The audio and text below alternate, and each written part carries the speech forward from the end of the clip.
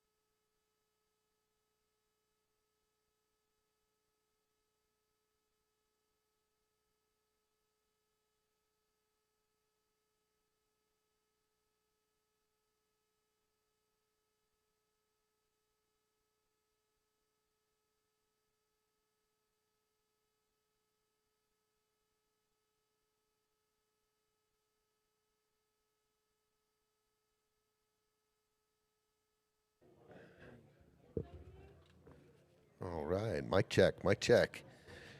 We're about, I don't know, 5-10 minutes away from round 2. We got 4 round 2 matches tonight. People going to, 4 teams will be going into the final 16, $58,000 in the prize pool. And yeah, there's a lot of money on the line tonight. We got 2 really good matches out the gate. We got Mr. Amo and Peaches, Ed Powers versus Manny Gonzales and Dominick Gifford.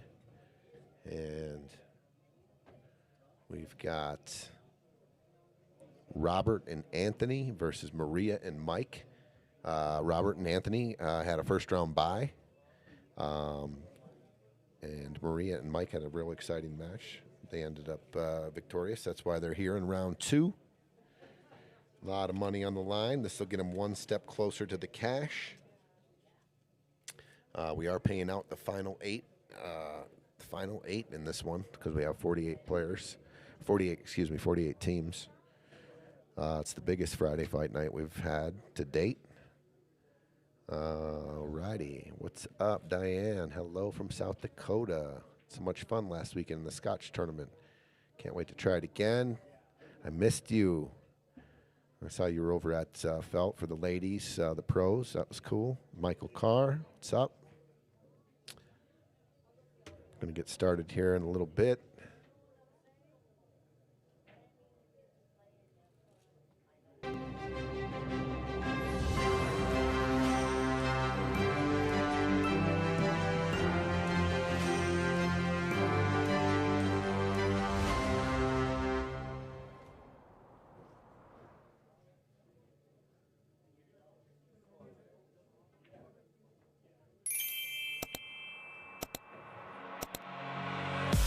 First, a word from our sponsors.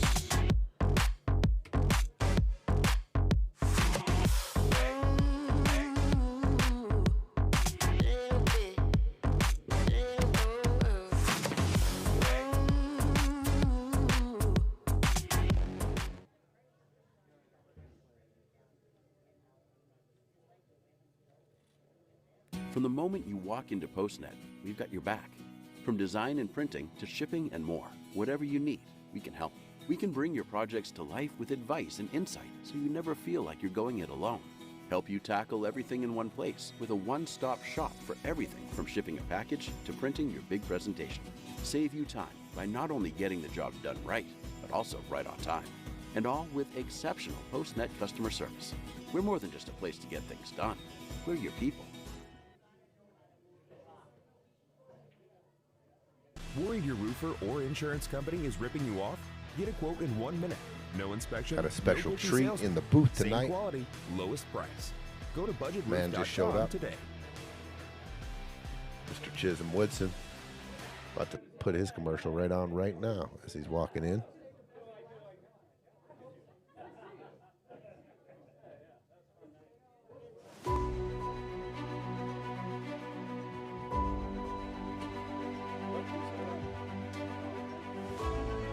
Mr. Chisholm Woodson in the booth.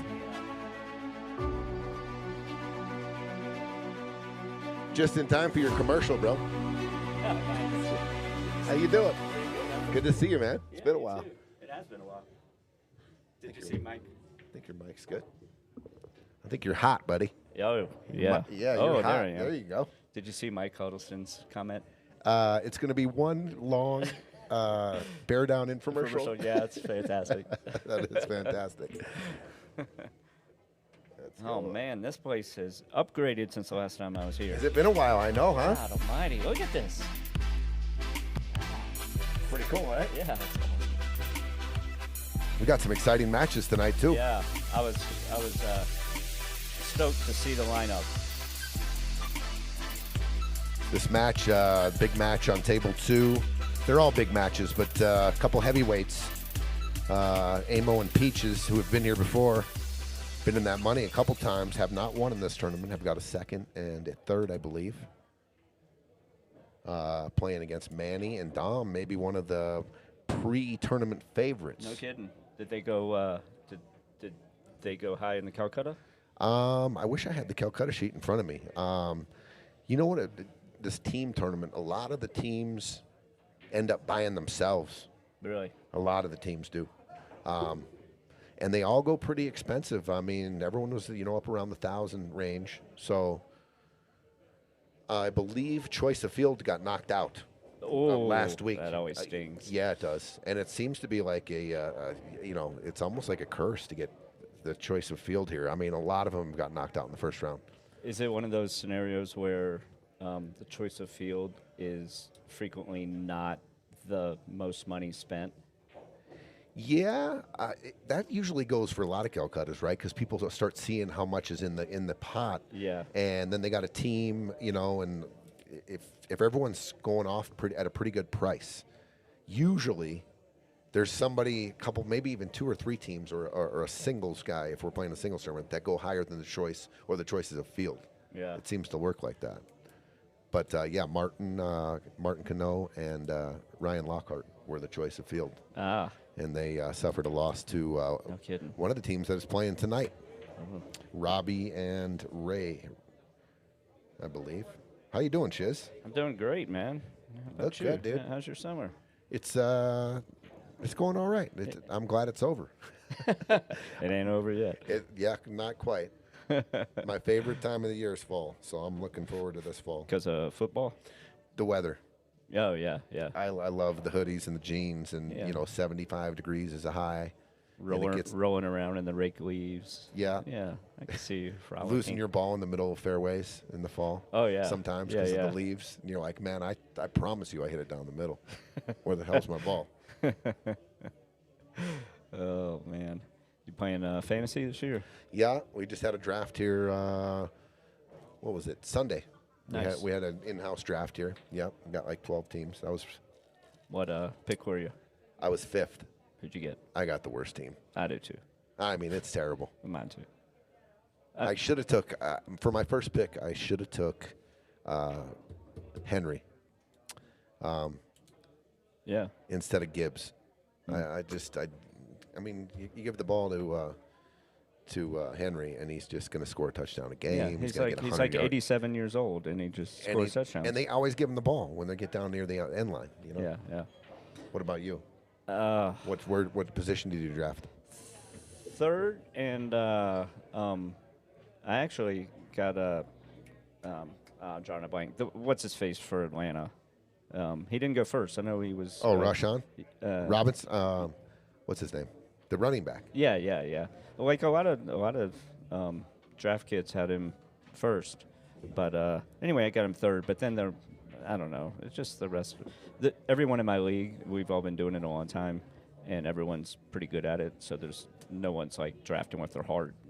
So it's straight by the book. It's tough picks, but hey, I'm gonna kick these guys off and get them started. Yep. You want us to hold off for a little bit? Huh? You want us to hold off for a little bit? No, you guys are good. Look at this fucking guy. Oh man, that looks sharp. It's good, man. I love it. I like the color. Mike Ellis representing a new Bear Down shirt. Hot off the presses as soon as I posted that I was commentating. Yeah, he knows I'm talking about him. He's giving me the side eye. You never know with that guy.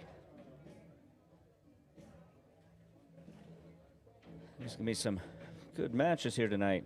Looking forward to it.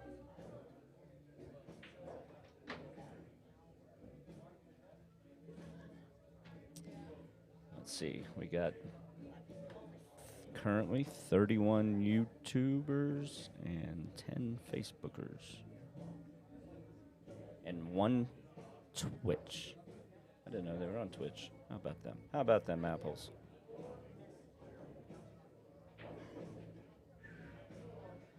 Diva said, why isn't Chisholm playing in this? I have wanted to play on it, and I've had a lot of people ask me, but I just travel too much, and I just don't want to be that guy who, holds up the tournament and whatever. I was like, it's better just to, because it's such a long one. I mean, of course, unless we get knocked out the first week, that would be easy to do.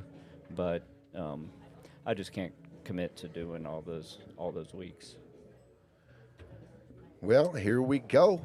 Round 2. There we go. Chisholm. Yo. $58,000 in this prize pool. So I always forget that when they're out there playing under the lights and stuff. Dude, there's a lot of money on the line. It's over 20K for first. I feel like that's more than the BCA pays out for all the events combined. All the events. Hey, I know we're back to back world champs. Back to back, baby. Woo, let's go! And we each got $400. Diamond. Yeah. And a cool trophy. And a cool trophy. Yeah. And a lot of laughs and a fun time. Yep. We were laughing the other last week about our team names or so. I can't remember who we were talking about. Chisholm's team names for our teams they work to perfection. They did anyway in Vegas last time we were out there.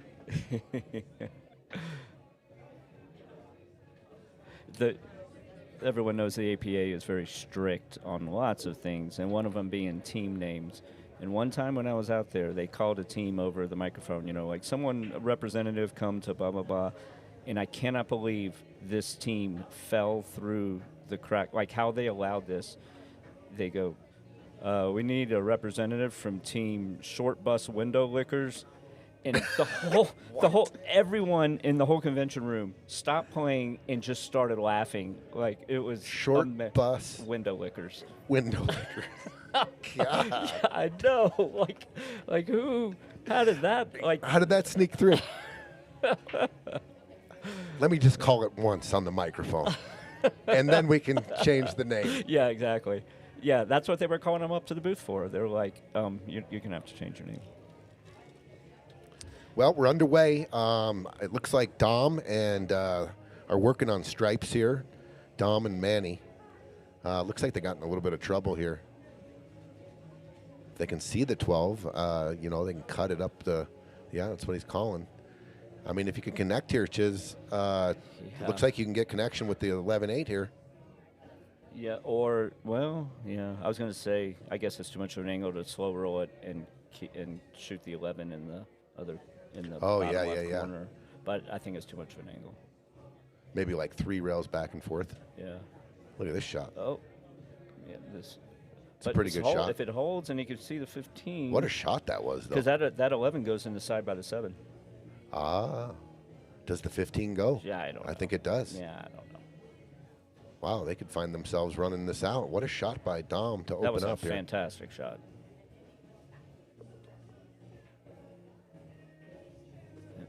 MG4. Look at this. Perfect.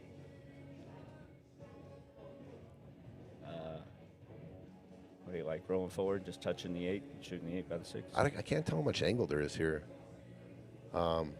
If he's got to cut it just a little bit, he could be going into the 8 full. Are you pushing the 8 forward to the rail and playing the 8 up in the top right? One of the 2 corners. It might go into the 6, by the 6. No, you did your shot. Good shot. Wow, what a statement here. Break and run right out the gate. Oh, man. Possibly. MG4. So how do you, I've always wondered this, how do you decide which table to focus on? Well, I see they're both on there. The one that we're looking at, I usually focus, and then I go back and forth in between racks. But I always try to participate, commentate on the one on the bigger screen. Oh, yeah. Sure. Oh, that's no good. That's no good. Oh, man. Okay. No, I guess I meant, how did you decide which one you put on the big screen? Oh, random. Just random. It's pretty random, yeah. And then how they draw the tables too, it's random. Like I think it's actually a flip of a coin when you get to, which table you're going to play on. And then if you play on table 1, your first match, we look at that. If both teams played on table 1, we try to play on table 2. Something like that. Yeah. Peach is in a little bit of trouble here. What do you do? Just play the 6? He can play the 6, the 5. Oh, yeah, 6 or the 5. Or the 5. Whichever he's more comfortable with. Can maybe even cut the 2 back. Okay, you got Mike and Maria with the ball in hand on table 1 as well. Look at that sharp shirt Mike has got. Hot off the presses. Maria's got one on too there, buddy. She did. Yeah, she was trying to bear down billiards. We've got the bear down billiards king in the booth tonight. Just so you know. King Nice shot, Peach. He's got something. That was a great shot. Bump. You need a little bump here. Great show. Oh, boy. So they're going to have to come back and get it. They're going to have to come back and get it, right? So just play the 5. Wow, can he see the 7? Would you like shooting the 7 in that big pocket and drawing back and trying to get the 3 or the 1 in the side? If the 1 goes in the side. I think it does. Uh-oh.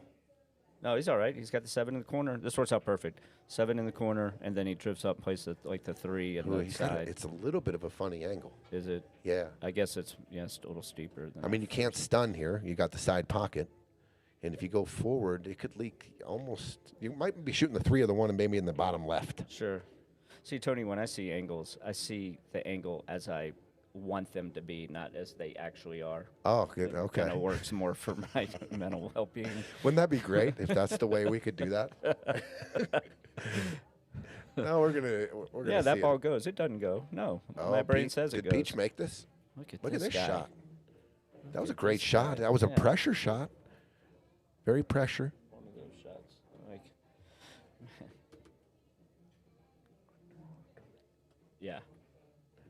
This is the first pressure shot of the match for John. It's 0-0, and I'm already feeling the pressure here.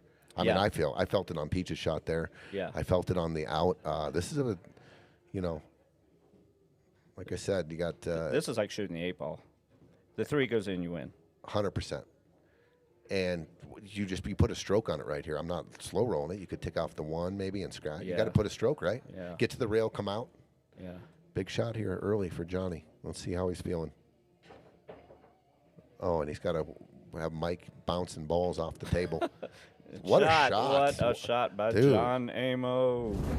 You know why he gets fire? Because balls were hopping around the room on Mike Ellis's shot on the other table. And he focused and got it done. Stunned here, right? Look What at a shot. look at the this. answer. This is Look at the answer from we got the some- veterans. We got some pool players in the house. Friday Fight Night veterans. I like John's hair too. He's looking good. He's Is kinda he? grew it out a little bit. Did Little he? Product in there. Dude, he was wearing a Damn. real tight shirt the other day too. Like I don't know what he was doing in here. He's never afraid to show off his physique. That He's got the that hey, farmer physique. He's got the best ass in pool. I'll just come out and say it. Best male ass. Best male ass. Yeah. Chisholm stamps. Yep. Mr. Amo. He's I've never. got that little bubble butt. Oh my God! I've never looked at it. Yeah. All you gentlemen and ladies out there, Yeah. you've heard it yeah, right here. There it is. From, I mean, he's taken, but you know. all right, let's go over to table 1 and see what's going on over here. We got 1-0 Amo and Peach. That was a nice out. It was great out. I was They looked- surprised that Manny missed that. Yeah, that me eight too. ball. That was a They pretty- all looked comfortable yeah, in all their pretty- shots. Even Manny shooting the 8, he didn't. Yeah. It looked comfortable. That was a pretty high percentage shot for him. But first game, a lot of pull left. 13 ball down. Up on Amo. Who do we got? Anthony. It has a kind of a funny angle. This is if you catch the 10 here. Yep. I was going to say you could draw out Chisholm 2 rails, but I think you would have had to find the gap between the 8 and the 12. Like because that 8 was playing so big, if you come inside of it, maybe inside of it, but the side pocket. Yeah. I don't know. So here, Maybe are you he's banking? stripes, right? No, he's solids. Oh. He should. Are you banking the 5 maybe onto the 12 here? Or are you going for it and playing the 5 back down top bottom left? God. What do you like? Well, I mean, my first thought was, is there a safe? But I don't see one anywhere. That's why I was thinking maybe if you're feeling good, bank the 5 on top of the 12. Maybe. But the return safety, because the cue ball is going to be left, and then what I look at is they're just going to go off the 10 and hook you, right? Yeah, yeah. And so you're going to be maybe in checkmate after that shot.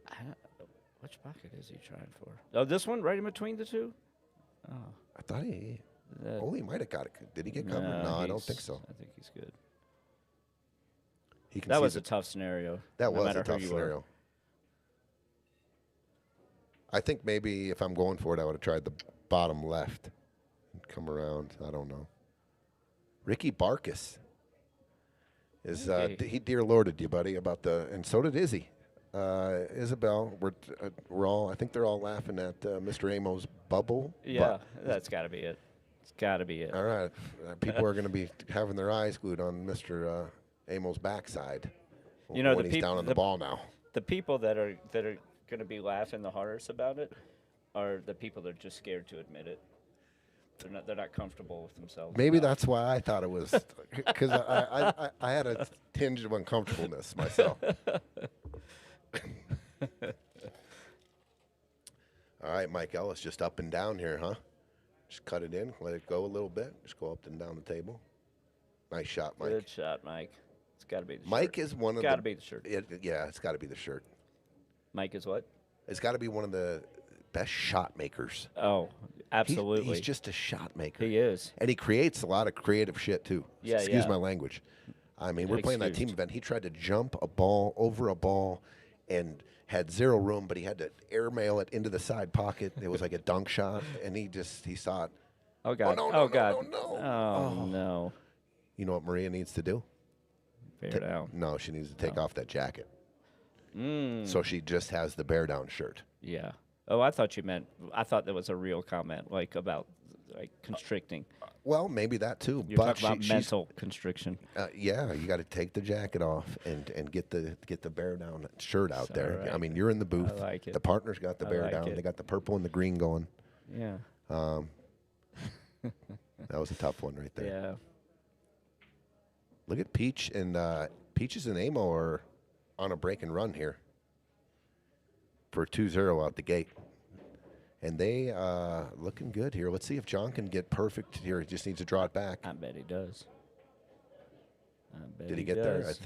I don't know if he did. Oh. 1-0, Robert day. and Anthony. Kind of a gift there.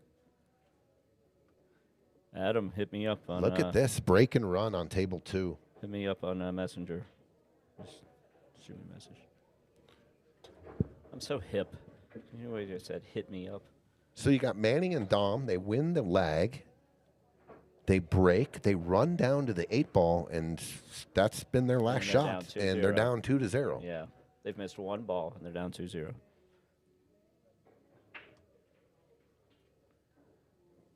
Now, these are first-round matches. Is that correct? This is second round. Oh. We had 48 teams, and we had some buys. So John and Peaches were on a bye, and Robert and Anthony were on a bye coming in. So Maria and Mike won their first match, and same with Dom and Manny. And so they inherited, they got the buys, and then this is their this is their first round, first playing match, but it is the second round. This will get them down to the final 16. And how many Chisholm. spots you paying? 8. 8. We lengthened it out a little. Just the More teams that get right? 5th through 8 get their entry fee back in the tournament money.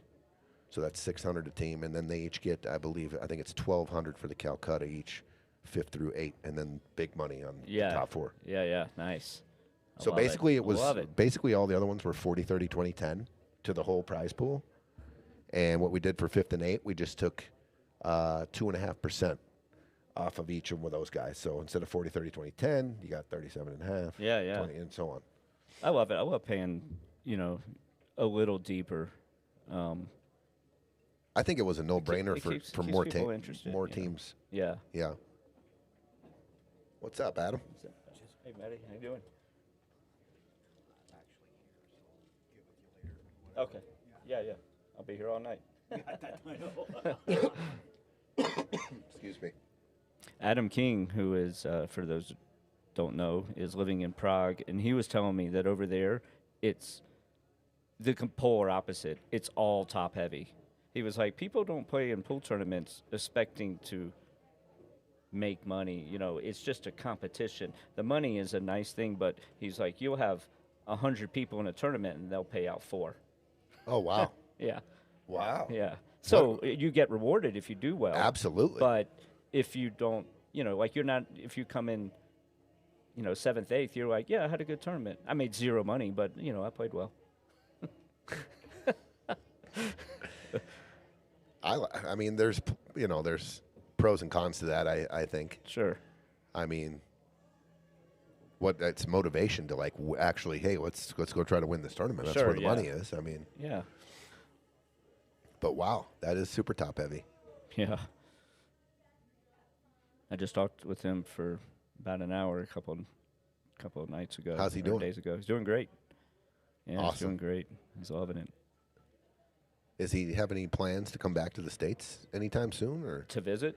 or is he's permanent? He got his permanent residence there now, or what? What's going on there? He's got a working visa, Okay. and I guess it will wait into a green card at some point. I don't know how all that works, but something. But yeah, he's teaching English and teaching pool. He's got Pretty cool. people. He's a great pool teacher. Yeah. He's I like listening to him and the way he thinks too. Mm-hmm.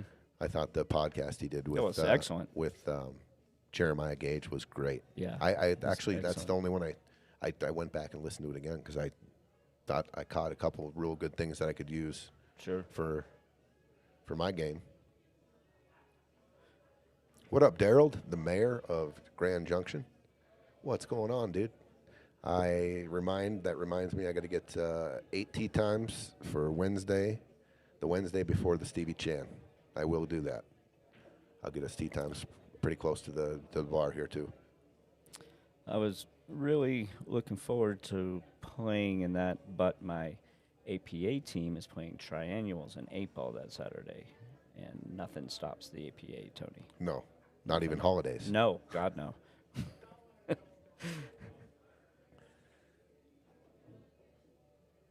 Well, can they get out again? Because they broke dry, so they're shooting. I if see my you're doing pattern. AccuStats right now, I see my pattern. they're shooting 100. Yeah. What are we gonna do with that one? Get on the one No, now. with the 5. You shoot the 5 here and get on the 1. For Just draw it back. Yeah. Looks like it'll draw and you might be able to draw. Draw it into the 10, right? Yeah, or you might be able to miss the 10. I can't tell the angle. It's the angle I want. Like that. Look at this shot. Oh, he's gonna jack him up a little bit. I think you got to shoot the 1 though here. You Not don't necessarily. have to. Not yeah, necessarily. yeah, Yeah. because the 3 ball is a good natural. I've definitely changed the pattern if I don't like shooting the ball when I'm jacked up. Yeah.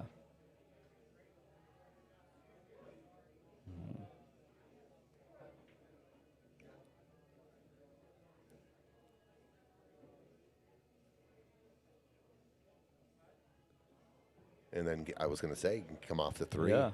and get back over to the 1. I mean, if you can get straight in on the 1 here and John plays really good shape, look at that. Yeah. 2, roll Yeah. forward, 6-8. And Tom Cruise out. Tom Cruise out. Nothing but stop shots and waving your pool around and dancing and spinning it. Nothing better, right? Nothing. I've always wanted to do that in nationals, but I've just never had the guts. Is he going to get in the exact same He spot? just- No, well, he that's is. not- in some ways, it's a little better because he's not jacked up. So I think maybe you play shape over by you play the 2 on the other side now, right? Or do you just I just put top on it and just see what happens, maybe. Well, no, because that 2 ball, I stand corrected. No, that's the way to play it, right there. Oh, you didn't. You got to. Oh, God. He should be able to see it. He bumped the 13. Yeah. But sometimes No, on these he bar likes it. tables, you bump it and then And it it goes. boop, boop. Yeah, and Yeah. it rolls backwards. How does it know to roll the wrong way? Like, why does it never roll out of the way? I don't know. It's unbelievable sometimes. Yes, Ricky, and his hair was perfect. Chisholm's hair Yes. is like dead perfect right now Yeah, too. By the way, it he's looking is. real good. A little gray, but that's okay. He doesn't have the nicest butt. I do not. in No, pool. I Not even fully. close. And I don't even have the nicest one in my cul-de-sac. Do you slow roll this, or you try to get back to the middle of the table? Whatever you're more comfortable with. Oh. Oh, I'm not comfortable with that. Wow, man, they're playing good though. Yeah, They yeah. still have not missed a ball. No, And they might miss this one. do you ever jump this and try to land on the 8 and swish it Like practicing at home or here? here at practice? I mean, what other option do you have? some kind of kick shot, I imagine. I What mean, about a 3 rail kick? What about this? is John a jumper? I don't know if John is Because he's really good at kicking. What He about prides the- himself Does in this kicking. go here like this? Well, that would be one of the coolest things I've seen in a while. Or do you go full airborne? Maria's got a tester over here. He Done. is such a good kicker, and he points at things that I don't understand what he's pointing at, and then it works a lot. He tried to explain it to me, his systems. Like once, what and he's it doing was right like now, speaking alien. he's doing pointing again. What's he doing? Did he find a spot? He is a good kicker. Yeah. All right, now you got me looking at John's butt. I mean, I was trying to find out where he was kicking. Oh, no. Tough roll there. I thought they played a great out. Peach just came up short. Peach made a great shot, too. I mean, that 11 ball was just a whale of a ball. It was huge. It was From like a that beach angle. ball. Yeah.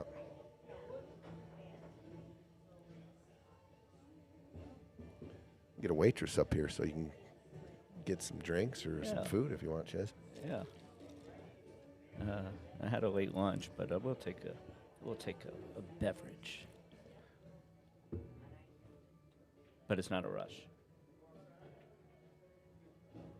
Don't fire anyone over it, Tony. Oh, I was just texting somebody who was fired, but I'll hold off on that. Well, you got to shoot a combo. I mean, it's pretty straightforward. You can drip it in. Just don't make the 10 behind it. Unless you want to play shape on the 8. That's okay. You think he's going to hit it that hard? No, I think he's just going to drip it. Oh, my No, God. he's Oh, shooting my it. God. That is.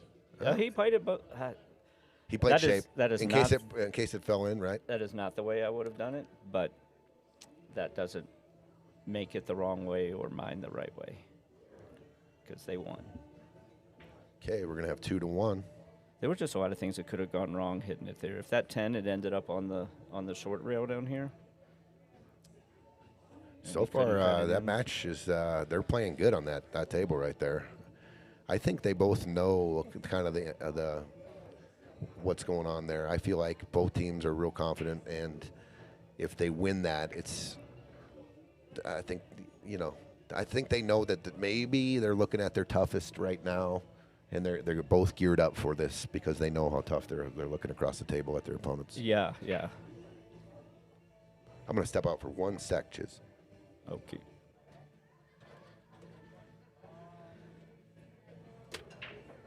Mike playing the rare safety. That is usually not in his repertoire.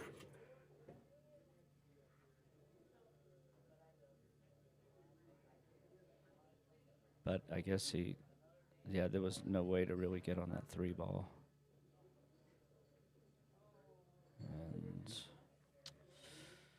And, it's tough action for solids. Oh, could I get a orange juice and club soda mix? Thanks.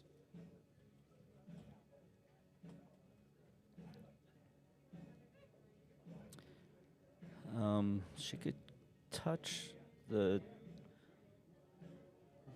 top side, the right-hand side of the 5. Try to freeze the cue ball back on the 5. It's real soft, and you don't really get penalized if you miss it. This isn't bad either. He gets the 5 more out into the table. It's too bad it didn't get below the side pocket, but I don't know. Stripes are definitely in command here.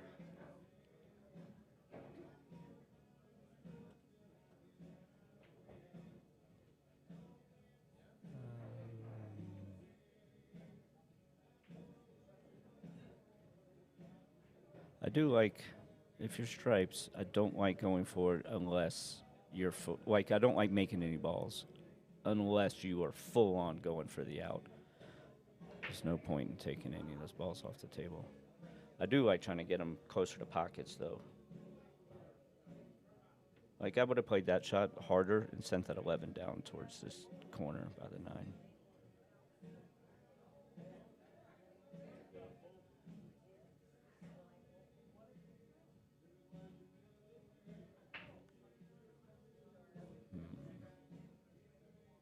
I don't know if that 3 goes by the 8. That changes a lot of strategy here. He's going for it. Oh, boy. All right. The train is running down the tracks.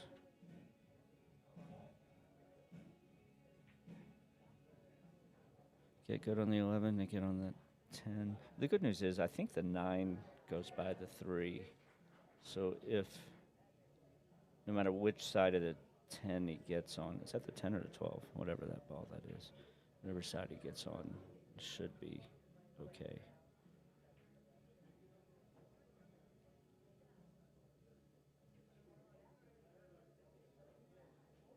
This is good-ish. Oh, boy.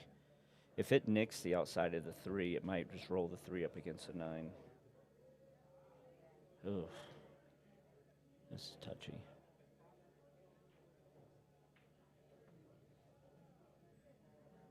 It's really hard to tell from this angle.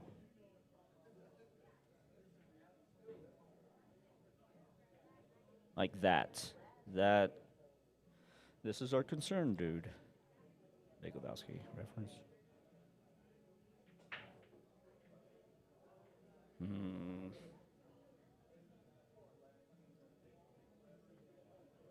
Here, I think you just got to touch the 9 and leave it. Make sure the 3 doesn't go by.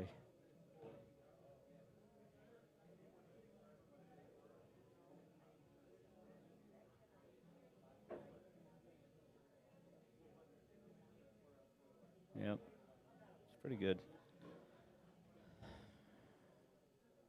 But I don't think the 9 can be cut in.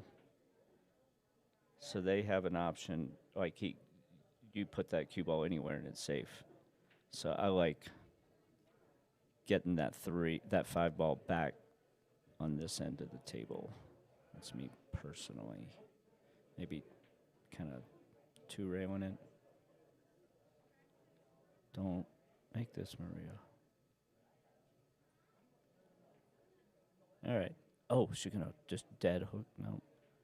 It's all right, though.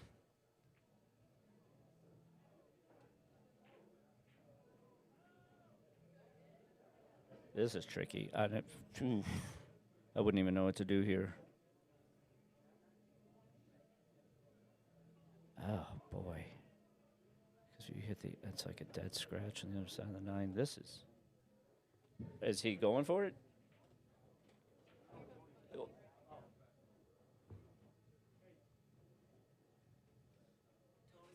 I think they're going to call a ref here. Thanks. Thank you very much. Thanks. Do you have a napkin in case this thing starts sweating? Better. Yeah, thanks. You're welcome.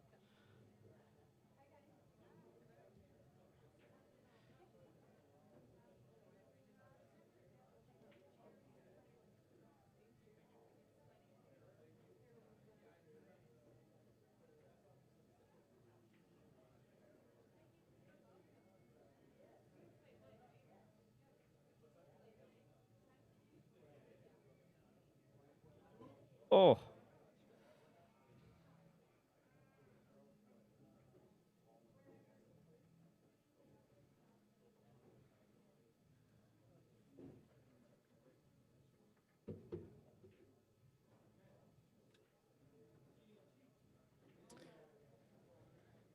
You missed some interesting little strategies and In this game, right? In this game right here? Yeah, where they went, the other team, or I don't know, the team that stripes, went for it, and then the 3 ended up getting tied up on the 9, and blah, blah, blah. Well, they're going to get another look at it. They had the 9. They got a little fortunate on that tough leave they left them after the miss. Yeah, they did. A little slow roll. Felt confident with the table. No roll off. I'm scared of slow roll. Even on these tables? Not as much as like a valley, but Yeah. I just, man, when you're going distance and these don't roll exactly straight either. I've seen a couple weird little rolls here. So 2-0 on both. No, 2-0 Robert and Anthony.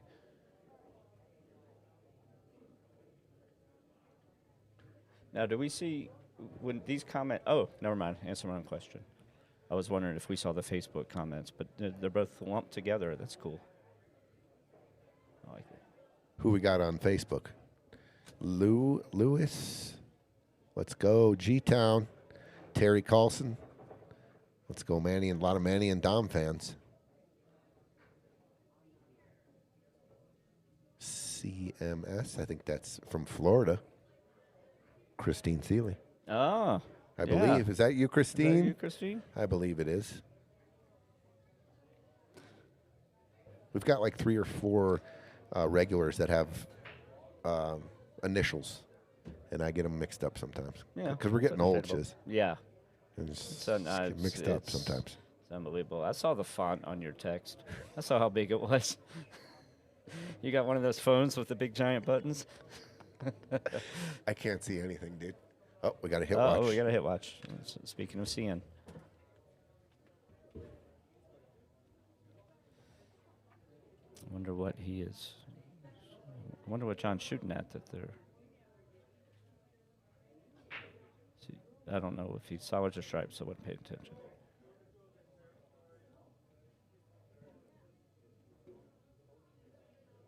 He must. There's no way he's shooting at the 12. There's no. I don't know what's happening. It looked like he just. Well, the 12's no longer on the table, so that must have been a fantastic shot.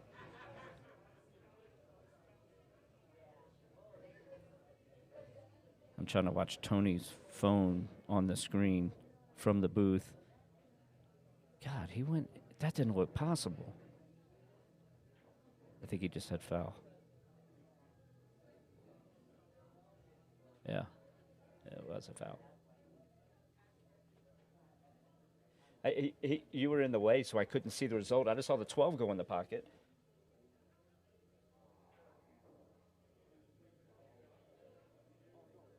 Oh, yeah. That wasn't even close. Yep, foul ball. Is this his app? This is not. This is my phone. Your phone. Yeah, that's all right. I won't tell. Cage. We were using it when Jeremiah was here, though. Yeah. And it's called the Shot Watch or dang it. There's so many different things that I've learned in the league. They call it a hit watch. They call it what else? They have like 3 or 4 different 4 names for like a good hit or a bad hit watching the guy who's watching. Yeah. And so his app is also a new name that I have it. Do you have it? The Hit Watch app? Yeah. I do not. Oh, because he doesn't have it for Android yet. Oh, that's right. That's right. This is another hit watch? I don't know. Are we in proper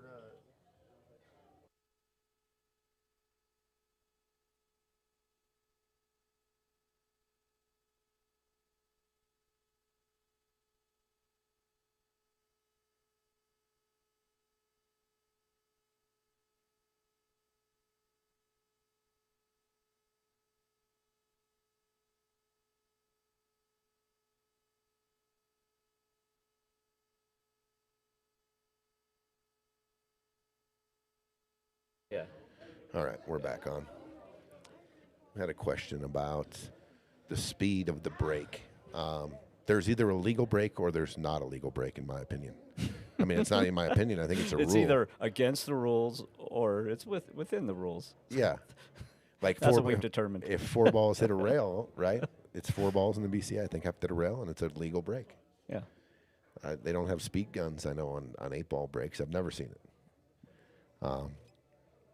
Speaking of speed, it became an issue a little bit in the U.S. Open there, nearing the end. There was a couple little.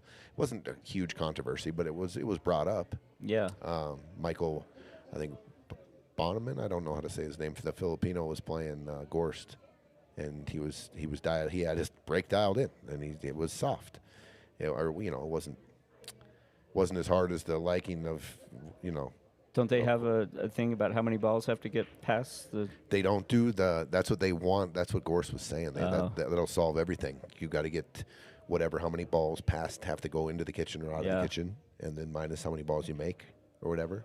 Yeah. Gorst was just on Joe Rogan again, and they were talking about it, and Joe was like, "What if they had like a speed gun for brakes, and you had to brake at a certain miles an hour?"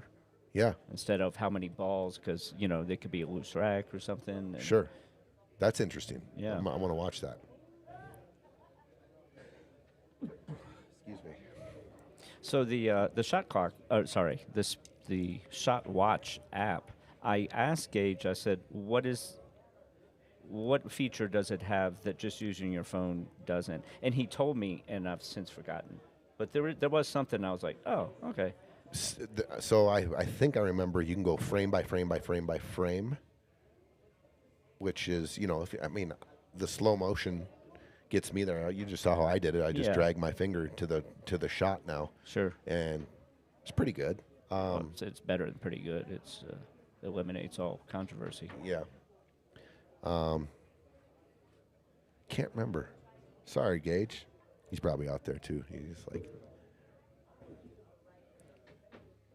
I was playing at an end of league tournament against a Colorado player that I will not name.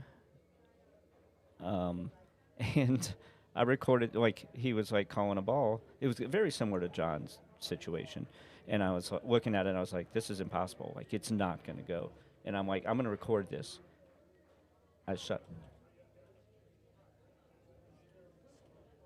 And he, so he shoots it. It was complete foul. He makes his ball, and then he hit my ball and then made it just like John shot. And I was like, and I pull out the phone and I go, look. And he goes, oh, it looks good to me. And I'm like, and I pull it back frame by frame, and I'm like, look at this. And he refused to look at my phone anymore. Refused. Walked away from me, and I was following with the phone. I was like, are you kidding me? You won't even look?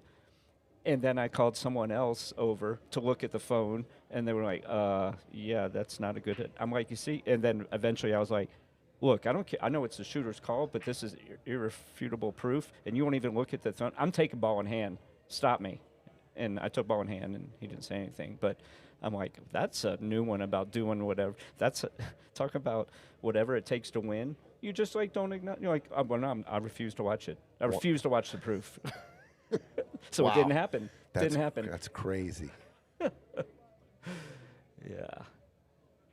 That being said, the person that remains unknown, it didn't surprise me from that particular individual. 2-2.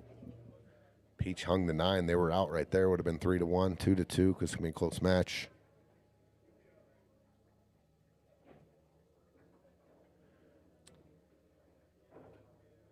Yeah, this is going to be a good match. Are you guys still doing win by 2? Yes, a race 8, win by 2. Ricky Barkus, have a good night, bro. See you, Ricky. Can't wait till you finally get back to Colorado. Yeah. Miss you, man. He was One one of the Howard. Yeah. How is Howard doing? I don't know. Let's go over to table 1. What is the record long match of this tournament series? 13-11.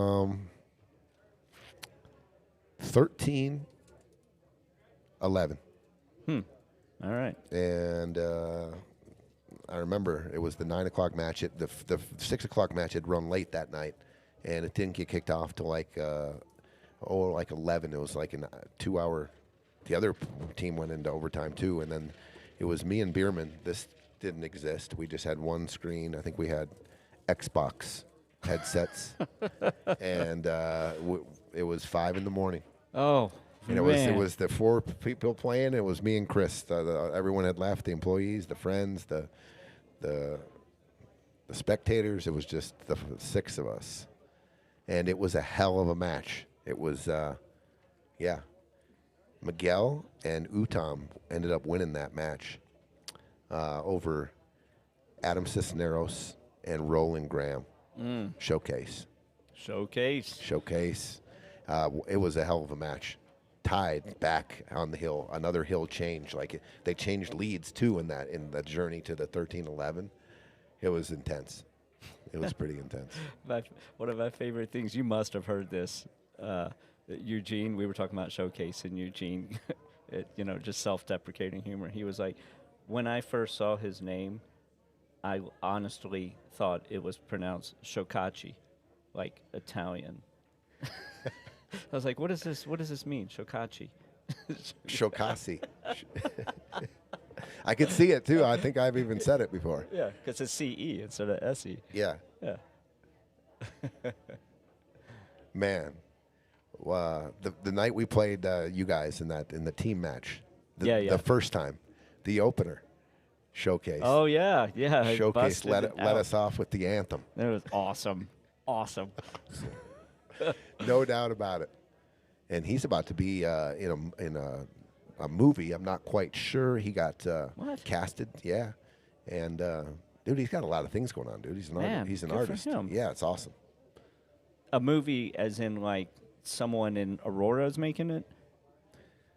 Showcase. I Yeah, had five. what's up? 5 Red Bulls that night. That you're What's up, talking about the night Showcase? that went into the morning at like 5 in the morning. There was Oh, I thought he meant the night he sung the anthem. oh No, I'm sure it's the pool match. Tell me about this movie. I told him I'm ready. If we can get a pool movie together, we'll get some heads of state here in Colorado. We'll get a man. camera out, or we'll just get. There's no shortage of go characters, out. that's for sure. That's right. Yeah, write a script. Start writing a script. They won't even have to act. You just be yourselves. Cut. We got it on the first take. Howard lives in Michigan, back in Michigan now. Oh. Don't hear from him much. Peace out. Have a Oh, great night. man. All right, Ricky. He worked here for a few months. You kidding? Yeah, when we I had first no opened. idea. Yeah. Wow. Yep. It was awesome having him here. He had a bad foot though, and he didn't get around very good. Really? Like think it he was had gout. injured or gout? I think he had some gout. Yeah. Gout's no joke. It's painful. All right, Maria, let's go. Oh, look at this. Ooh, good try. I thought you drilled it.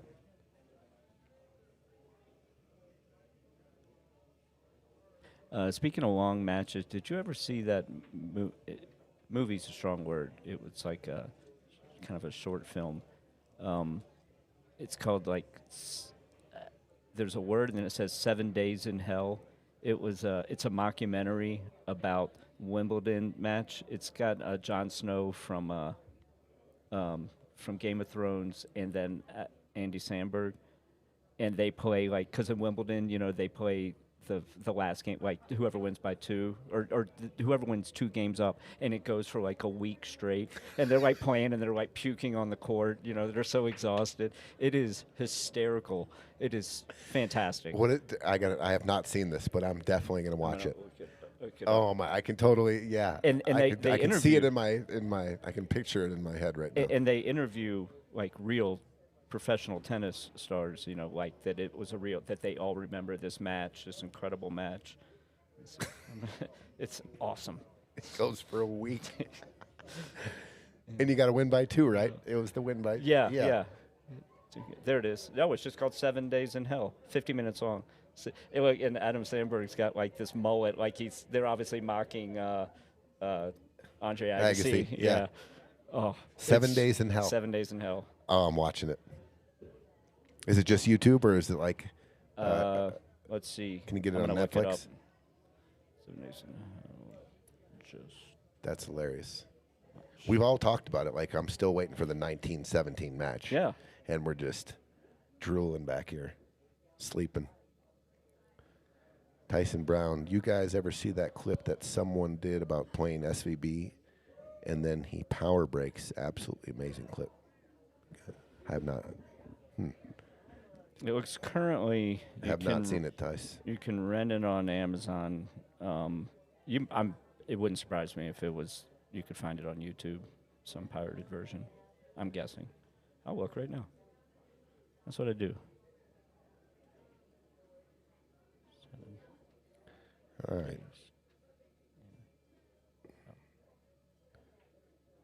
I wonder if he's going to go down and play shape on this 9 ball. Well, he does have a cut on the 9, but leaves Robert a pretty good shot on the 12 ball. 7 Days in Hell cocaine scene. He like starts doing coke on the court. Oh man, I'm gonna have to go back and rewatch it again. I can't wait to watch it. Let's see. It says, it might be on Max. Let's see. Wonder if John could draw back into this 8-7 Amo on the top screen here. He's got a pretty flat angle on that. I think he could draw back into the 8-7. I don't know. They think they see something here.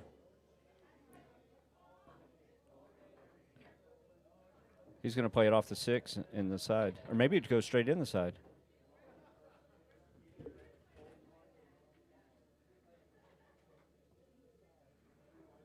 I think you got to go off the 6. Can never tell. There it is. It's on HBO Max if you have Ooh, I do have HBO Max. HBO Max. Yes. 7 Days in Hell, baby. Nice. Something to watch tonight at about 3 in the morning There you after I go. get home. There you go. So he doesn't like the angle on the 12. Did Peaches call it off? Is he trying to? Oh, he did play it up. Try the 6. Uh-oh, don't. All right.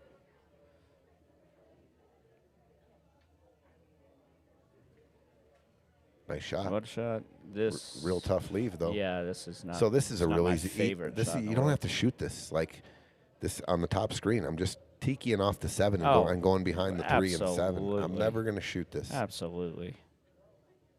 Yeah, he's going to If shoot it's it. missable, I'm not shooting it. I mean, he would probably make it, but I'm just saying, if it's missable, no. And he, like, look what he left. He just left him a shot. I would have just played it right off the back of the 7. Yeah, the risk reward there wasn't worth it.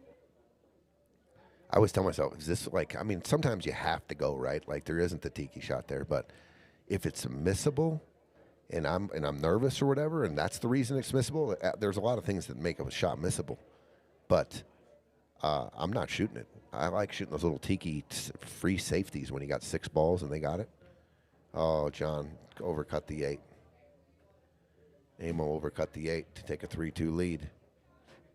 Tyson, you talking about me and my Euclid playing SVB.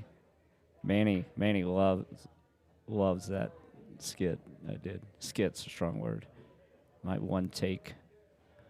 Amy says, Clip. Chiz, what wasn't your ocular film? Was it? Oh, that was we were gonna make one of our team names was, well, we wanted it to be the Ocular Penetration Restriction Act, which is a funny YouTube clip. This and then BCA said you can't use the word penetration. So we were the Ocular Perforation Restriction Act. That was our team name.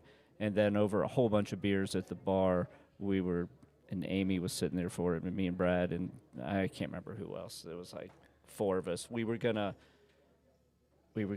have Amy or one of the raffle girls like go and play a part and like go in the bathroom right by the registration desk at BCA, and she would be in the bathroom. Then she would come out screaming and go. Someone's Nice shot, Maria. Someone's getting skull, because you can swear in here, right? Sure. Yeah. Someone says, someone's getting skull fucked in the bathroom. And then, because our team shirts were these skulls with a dildo going in the eye socket and then a big red circle with a line through it, like a Ghostbusters, like no skull fucking allowed. And somehow the BCA allowed us to wear these shirts. Get the hell out of I remember here. Alex, we were the first No match. way. Alex was wearing his shirt and he looks down and he goes, we're so going to get kicked out of this Slow tournament. down. Stop. No, Maria followed the 8 ball in. Giving him 2 of this set, 3-0. I can't believe they let you wear those. No way. I can't either. And so we were going to make this mockumentary thing, like where we were going to make our shirts and go, all right, guys, we've prepared for this. We're going to, no skull fucking in our watch. And then we were going to act like we were walking in the back. We had this whole thing planned out, and then we sobered up and chickened out. But that's what she's referring to. Wow. They allowed the shirts. They allowed the shirts. I mean, I didn't, present it to them and go, is this okay? Right. We just showed up in them. And they no didn't make ref, it- no ref said anything. Wow. It was Gage is the one who got the shirts made by Gon Fiver, and it's a great story. Some guy from India, and Gage trying to explain what he wants drawn. The guy's like, what's a dildo? Oh, my God, dude. That's hilarious. Oh, man. Steve Hemmelstrand, Hey, what's Steve. going on? What's going on, man?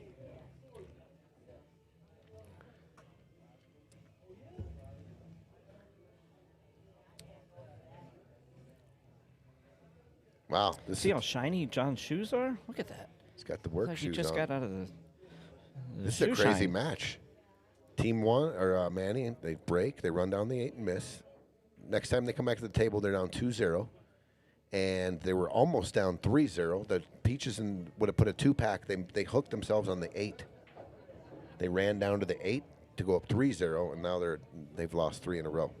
Well, I'm going to bet that John and Peaches win this game.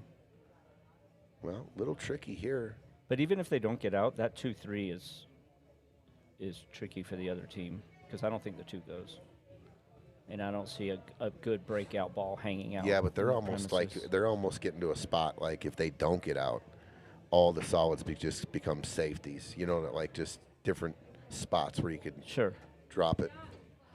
Here's what I like. I like shooting the 9 stop shot, shooting the 12 in the side, and then you leave yourself an angle. You leave yourself an angle on the 11, and you shoot the 11, and then roll up either between the 13 and the 7. Use the 7. The 13 is your key ball.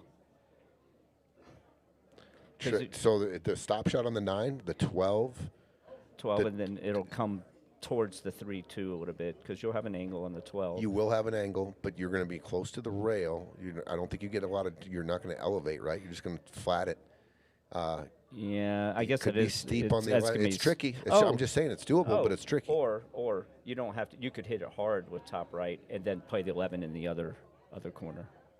Play the short side, the 11. You mean? Yeah. Yeah. The other option here is roll forward and take the 11. That's what I think I would do. I think that's like the safest, and then I think so, too. Just play off the 11 here, roll Yeah. the 9 in, and looks like he's queuing the bottom here. Okay. Well, he drew it back a lot, but now this works. Now you just roll it and then play the 11 in the bottom right corner. Oof, that's tough. Playing position and you're going. Let's see. Is Yeah, I was he- gonna say I might Is even. he drawn in? I think What I'm angle taking is the this 13 taking? here too. Oh gosh. Oh gosh. Oh, great shot. Well, Ooh. here you go. Now Ooh. they're in. Well, they busted up that 2-3 you were talking about. Well, But now, I mean, you're Yeah. at a point where you got to get out of your. Yeah, yeah. You're a huge dog to lose this. I mean, yeah, you huge just don't favorite hook to lose. yourself on the 8. And Look at this is not easy. The position here, I think. I think he just- Like if Peach is not very good at jacking up on the cue stick either because his balance. But I think that's what he's doing. He's trying to get up on it.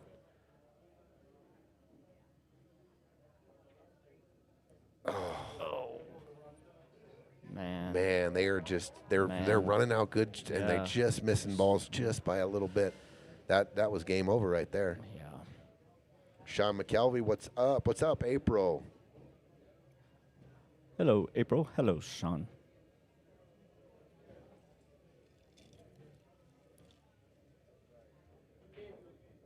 A few people out at the Texas Open from Colorado. Yeah. April, I saw that post where you were filming Kris. Did he win that C-Mac. match? He was wearing an old school Bear Down shirt. Like that was like the first batch, and I just like gave a couple out to friends. I could tell because the Bear Down's like off on the shoulder, on the back instead of in the center. That was my first test, and then I'm like, what am I doing?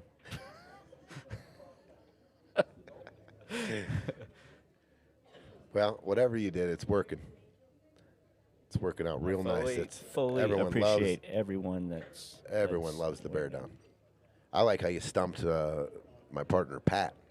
I Oh, was man. sitting right That next to was- him, that was something. and I was like, "Dude, he's walking on like from what it's the underneath." You explained it perfectly. And he's like, "What?" And I'm like, He's like stilts, "Dude, I'm like stilts. we watched it like 8 times in a row." And I'm like, "What are you Dude, what are you doing? Yeah, stilts. I'm like, there it is, dude. We're looking. We have the camera underneath, and we're looking through the ground, and it's awesome. And he's like, what? And he kept saying stilts. Stilts. And I started, stilts, tilt. He said stilts. I go tilt. I was getting tilted, bro. I was getting tilted. He'd be in one of those psychiatrist's office where they show you the ink spotters, and he'd be saying stuff, and they'd be like, "What?" We haven't had that answer before. Yeah, I'm gonna need to get another doctor in here because.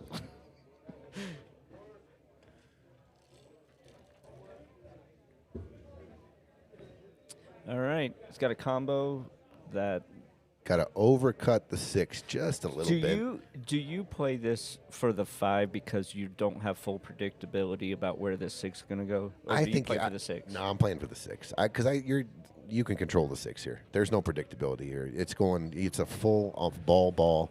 The 6 ain't going. It looks like the 6 is going to the just right. a little. Just I mean, little? you're just Okay. dripping this in All with some right. outside.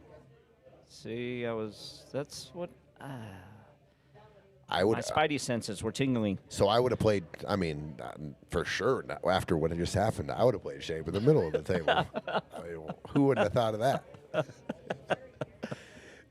But I thought that he didn't overcut it just enough. I thought the 6 would leak just a little, and you play it in the same pocket.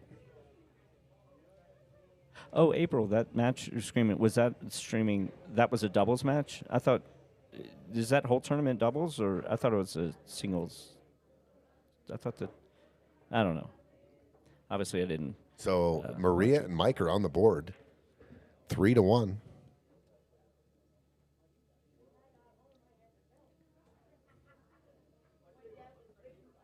That's a new addition that I've done recently. I put billiards on the back. It used to just say bear down, but it's bear down billiards. Nice. Let the people know really what it is. I like it. Take all the guesswork. After this whole stilts thing, I'm like, people need clear direction on what's going on here. Big shot here by Peach. Tied up at 3. Very good. Boy, this is a good match. This is just a really good match. I thought he made the 6 on the bank. Okay, tied up at 3. John in his shiny shoes and his bubble butt. Mm-hmm. And there we it is. go. I'm sorry, dude. I'm Yeah. gonna ends up playing permanently in your mind. permanently Permanently. for sure. I'm quite positive when he picks out pants, when he's in the dressing room at the store, he's like, he's got the whole full head tilt back, checking himself out in the mirror. Oh, MG, that is. It's like, I'm going to need one hilarious. size smaller, please. Do you have a seamstress in stock? You need the length taken out? No. I needed just a little snugger around this area. Oh, that's funny. It's a compliment, Girls like butts. Good butts. April says Kris, Adam, Ruben, Frank, Man. all repping Colorado. Let's Nice. go Colorado. Down at the Texas Open. Texas Open. Where's that in Texas. Austin, right? At Skinny Bob's? Is that where it is? I don't know. I think that's where it is. Skinny Bob's, right, April? How skinny is Bob? Who's Bob? He's the guy they named the pool room after. Is he skinny? I think he's a cartoon. Oh. Well, the cartoon on the shirt, Oh. but I think it might be a real guy. I mean, it's Skinny Bob's. Mike. Mike. Mikey. That is un-Mike-esque. Like you said, he is a shot maker. Sometimes they're too easy. You just take them for granted, and there's no way you can miss, and then you're like, F-bomb. Yep. Skinny Bob's. Tournament starts tomorrow. Singles starts tomorrow. Oh, they're playing some scotch right now? That's fun.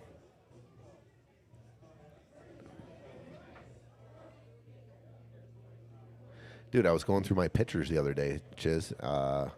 Came across the old snooker club when we were in London. Oh yeah. I got some videos of us. I didn't even know. I totally Videos? forgot. Yeah, Oh, of us man. playing on the English Yeah. English The eight weird ball little thing, the little- on their bar the tables. little rack thing or the little template that just folds over and you rack the balls on it. Yeah, Yeah. it's like And it's hanging like, out with Kelly Fisher. Yeah, she spit in my mouth, bro. I couldn't. Right, like slow motion, like a bubble spit into my mouth. I remember we talked about it for a while. For a after. while, like days. Yeah, because it's just one of those things that happen. And you're like, I think she just spit in my mouth, guys. She's Yeah. like, what? Like, yeah, when she was talking. And she's like, don't tell anyone I'm here because I'm supposed to be representing the I don't know. There was something about she didn't want people to know she was out at the pool hall drunk. She was hysterical. She was. She is, I assume. She still is. Anyway, I got video of us playing pool. Yeah. I'll clip it and send it to you. Yeah. And then It was me and you. We were playing scotch against Amo and Jessica. Jessica Frieders. Yeah. I think that's going to work. He's like, Look he at didn't that. like that. I mean, Yeah. they're pretty much in jail. 3-3. And what's his face? What's that guy's name? The British guy that was on Mark White? yeah. The We hung out like that whole night, and then what? 2 months later, I saw him in Vegas. Like I rode in his car with him, and then hung out at that pool hall and shot the shit with him. I saw him 2 months later in Vegas. I walked up. I was like, "Hey, Mark." He looked at me like he had never seen me before in his entire life. Wow. Just nothing. Was he nothing? was he hammered? Which time? In London. Probably. And he drove us in the rain. Did he? I thought I was in the trunk, bro. You were in the trunk. No, he might have been a passenger It was Jessica's husband. that was driving. Yeah, Yeah, you're right. He was in the car. Jared. Jared, yeah. Yeah. I rode in the trunk one night, and then I rode in the passenger. I got shotgun, Now you're lucky. and oh my god, the shotgun was way scarier, bro. I was in the trunk. I couldn't see these little roads that were on the wrong side steering wheel, going through these little towns in London. I was much better in the trunk. I didn't really wasn't. I didn't. He couldn't see anything. Couldn't be scared about anything. That was fun. I want to go back one year. For sure.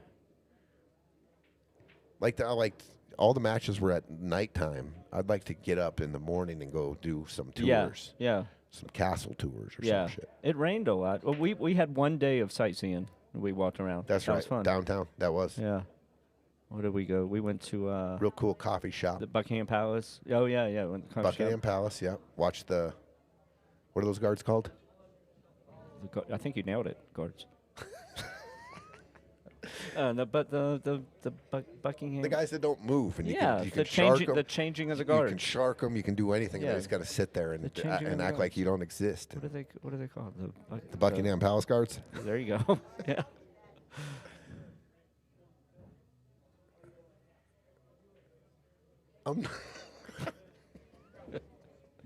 I think I know where you're going. I'm not. I'm not from here.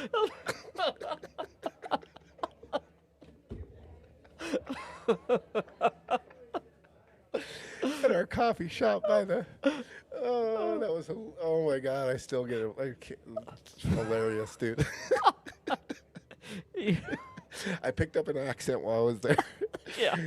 It wasn't. I don't even know what it was. I was talking to some locals. Yeah, some lady walked up and asked him directions, and he answered, a British lady, and he answered in a bad British accent for no reason. And the line he said was, say it again. I'm not from here. What gave it away? Good times. Oh, man. That's great. That was a good little coffee shop too. It was.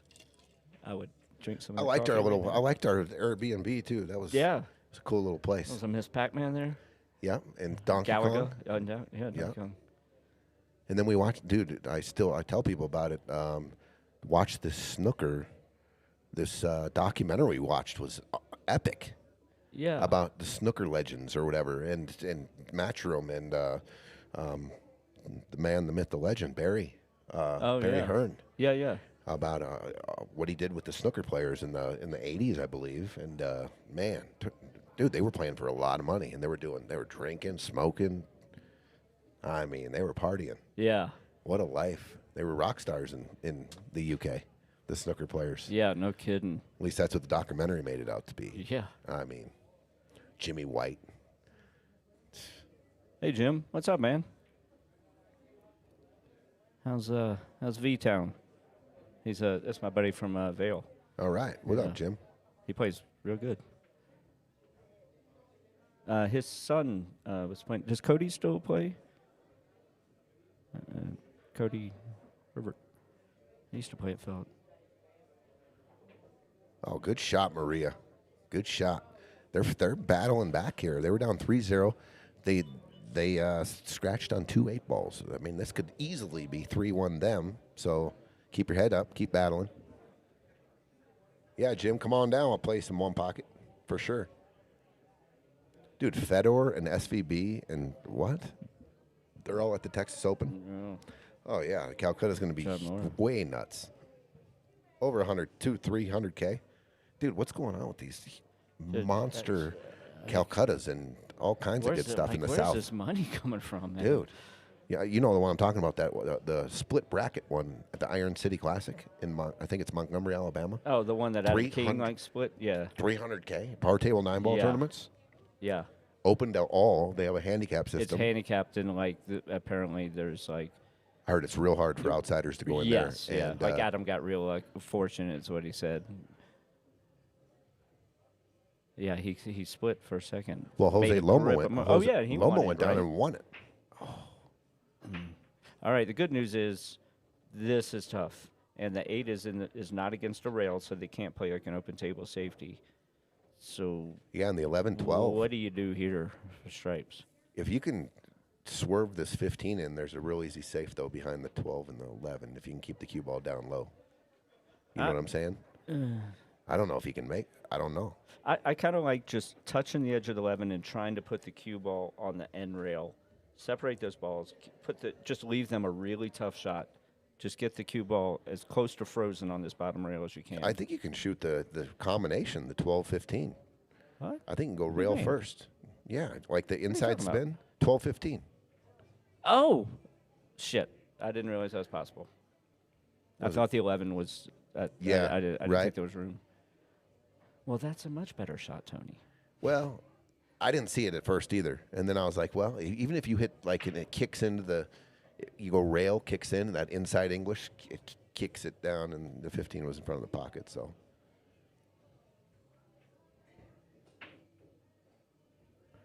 Okay. This isn't my favorite. I think I just try to put the cue ball right back where it is. Yeah, I think so too. Amo with a lot of spin on this ball. Watch the side pocket. Oh, oh my God, he's going to jack up. Peach is going to get jacked up here. I might go off to 4 if I can. It's tricky. And play safe, too. There's a safe there. Oh, yeah. Good shot. Over on table, whatever that is, 1 or 2. Table 1. Yeah, he just kept it simple, didn't he? Yeah, just roll it forward so in case you miss. Oh, do you think he was going for that, or was he playing safe? Peaches was going for it for sure. Going for the 3? Yeah. Yeah, he went for it, and he got safe. Oh, good shot there. Good shot 8. by Anthony. 4-1. Their score is not indicative of the match. Play. Yeah, it could be it's 4. Just Dude, they flipped 3 8-balls. Yeah. 2 scratches on 2 8-balls. Yeah. And then just a missed 8-ball there. It could be 4-1. So just keep your head up there because the score could be reversed. Let's go. Michael Ellis commenting on the match. Wow. Is that Mike Ellis? I assume so. Yeah.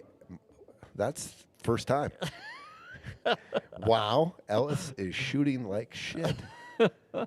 Comments himself. Yeah. Yeah. I love it. Well, you have it all here. Keep your head up. I don't know. Like I thought we got to be on a delay of some sort. Amos going up in the corner. Jim, I haven't seen Cody and it's been a long time. Where's he playing? Good shot here.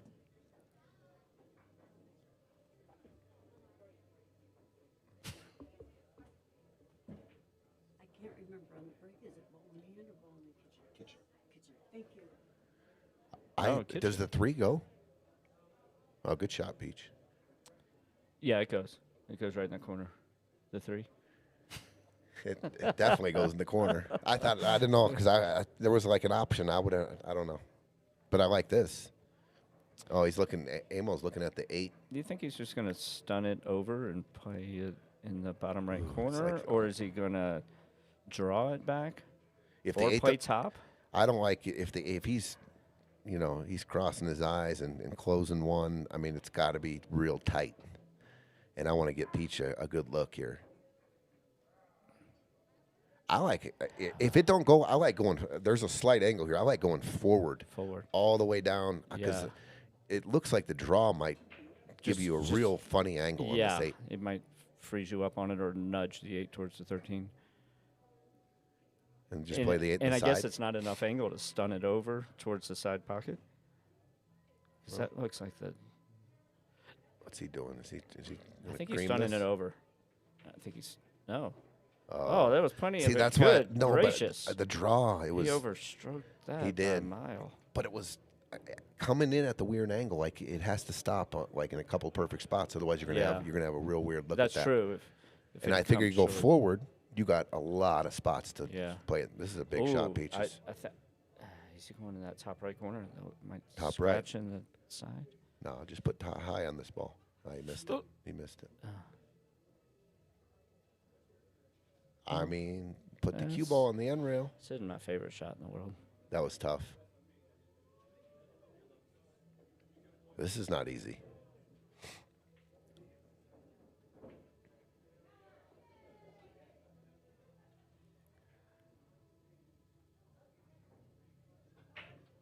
Well, got to come with it right here. Just all make, right?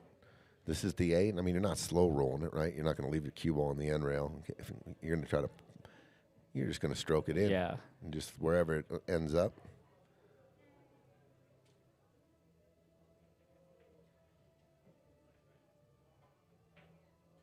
Did you see what I saw on that? No, I did not. What did you see? I was watching his tip, Okay. and I'm kind of blind. You see my phone. I got a big phone. Wait, like he was down on the ball, and he was adjusting aim while he was down. I mean, like I said, I'm You mean not he the was best at- moving it back and forth just a little bit, like his last 2 strokes, he was instead of dialing standing it. up? Yeah. yeah, and setting it like straight, right, and then setting your English. It looked like he just Yeah. moved his tip at the end, and I was Like you think can intentionally? no, Oh. I don't know. I don't know. I mean, you're on the rail down there. It's Amos cutting this ball backwards. He went for the bank there? Obviously. That was interesting. I was surprised he didn't go for a cut shot there. I thought he cut it in the back and the side. Yeah. Did he hook him? No. Doesn't look like it.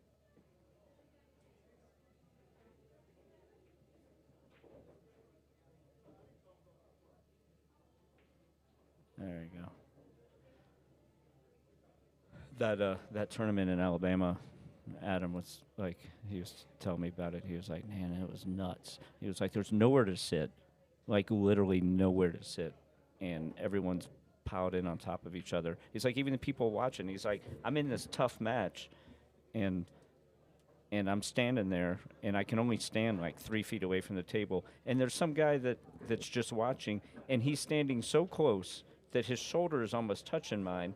He's just chain smoking, and he just turns to me, blows smoke in my face, and goes, "Hey, man, what's the score?" He was like, it was nuts. That was a good accent there. Thanks. That was the accent of Adam doing the accent Nice. of the guy who had the accent. Nuts. And playing for a lot of money, huh? Yep. He said when they did the split, like the guy that he was going to play in the finals was one of the guys that was local and they kind of knew was underranked. And he said that during the break before the finals that he was in the parking lot and that his backers and everyone, he goes, it wasn't a discussion like, hey, do you want to chop? It was, here's what's going to happen. We're going to chop. You're going to get this percentage. And we're taking this. It's been a good tournament for you.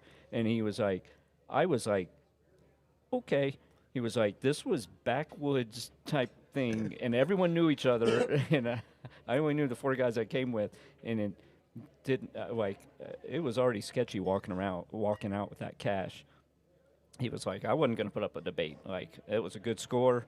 I was ready to get on the road. Wow. Yeah. What do? You're just like, sounds good. Sounds good, man. Sounds good. Yeah. Yeah. I mean, that's Calcutta and the huge prize. So, the chop was good.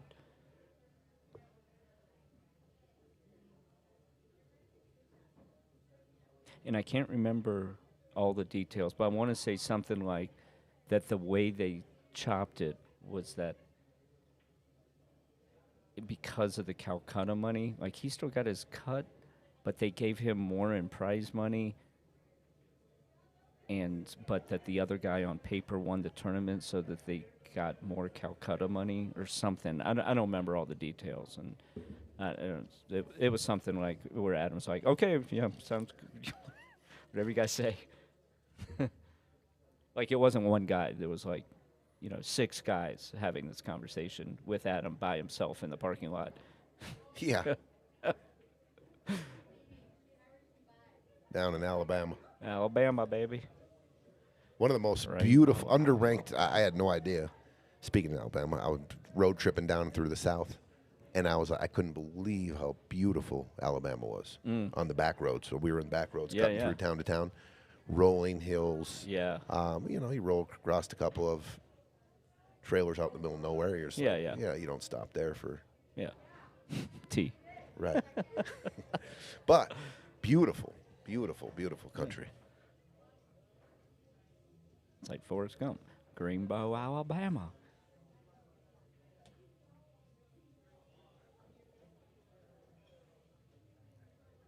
All right.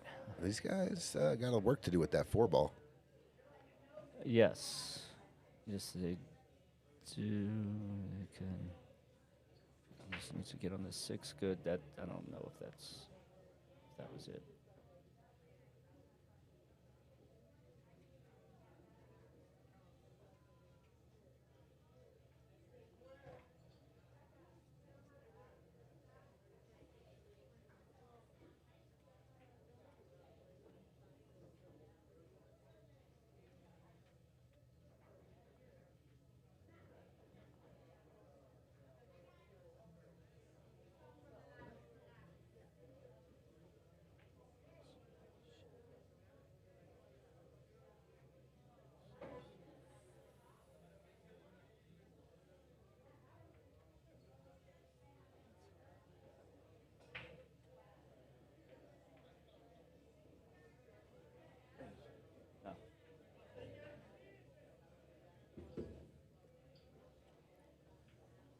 Something to do with 8.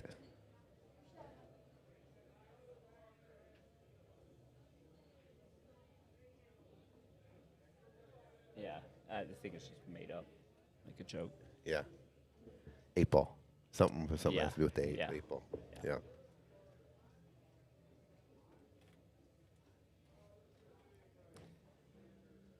All right. What are they? They got solids. No, they got stripes. Mike said stripes. He's like, do I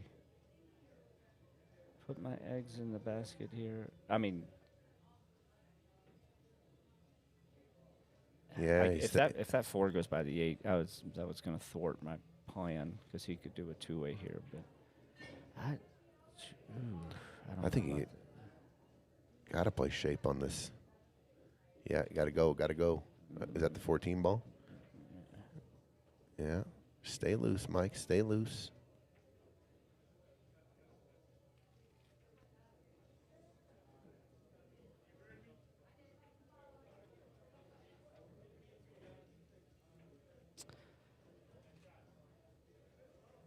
All right, this is.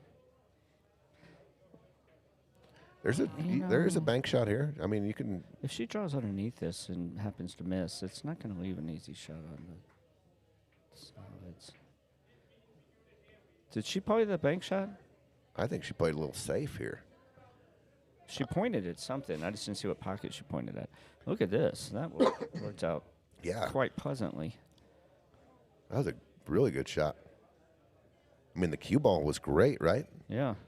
And the 12 ball that came around and landed there, I mean, that helped. That helped a lot. Yeah. Yeah. I don't think they have a shot.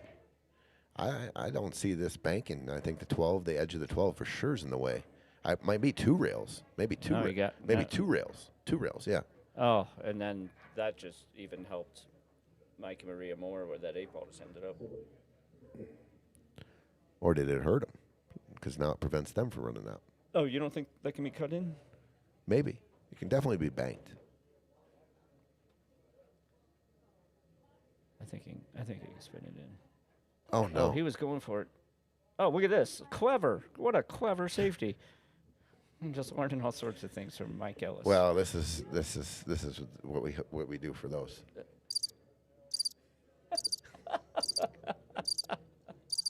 Awesome. I would be getting a hit watch here. Yeah, it's all good. Yeah, it looked like a good hit, and it was going to be real tough. 9 ball. They sold the 9 out. Manny's playing this 15. He's going to try to bump the 9, miss the 9. Okay.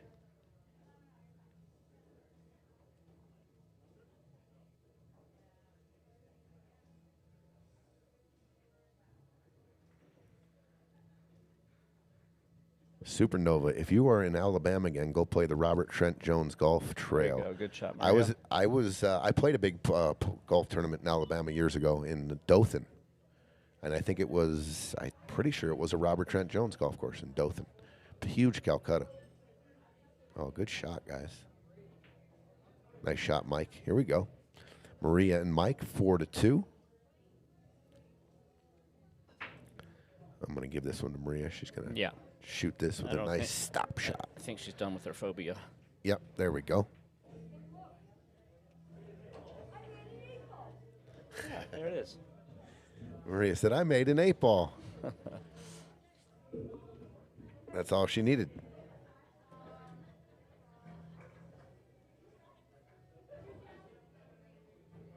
Okay, what do they got here? Let's just go straight. You made an 8 ball. Yeah, good for you. Let's go, Maria. Get you going here. That's 4-2, and it could be 5-1, Chiz. It could be. 2 8s, 3 8s. Yeah. 3 8s. Yeah. So when you just keep going. Yep. Why not win 5 more? You know, why not? Let's go. Bama has good pool golf. Supernova, where are you from? Probably no. Space. John Dobson, what's up, dude? Some good fishing in Alabama, too. All right, we're going airborne here. MG4. Fedor action. Jesus Atencio. I heard jumps better than Federer. Is that true? It says who? A couple people in the bar here. They were like, I'm like, what? How do you jump better than Federer? No one He does. just does. He's a ball better. I'm like, how do you get a ball better? He jumps better than I shoot ball straight in. Pretty much like no joke for me too. Like, I mean, it's unbelievable, dude. It's incredible. With shape. Man. With shape. Speaking of the U.S. Open, and we're talking, we're Yeah. giving it to Gorse here a little bit. How about our man Aloysius? Yeah. Yeah. Or tear. Aloysius? Is it Aloysius? Yap. I just go, Yeah, the Cash App. When he was here, man, what a cool dude. He came with Shark. He was here for a few days. Oh, really? Yeah, we got him on the wall here. Yeah. I got to play Scotch doubles with him. Nice. And I told him, he goes, it's okay. I go, dude, I'm nervous. Why am I nervous? We're not even playing for anything. He goes, it's all right. Just shoot the ball. Or something. He said something, and I was like, yeah. Yeah. It was fun, dude. He was a cool dude, man. Super nice guy. It was when we had the big tables right out here where we're watching now. Yeah, yeah. I'm not exaggerating. It was like he must have practiced for 6 hours. I'm not watching the whole 6 hours, but I'm in and out, coming in and out of it. I never saw him miss a ball. No and kidding. our pockets are tight, dude, on those Yeah. big tables. Really impressive.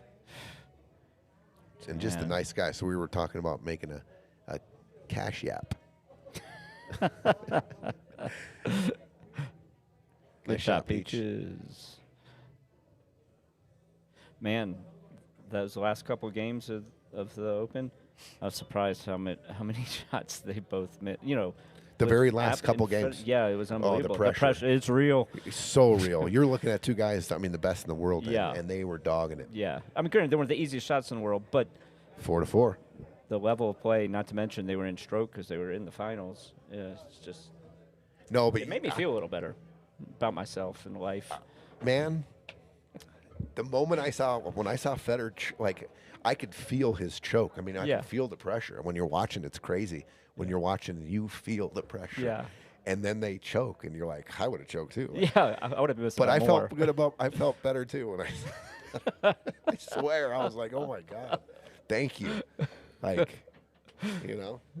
Because the nerves are so real, dude. Yeah. It's such a real thing. Yap missed one by more than a diamond. I mean, it was a long table length with follow, but it wasn't close. It wasn't. I know the shot you're talking about. Yeah. You're like, what? Yeah. Is that some kind of intricate, some kind of safety I didn't see? Yeah. Because he hit it so bad. Yeah. Man, the money in pool's real these days, Chiz, too. Man, I tell you. I mean, that was not even close. I mean, it's not even close when we were playing back 20 years ago, bro. The U.S. Open, when I first started playing pool, I think was $15K. Dude, you can go out in an alley and make up a U.S. Open dice game or a marble game, and they're playing for more money than that. It was the bottom of the bottom. Yeah. I mean, if there's a totem pole of sports, we were at the bottom. That Federer, Joe Rogan podcast, they were talking about it, and Joe was like, you came around at the right time, and Federer's like, yeah. He was like, 15 years ago, I'm winning these same tournaments. I'm not, you don't have airfare to go to across the world. Yeah. He's like, I'm not saving any money. Yeah. I mean, it's fine. $100K for first place. Thank you. Yeah. That's respectable from where we were. You mean, no, the U.S. Open was $250. No, the U.S. Open was $100. Second place was $50. Qatar was $250. Oh. The $1 million prize pool, which is still amazing. Yeah. But our United States Open, it was $100K. 100. Okay. I mean, I remember when it was. I think when Shane won his first one, it was maybe 20. Maybe. Maybe. Fact check that. It might have been 30. And what was that last IPT one? What did Erfman win? Did he win 250 or 5? 250K to beat Mike Siegel in the 8-ball. Yeah.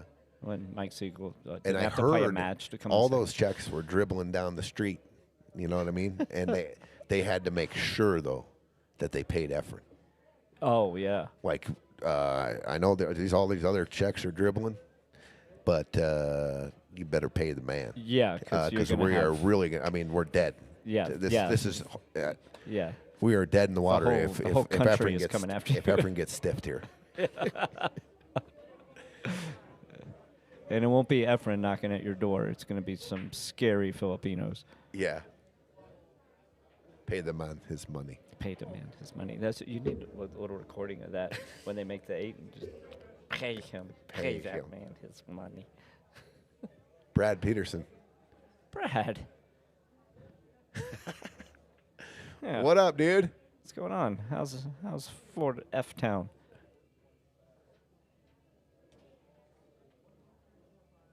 When are you gonna ever come here and visit? They were here, I don't know, about a year and a half ago. Yeah. Someone's birthday party. Sorry, I'm getting old too. I'm Yeah. I don't remember names or dates. I remember you guys, of course, but just saying. I was just checking out. April said $12K for SVB in the Calcutta, $9K Federer.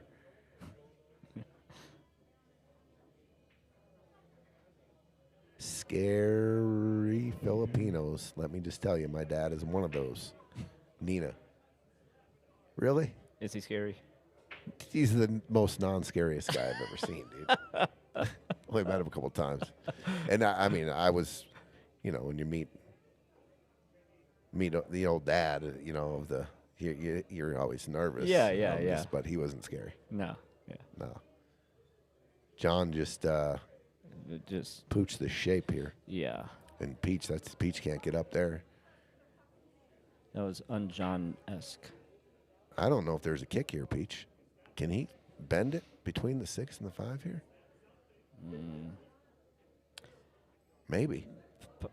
Possible. Probability. Just play that with top. Just play a whole bunch of right. You think? Bunch of right. Yep.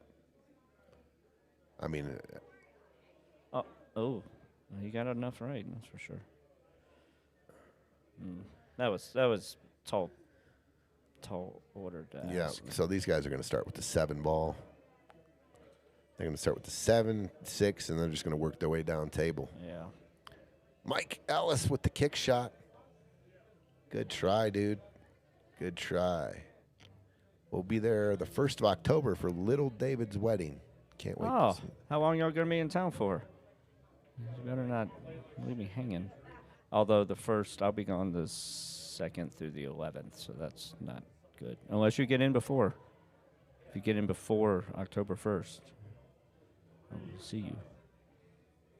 I'm leaving on the 9th of October to Louisville. Louisville.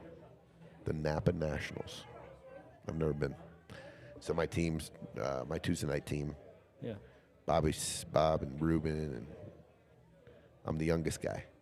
Ah, nice. Yeah, Wow. I'm the kid. Yeah. Did y'all have to qualify or just sign up and go? I don't know how it works. You had to qualify kind of a little bit when, there's a qualifying process, but you didn't have to win anything. Yeah, you actually, I'm sorry, you had to win one match in a tournament. One match. It's a different kind of deal. But Yeah. we all qualified. That's cool. And we're all playing 8, 9, and 10. Singles, yeah. Yeah. Oh, I went when it was in New Orleans. Oh, nice. Yeah, it was fun. I made a good run. I did well in the 10 ball. I Oh. came in 5th, 6th in the 10 ball. Ooh, we almost missed that. Well, these guys are out 5-4. Well, you're seeing a couple little mistakes that are turning into a game or two. Got a hit watch. I got to go. Did I say Nashville? I meant New Orleans. I don't know.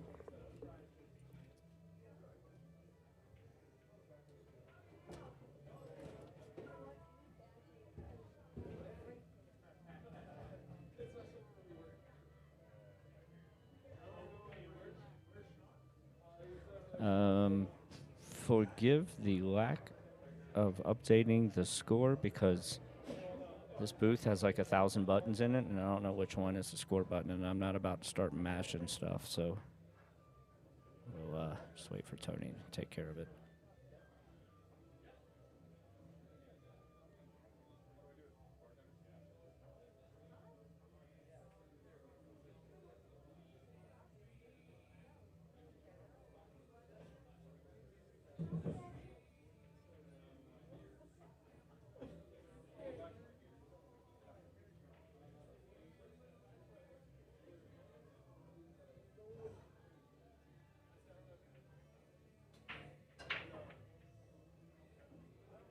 Let's break. Oh, man, that was a great break. Cue ball never hit a rail. Great break.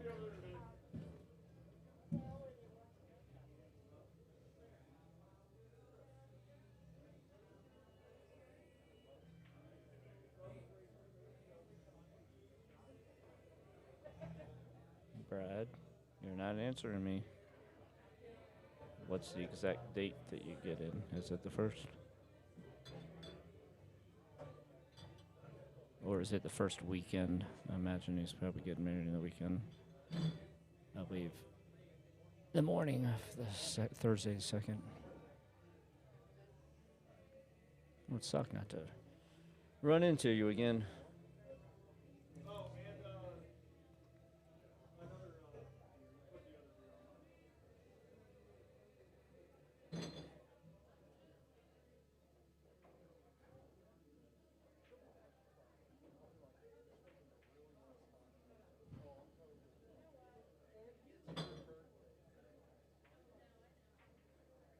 Oh, man. Man, it looked like that 4 was in the way of even making that ball, and he undercut it. It missed the 4 and hit the long rail and didn't go in. That was amazing. It didn't. In this camera view, that did not look possible. So I think that makes this table still open. I think. I wasn't really. I was kind of glancing out the window of the booth. I guess I'll know if John shoots solids. So I don't think he's. Well, he could take either one. Well, they're both. Yeah, okay. It's opening student 7.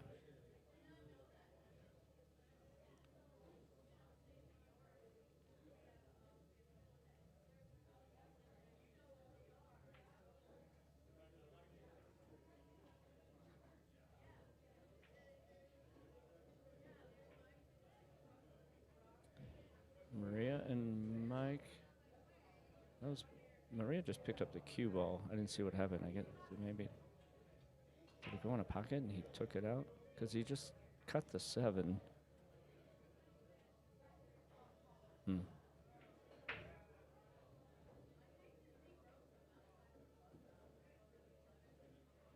right. Yeah, I like this. Get on the 2. I think the 2 might end up being his key ball. 5, 1, 4. Uh-oh. That's. These are not the droids you were looking for.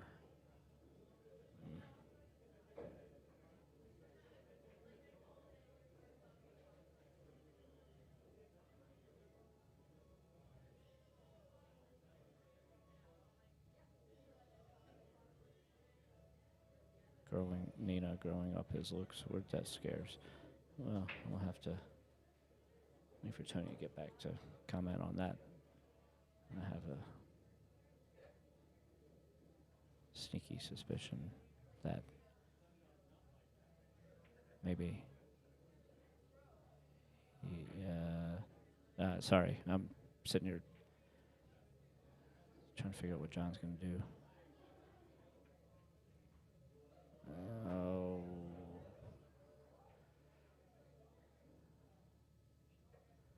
Well, we got multiple options here for stripes.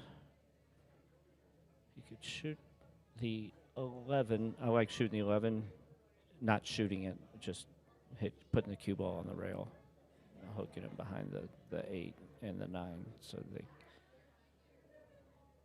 can't see any ball really. Maybe the edge of the 2, but not enough to make it.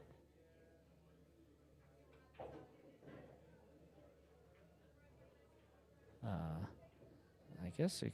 Well, I can't tell if the 9 goes. Okay. Well, if the 9 goes, then I stand corrected. Oh, I think he should have hit that softer and shot the 11. This just got tricky. Deceptively tricky.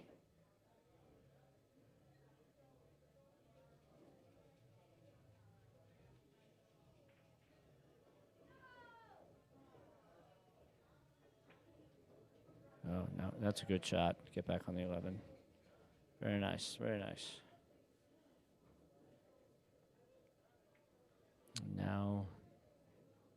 Now we could, I like here. Yep, where he's pointing. Play for the 12 on the side right now. Go 2 or 3 rails.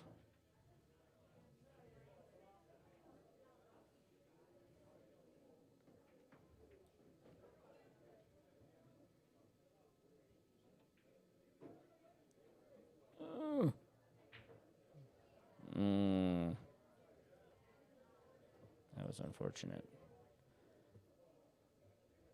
Ooh.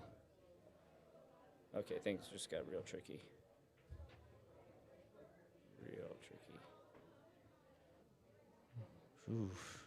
I don't like anything about this. I mean, you could be a hero, cut that 15.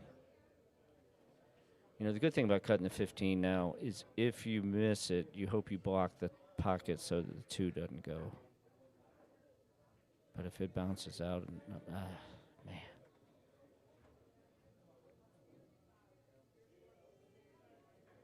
I don't really see any other option.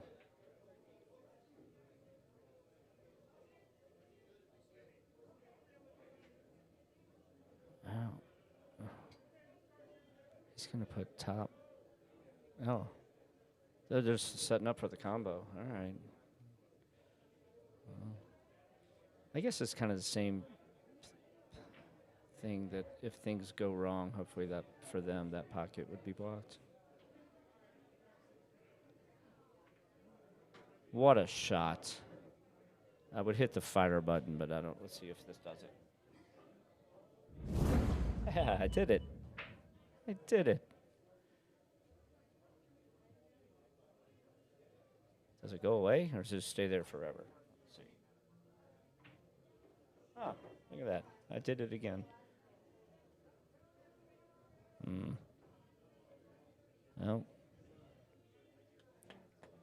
50-yard line.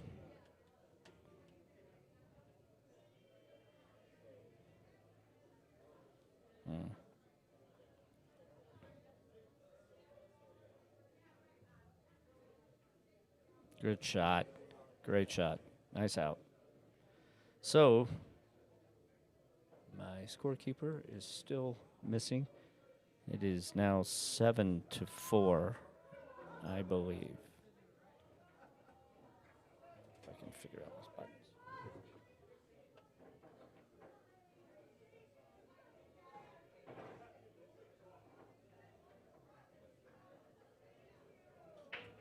Yeah, I have no clue. I'm not going to try that.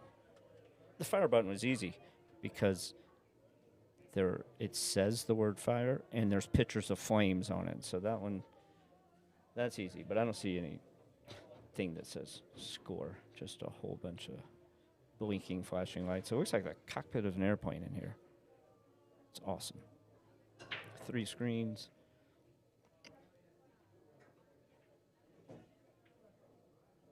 Thank you, Terry. Yeah, I felt the same way.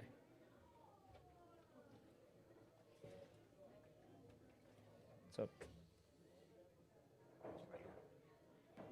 Do you know how to do that? Mm-hmm. I can tell from your indecisiveness. So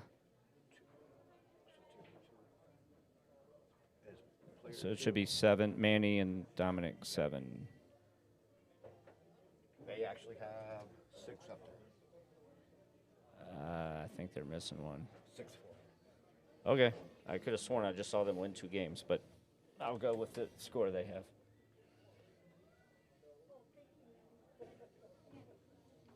All right. We got updated scores. That come a couple times. I could have sworn. Unless the score adjusted. Maybe that game that I missed, maybe Tony did that before he left. So now they look confused as to what the score is. Because they're being asked. They're like, we don't know. I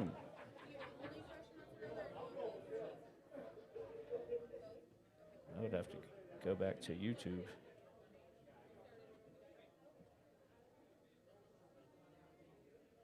Got the thumbs up that it's right.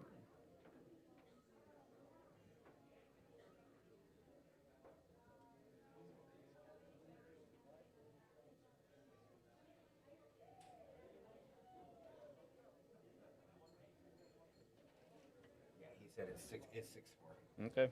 Yeah. So for table 1 for the gentleman on the left, this is table 2. So table 2 on the left. Okay, Table gotcha. 2 on the right. Okay, cool. Table Right 1 on. on the left, table 1 on the right. Okay, thanks. Yeah, you're welcome. And how do you go back, like if you wanted to take one away? That's these guys over here. Oh, gotcha. Oh, Yeah. -1. Okay. -1. Yeah. All right, thanks. Uh-huh.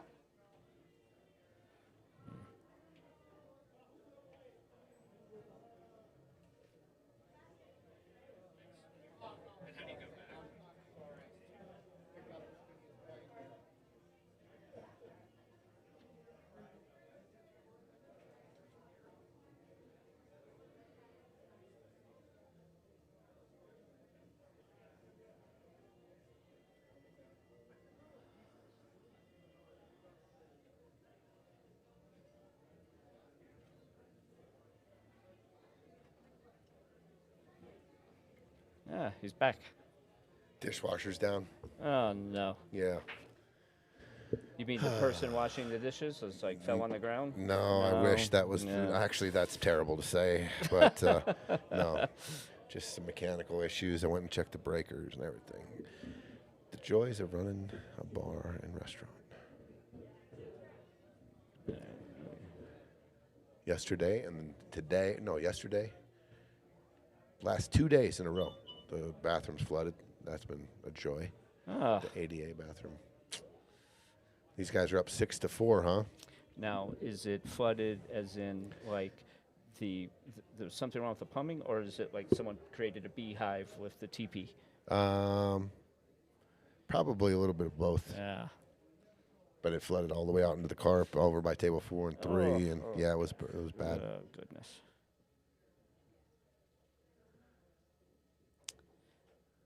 All right.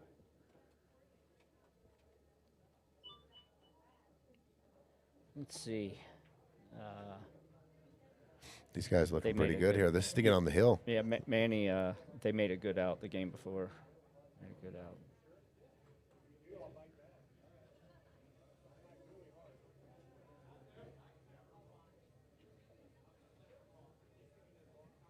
And oh, they just got like ball and hand Perfect. shape. Perfect. 12, draw back a little Yeah. bit for the 9-8. They're going to be on the hill. It could not have worked out any better. Like one more inch past, and then it gets a little trickier. I thought he would have drawn that back a little more, but that's all right. Definitely makes you have to stroke this a little. Do you think it goes by the set? What's he going? You just going to draw back like towards the 1? Good question. I mean, I think you got to go below the 8. Looks like he's putting out just top outside. Oh, okay. He's going to play it in the other corner. It goes. Yeah. Yeah. Well, he played primo shape if it goes. Dom looked at it a couple times. Must be a little close, but should go. No, he missed. Ooh, I thought he Oh, hit the chips. 7. This. Yeah.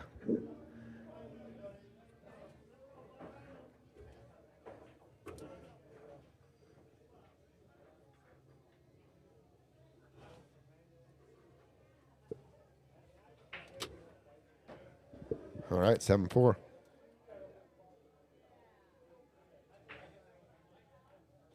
They are playing well. Very, very well. They're on the hill. Amo and Peach got to come with at least 3 in a row here. Remind me again what the cap limit is for these? 1,100. Gotcha. Yeah, it ain't perfect. Pretty. There's been for 8. What are we on? Series number 8. So this is the 7 Scotch double. Man, it's been just the craziest amount of parity I've ever seen, though. Yeah. Really.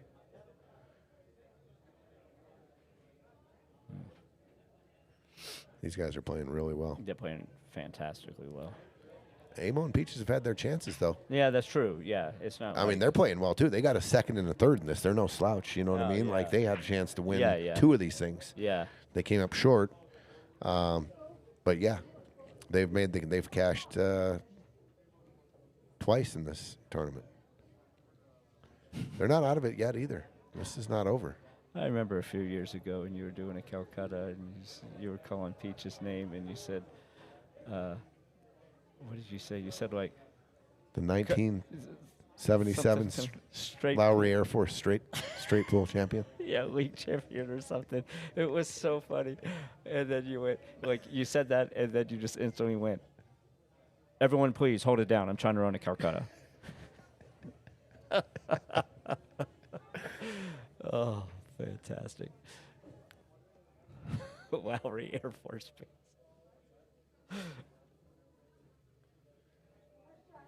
And there was only 2 people in the tournament. That's what I later got some factual stuff. 2 guys on the base. Who plays pool? I do. And then that dude said, I do. All right, you guys are playing for the championship. Yeah. What's straight pool?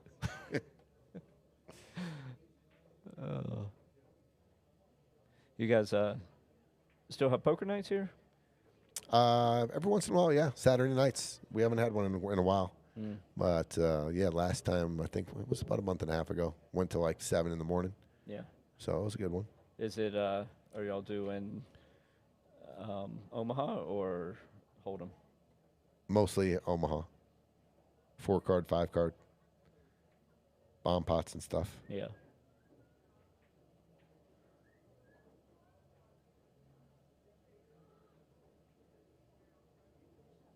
Oh, if you ever get a Hold'em game going again, you let me know. Even if it's a one-night thing. Okay. I just don't play Omaha. Like, I know the rules, but I've never really played it, so I would just be donating, which I don't. Sometimes donating to. is not fun, right? Yeah. If it was something I was gonna, study and learn, but it's not.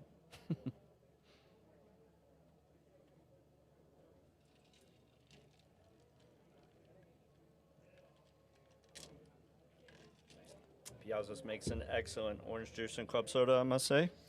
One of the better I've had in a while. It's the first time I've heard that. That's great. Mm-hmm.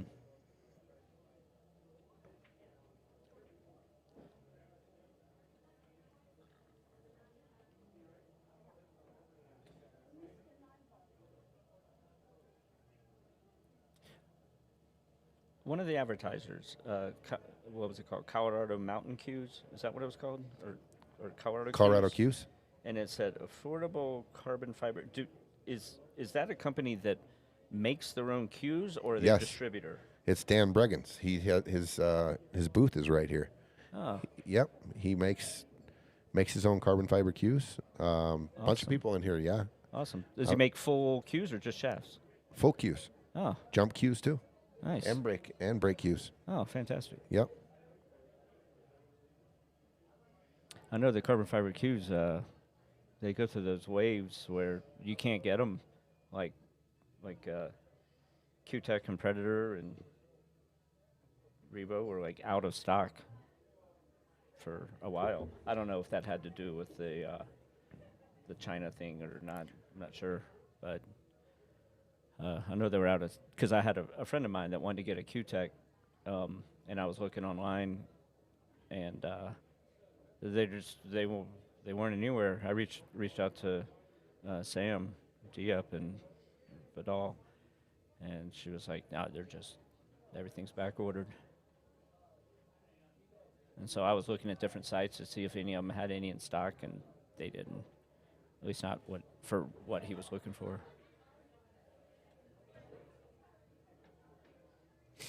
Not bad, Peach. Put him on top of the 14. Don't give him a little look at anything.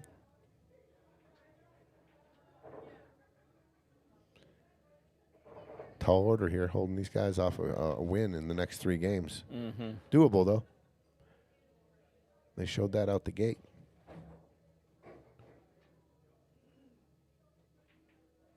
Now, have Manny and Dominick, have they been partners before in this? No. Manny's, this is Manny's third time in this tournament. Has not cashed yet. Dom's first time.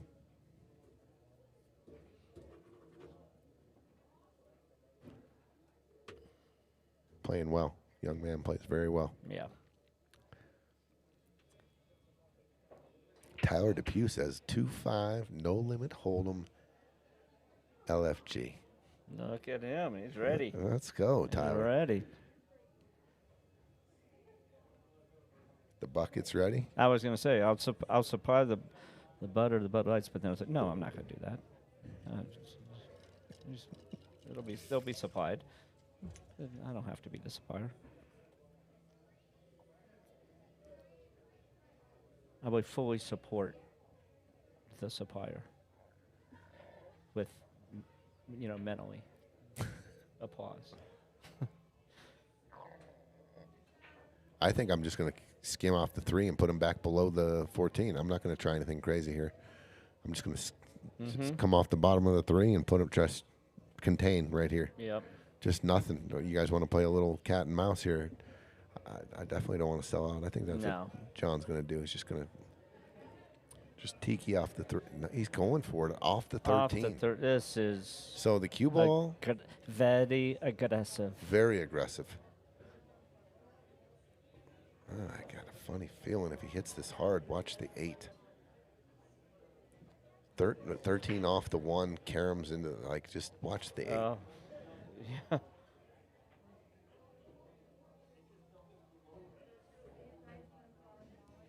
I mean, you just don't. I'm Don't practice. I'm ready these for shots. the fire button if this goes in.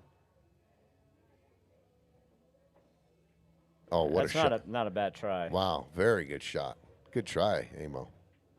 And he controlled the cue ball and the 13. The speed was good. I thought the things were flying. Yeah, and They've got some work here to do. He took that pocket for the 14, so he can't start with that. This is deceptively tricky because he's probably going to start with a 9, which would have been a decent ball to get on the 14.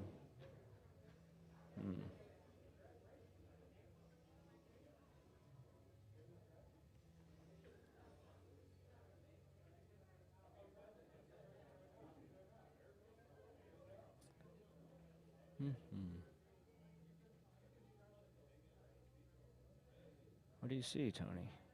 I'm thinking. I mean, what is that? That 11? Oh, okay. Well, that's a good shot to That get on solves. 14. That solves quite a bit right there. The 11. I think you just take this above the 10 and the 12. I think both go into the bottom left where he's shooting the 14 right now. Yeah. He can go into it too. He can go rail into the back of the 10. But I like this. Do you think the 11 goes by the? Oh, it doesn't go anywhere now. I was going to ask if it goes by the 7. It just got tighter. Yeah. It might go bottom right. Yeah, I think it might.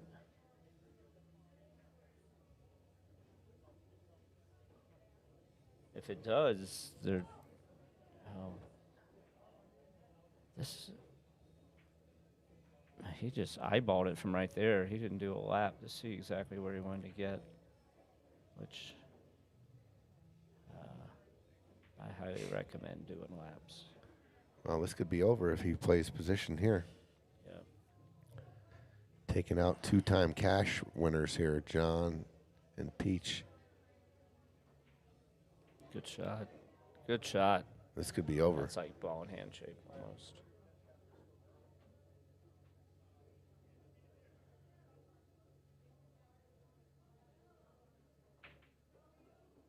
This is going to be over.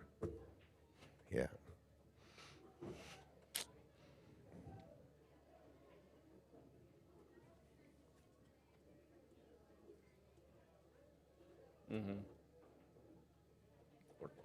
It's over. Manny and Dom dominating. 8-4. Yeah. Match is over. You know, when you lose those, it doesn't really sting as bad because, you know, those guys just made some great runouts. They did play well.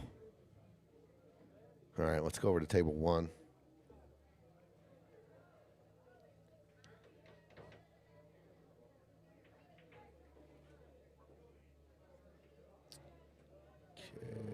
Table 2 at 9 o'clock. Okay, I'm going to get this scoreboard ready.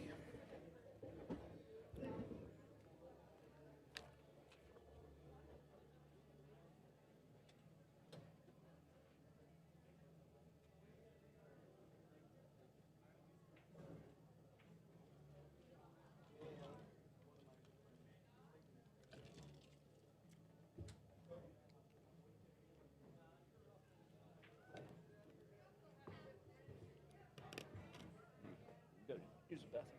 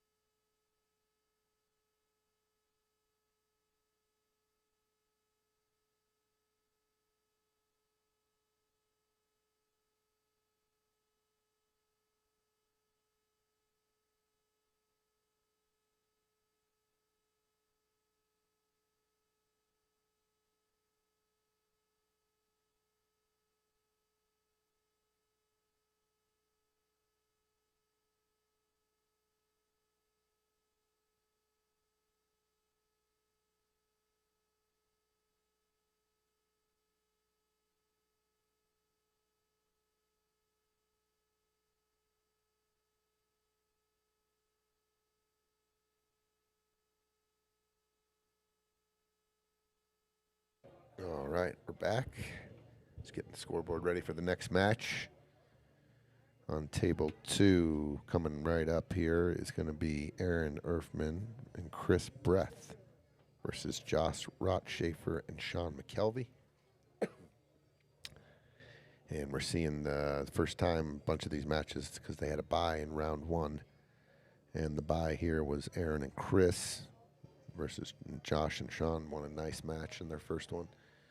But here we go, table 1. We're still working here on this 5-2. This could be very, very the opposite score. Maria and Mike have had their opportunities for sure. They've had 3 8s that they got on, and so they're not out of this. Oh, that's a good shot. Good shot there by Mike. Oh, Anthony just gets down real quickly and just bunts the 5. All right, Maria, let's go. You got to shoot this 11 ball here with a bunch of right-hand spin. Come into the 2. Open this up. You guys got to get out here. Shoot this 11 and go into the 2-10. You got to go for the breakout here for sure. And then you got the 12 sitting in the hole. The 10 should get out. I don't think you're... Definitely got to go for it here. Shoot the 11, break them out. You got this, Maria.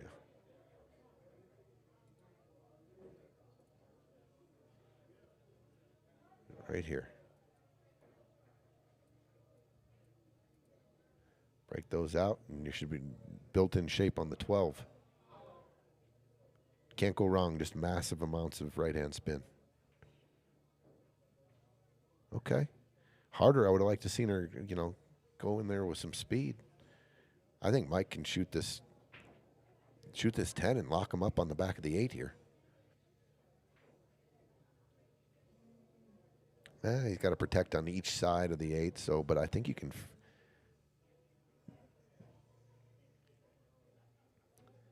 It's kind of uncomfortable because you draw back too far. You can sell out the 2. I get it, but.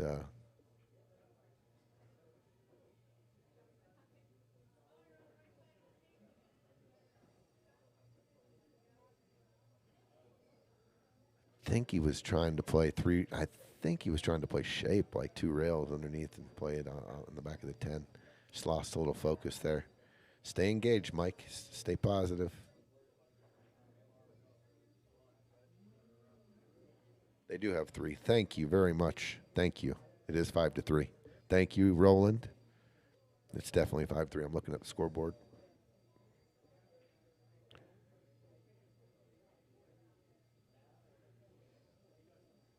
Well, that makes it a lot more interesting. 5-3.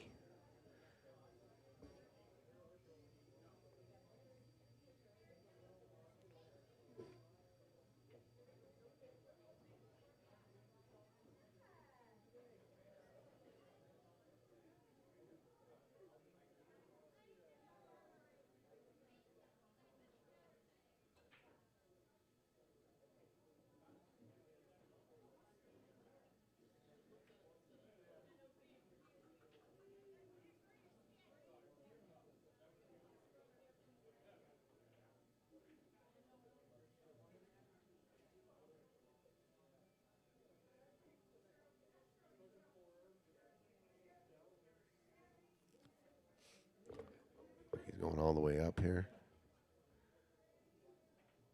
Missed it. But he's going to leave. I don't think they can see the 15 ball.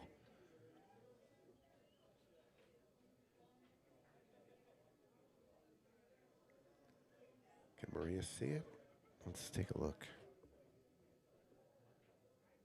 Oh, looks like you can see it.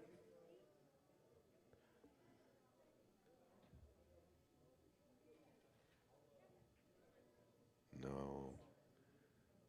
She hit it fat.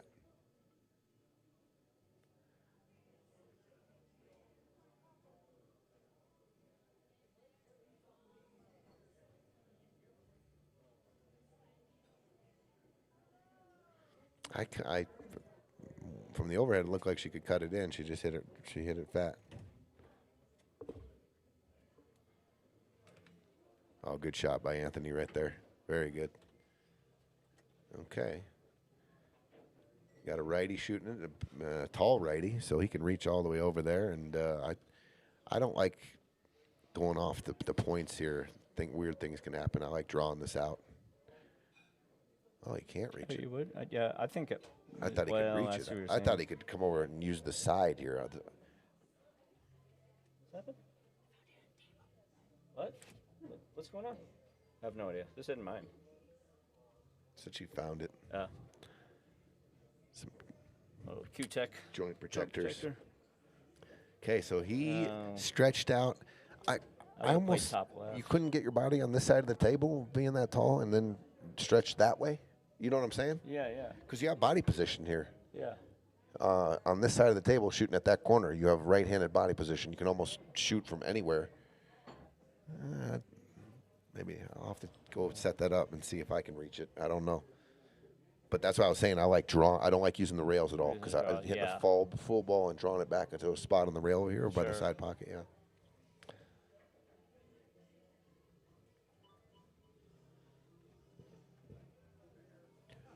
Back cut here, huh? Anthony's going to try to look at this shot. Oh my God! What a shot, fire dude! That up. Anthony, That what a is cut! Strong. That was Center pocket. Whoo, doggy. that was a nice shot there, Anthony. My goodness. 6-3. Kiss money. Wow, don't need the shape.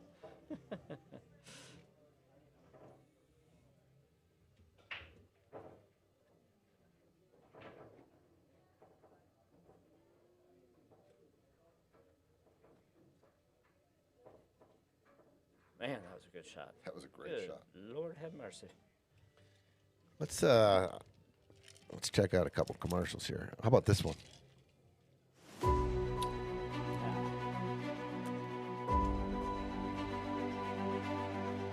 My favorite part's coming up when he's on the stilts. Right there.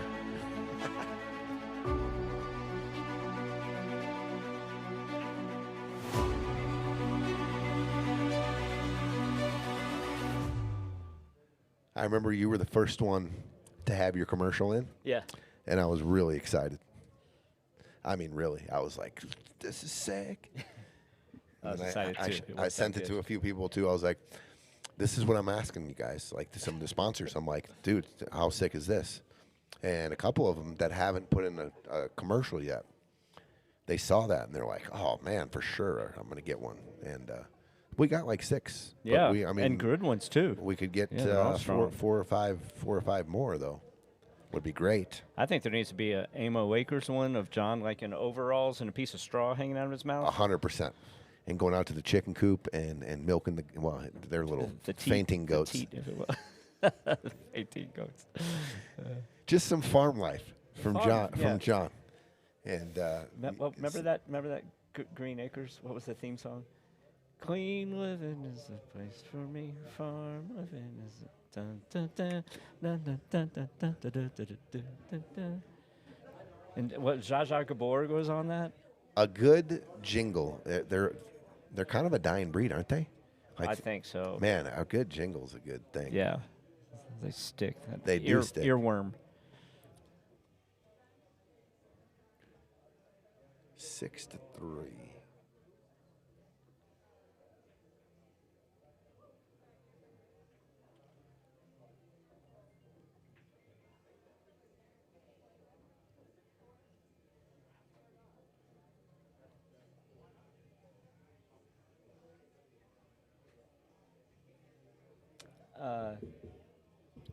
You've probably noticed tonight's attire from one of our contestants. And is it a regular thing? Does Maria always wear different colored shoes on each foot? Is that a statement look? I think it is. All right. I wouldn't say 100% of the time, but I would say a very high percentage of the time. All right. I wonder if that's a pool thing or if she like goes to Park Meadows like that. Good question. Yeah. And here's another question. Does sometimes are they reversed? Because if she's got one of like a yellow or pink or whatever they are, she's got a left yellow. That means she's somewhere. She's got the right. Shawn says yes. Yes. She wears them to Park Meadows, or it's just a pool thing? And does she flip flop and wear the? Because she's got the exact same setup, but flip flopped. Left, right, left, right. So she's got 2 pairs then. Yeah, of, correct. Of each shoe. Yeah, depending on what you're feeling. I got you. She bought them from Brad Peterson, the one she has on right now. They have the same size foot? I'm going to give Brad some shit about that, if that's true. They came that way. I'm so confused. You mean someone sells shoes that are different colors? It's not 2 pairs of shoes, just mix-matched? Oh, I think that's a thing. No, just 1 pair. Oh, and Brad has the other pair of the flip-flop? Like, they started as 2 pair somewhere in history, I have to believe. There's no way the factory is making... Nice little out these guys are running out here after that cut in the 8, break and run here. Yes. Good out by Robert and Anthony. This is to get on the hill.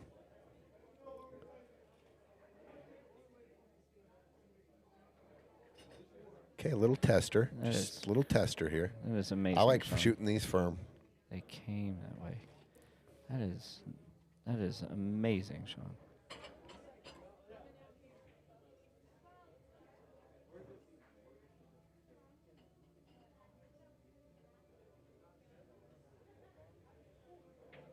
You play this withdraw, or do you roll it?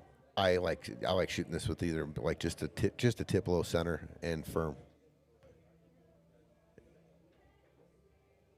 That's pretty good though. Or just spirit in. These guys, nice little break and run. I'm gonna give them a fire for that break and run. They're on the hill, 7-3. Okay, Amy, just 1 pair. They were too small for Brad. Next question. Brad didn't try on these shoes before he purchased them? Because they seem like a statement piece, and you would think he would try on the statement piece before purchasing.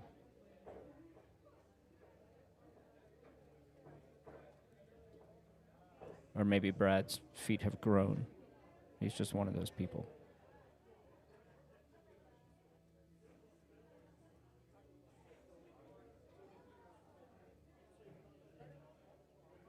That was a nice out. Well.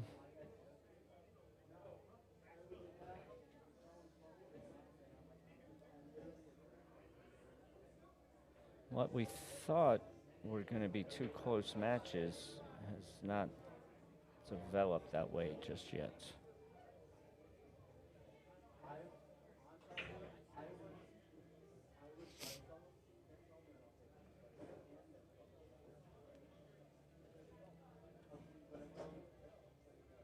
Do you guys do it so that both matches in the second round start at the same time? You let one finish? Nope, they're scheduled at 9 o'clock. So if one of them were to go into overtime, then one would start at 9. So we started them at 9. Yeah. Yeah. I know. I just looked. It was like that other match only took like an hour and 15 minutes. Yeah, I was. And they played 11 games. I was definitely not a part of that match. No, we'd still be playing. I feel like yeah. There's a good chance he'd probably still be playing if you were in there. Be a tight 1-to-1 match right now. I told a story a couple weeks ago too about our APA trip. Me, you, and Mike Ellis, and during COVID, and I got so mad. I was thinking about that on the drive here because I listened to that story, and I had forgotten the part about about my glasses fogging up. Oh my God, I was so mad. And I remember at the ref. you went because after that you moved because you were sitting like next to Mike, where we were kind of sitting as a team, and you got up and moved and sat next to the wall of the convention thing. You were still only about 20 feet away. Yeah, but I feel like you went there because you were like, I don't want to accidentally say something that the ref's gonna hear and kick us out of this tournament. It very well could have been. Yeah, I was all focused. I had a spot and I was cussing at the ref under my breath. I know that. Man, those APA refs, not all of them. I'm not stereotyping or generalizing, but I mean, that's there are a number of what them a tough that- gig too during COVID to police the masks. Like Yeah. that was part of their job. Yeah. What a Boy, they found some good ones. yeah, they found did. some good policing. I'm gonna have to ask you again to put that back over your nose. And I'm watching you shoot, and your glasses are fogging up, and oh my God. What if I had turned to that ref and said, "Excuse me, you need to be 6 feet away from me"? Think he would have kicked me out of the tournament right there? Actually, that would have been great. I need you to back up. That would have been awesome.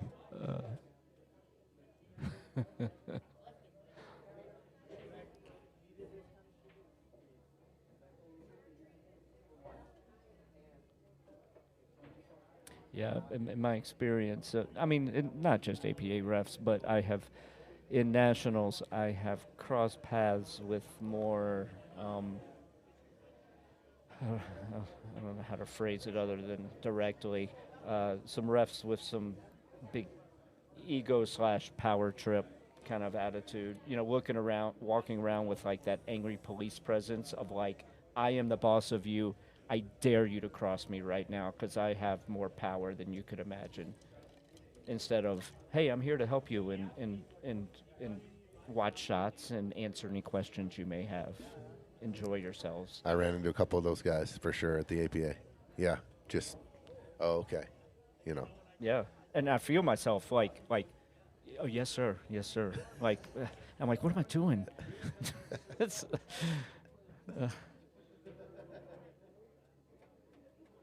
also different when you're on a team because, you're like, what if this guy bans me and I screw the team over?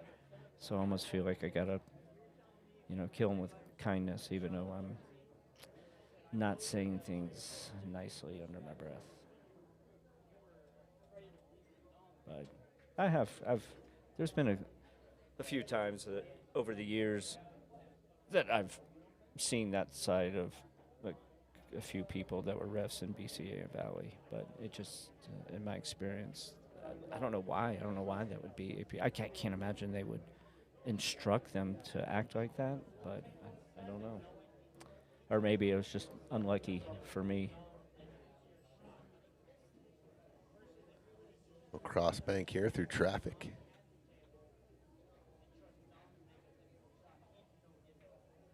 Oh, good shot here.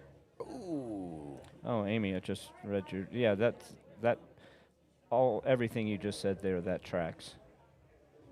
Yeah, that's got Brad all over it.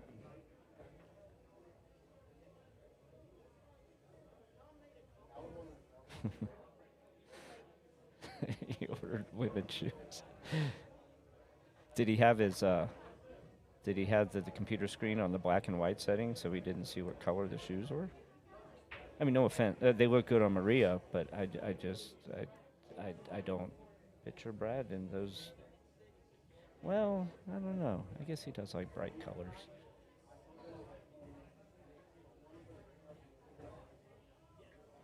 But that's great. He ordered women's shoes. Women's size shoes. Stand corrected. They're cool looking. They were cool looking. They got kind of like a Euro look to them. I mean that as a compliment. I like Euro stuff. That's why I married one.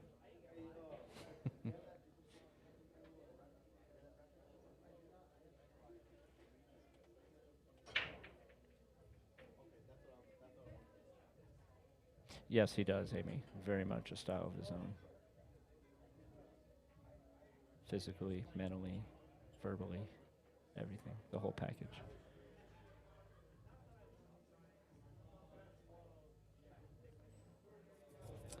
All right.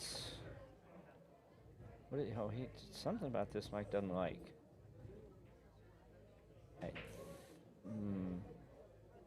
I can see that there's a, because he looks like he might have to run into something.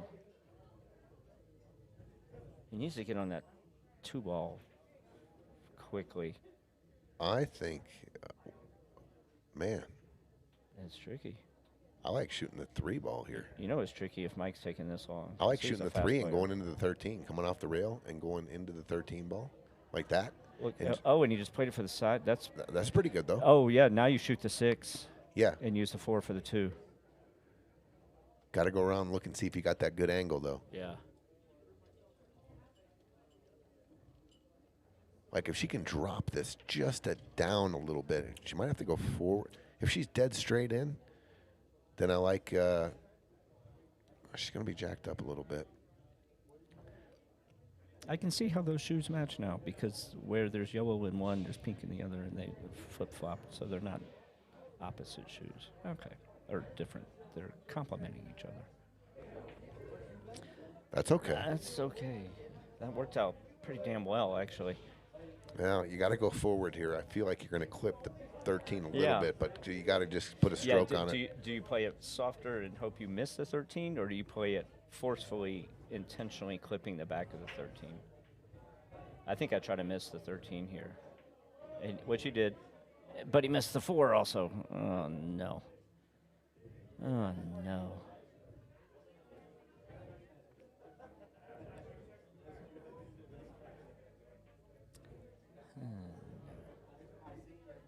Well, the only saving grace is that left him a long shot in the 13. And if they miss, they got a hanger. Caught a hanger, Sarge.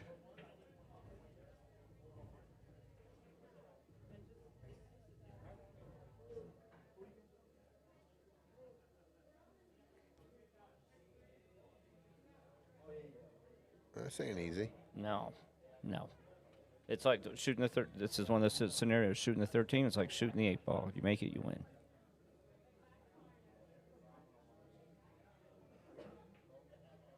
And he missed it. All right. Yep. This is, Yeah, you can just roll this in. yeah. There's enough rail Just don't there. cut. It's Yeah. not too deep. You should be able to catch a little rail and just come straight up. Just Give Mike an angle. Just hope you don't get dead straight on the 2. Which is still doable, but just not optimal prime. Perfect.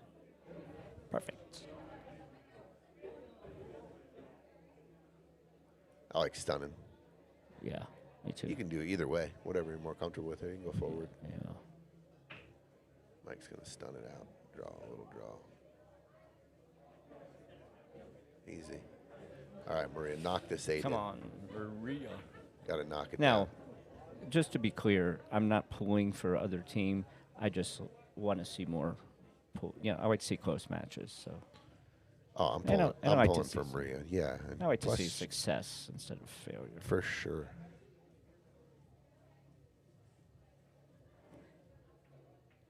Success. There it is. There you go. Good job, Maria. 7-4. Don't say, never say die. I'll be right back. I got a solution for this dishwasher. Oh. I can't. Duct tape fixes everything. I wish. I wish.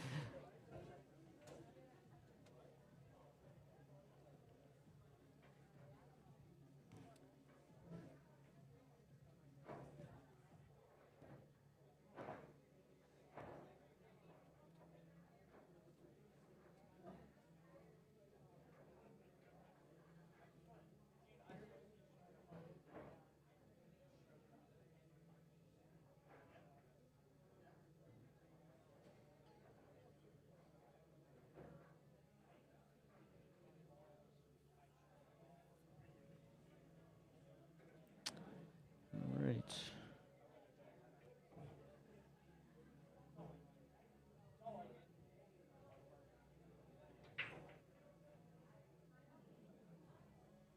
Good break. Good break. Good spread. Solids is looking choice.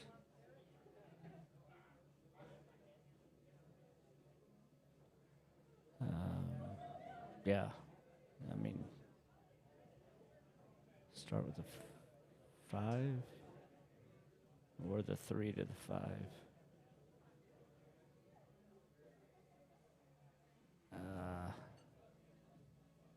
Although,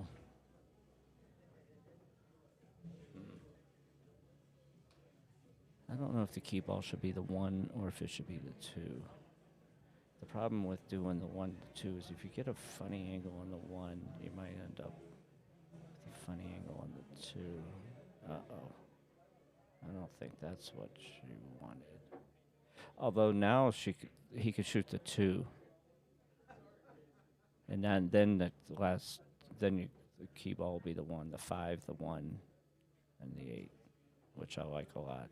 He must not be able to see the 2. If you can see the 2, I think that's the money pattern.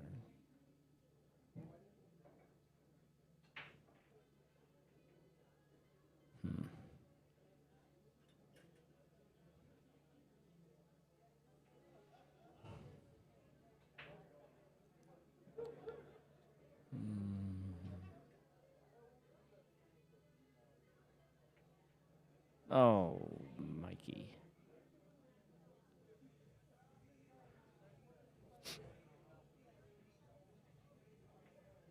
Yeah, we've all had those days where you're just, not making the shots that you would normally make. Mike, he does not do a lot of missing, that's for sure.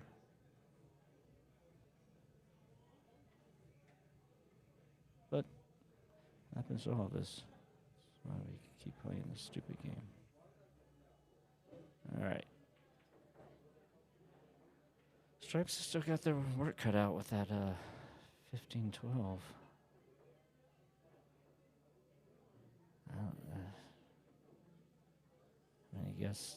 It is pretty good combo, but if you're not straight in on that 15, it sure makes it tougher.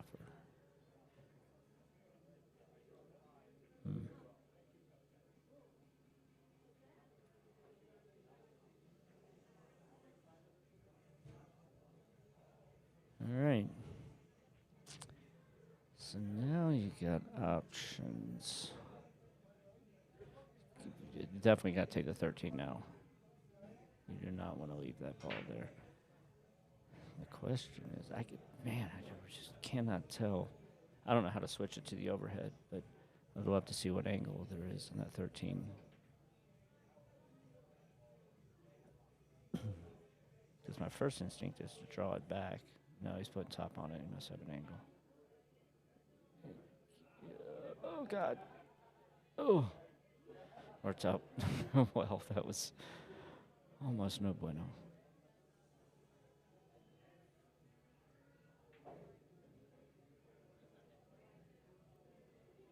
Hey, Dave.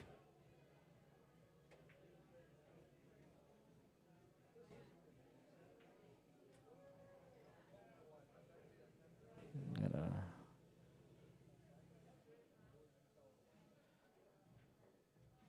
115 people.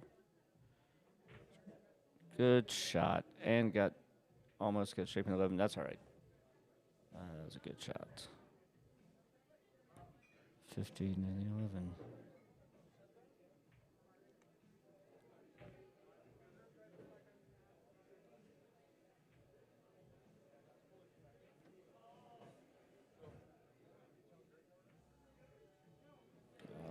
Left a little bit of work for the money.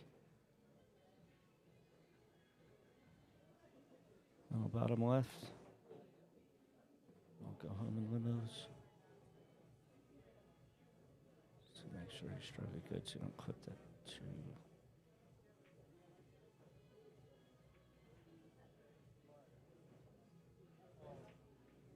Well played. Good stroke. Good stroke. Well, looks like that's going to do it for Maria and Mike.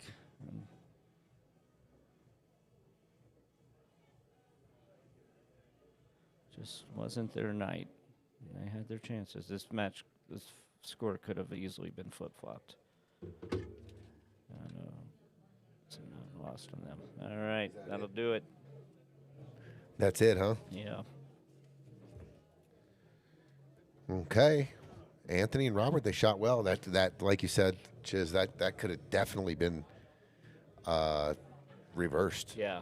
for Maybe sure. I mean not necessarily over 8-4, but I mean they could have been 6-7 for sure Yeah, yeah. with the 8 balls. Well, yeah, you give them 3 games and take 3 games away from them, and that's 100%. 7-4. Yeah. All right, stick with us.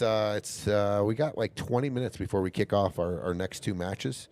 I'm just going to set up the scoreboards, and we will be right back.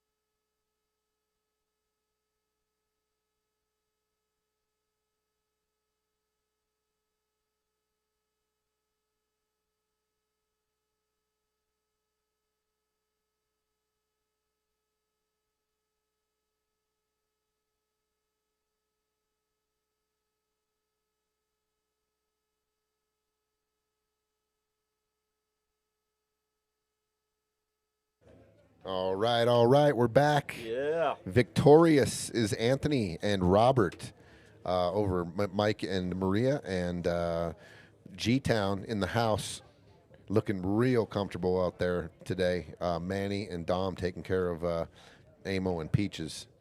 It started off a heavyweight fight, and it was a great match. It only took an hour and 15 minutes. They played 11 games. No, 12 games in an hour and 15 minutes. That's run-out pool. That is run-out pool. And it could have been 3-0 out the gate. There was a couple times that I thought Peach and Amo were going to run away with it as well, or stay in the lead. Not really run away with it, but maintain the lead with some outs, and they just got hooked at the 8 and missed an 8 too, I believe. What's up, Danielle? What's going on? Hey, Danielle. As you can see on the scoreboard, next match up on table 2 is going to be Aaron Erfman, Kris Breth, Josh Rottschaefer, and Shawn McKelvy. West Side versus Aurora. I think those guys play over at Greeley and what? Felt, maybe? Mostly, not Greeley. Greenfields. God. Greenfields, West Side. Dude, that was my rip back in the day too. It was Greenfields. Yeah, right? Man. Yeah. Yep. That's how kind of Greenfields is the reason you have a son. 100%. Jana, Jana worked there. We were bound. We were on our way to getting married, and sometimes things don't work out, but we did have a beautiful child. Is he? What's he doing? Is he working? He was working here for a while, wasn't he? Yeah, he still shows up on Thursday and Friday once in a while when he's not out doing whatever he's doing. Yeah. But yeah, he just started school. He's going to Metro State. Good for him. Yep. How old is he? 21. Wow. Turns 22 a week from Sunday. Yeah. Yep. We got a little surprise for him.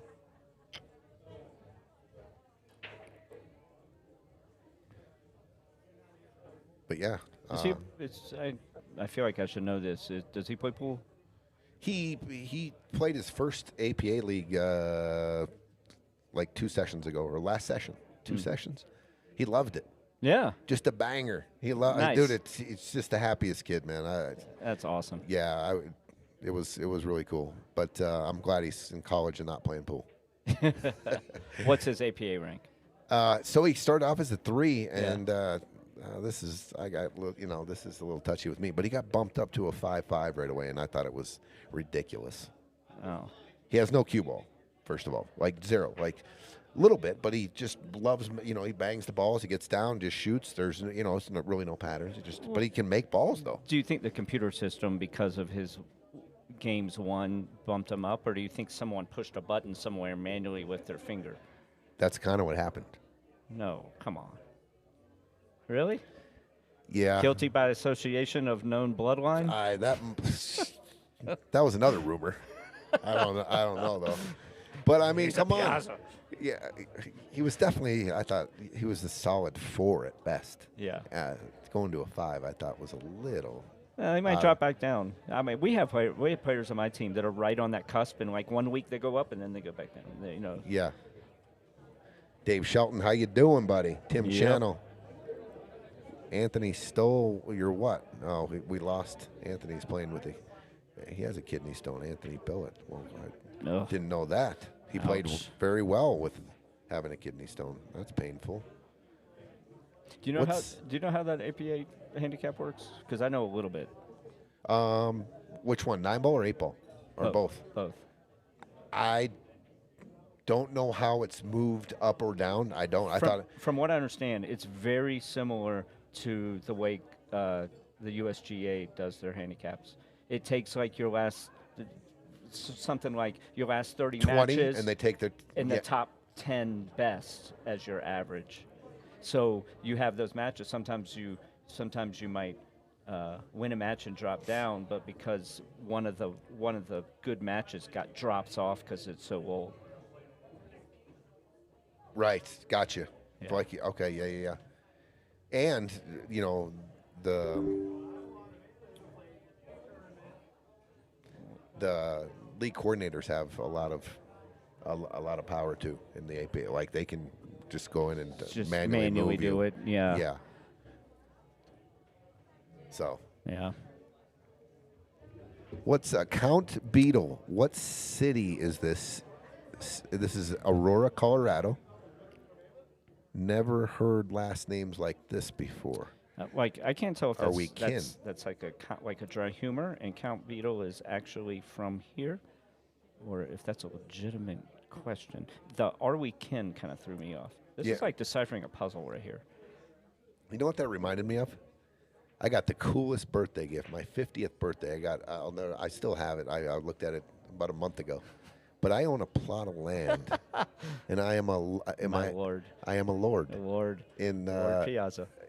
I am a lord. I have a little 1x2x2 block of land that I have in the UK. That'd be awesome.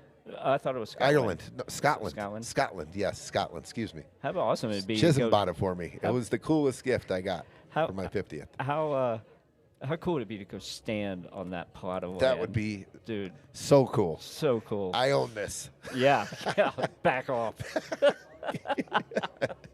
Get off my lawn, man. just go and just take a shit on it and just be like, it's mine. It's not breaking the law. This is my property. I have the coordinates. It came with the coordinates. We can go Yeah. right to it. Yeah, Heck yeah. Lowered, yep. And they had different sizes you could buy. I wonder if because I think this one was like 2 feet or 3 feet by 3 feet or something like that.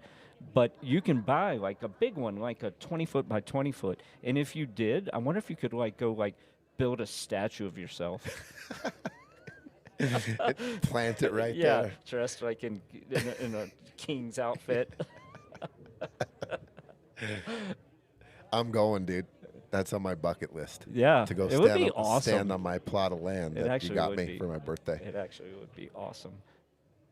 Danielle, Lord Piazza. Mike, Ellis, and Maria fell short to Anthony and Robert. Anthony and Robert won. And in the other match, Amo and Peaches fell to Manny and Dominick from Greeley. Oh, Shawn and Josh shoot out of Mirage and Feltz, Tommy Hunter says.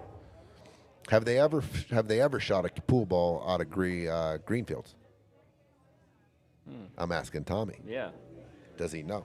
You know, a crazy full circle story is with Todd Grosenberg. What about him? I mean, he owned Greenfields forever, and I went in there and drank and partied and Yeah. and karaoke'd and played pool and gambled and did had too much fun in there. Yeah. And he sold it, and now he plays league in here. Oh, no kidding. Yeah, and he's our head electrician. Like he Oh, wow. solved a lot of things for us. He's Wow. fixed our cooler, Very cool. our hot water heater, our fans. Yeah, so shout out to T. Yeah. That man, I haven't seen him in, God, a decade maybe? Man. Yeah, he comes in quite a bit. He's on here on every Wednesday. What did you sing, Tony? I closed Tuesday night down was karaoke, and I always closed it down with The Ring of Fire, Johnny Cash. Nice. Nice. Yep. And I would serenade Jana. That was my thing back then. Yeah. That's how you Get got all her. boozed up. That's how you got her. That's right. Chicks love rock stars. Dude, I just old school ESPN commercial in the 90s. It was it's Tom Glavine and Greg Maddux, and they're by the batting cage. And chicks dig the long ball.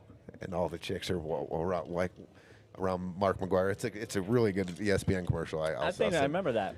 And they get there, they show them in the weight room, and they're hitting balls, and then I think it's Heather Locklear at the very end of the commercial comes up, and she goes,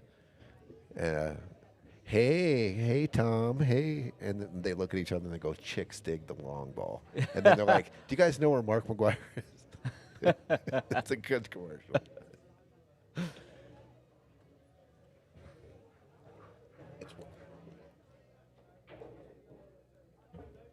We got the dishwasher working.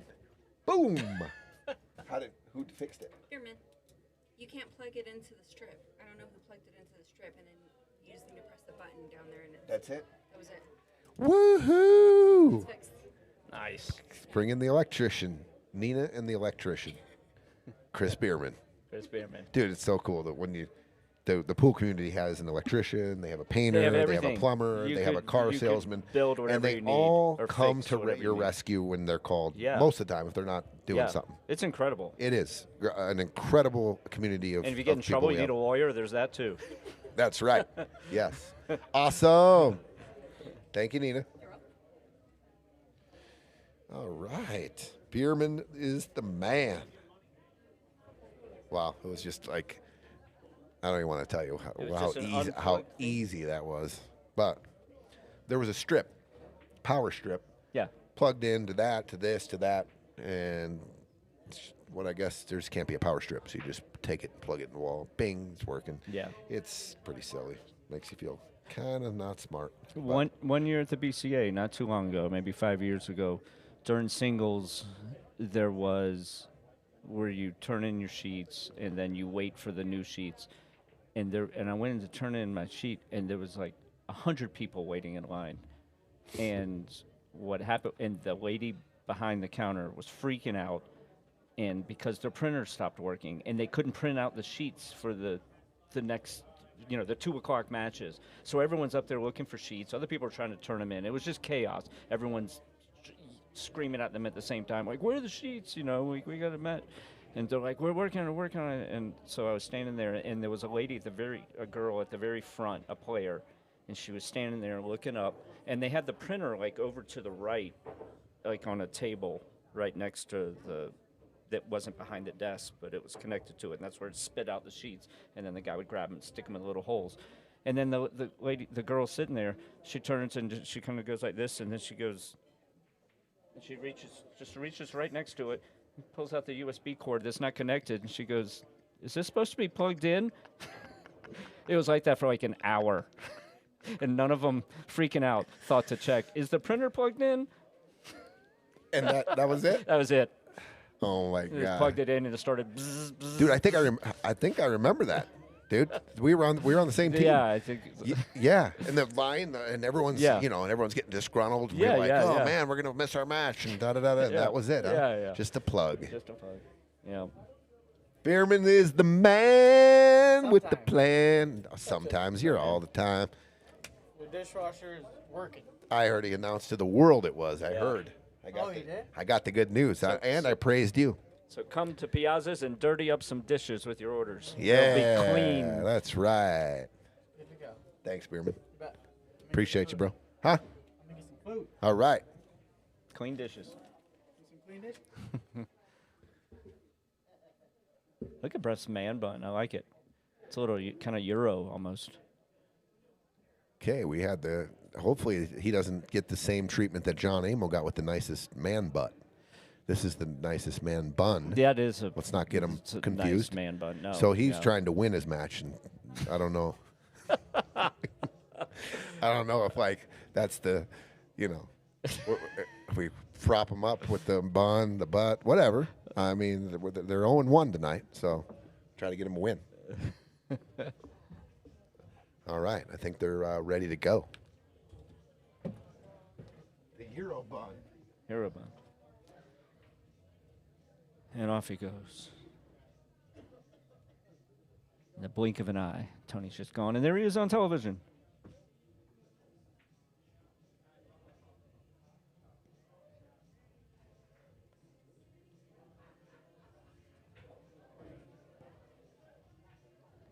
Looks like he's doing some handshaking.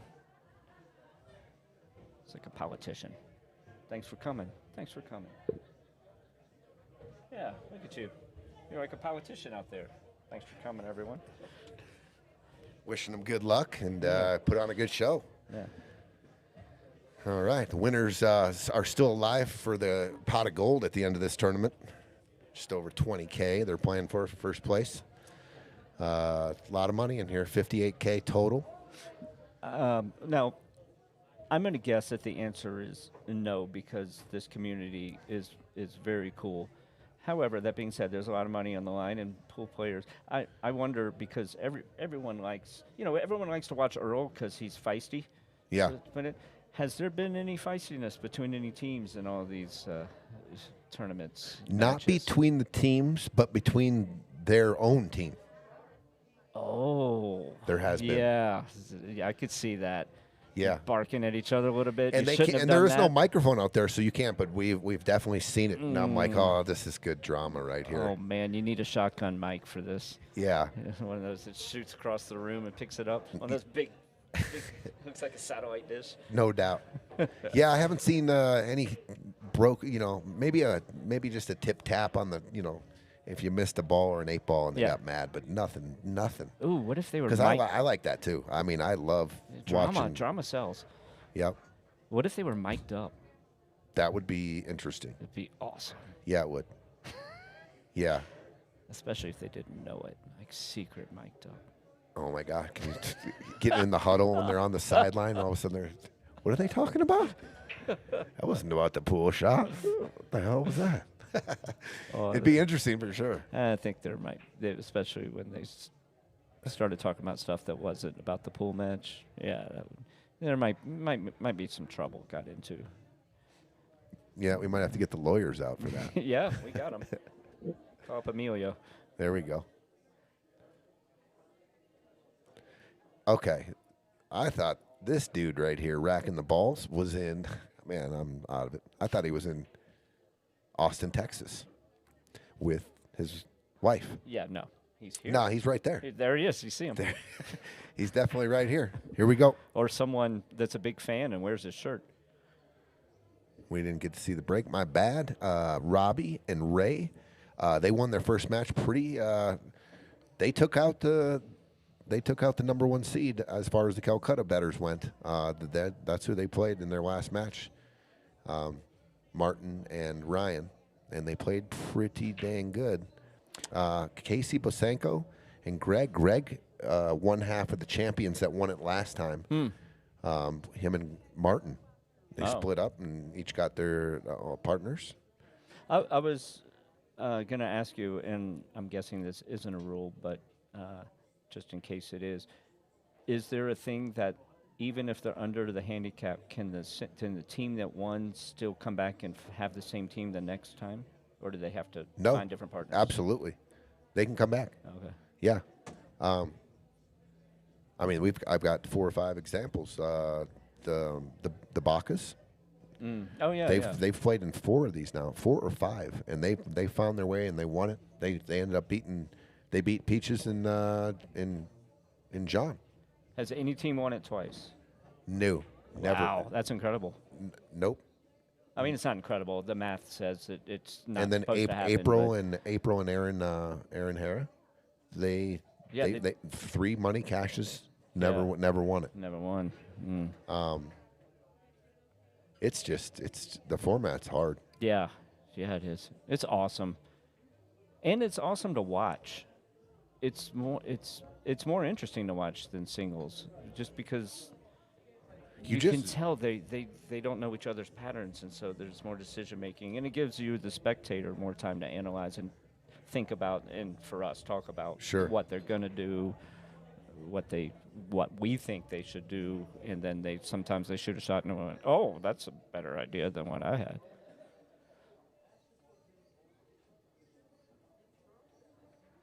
Yeah, you just never know in Scotch. Yeah.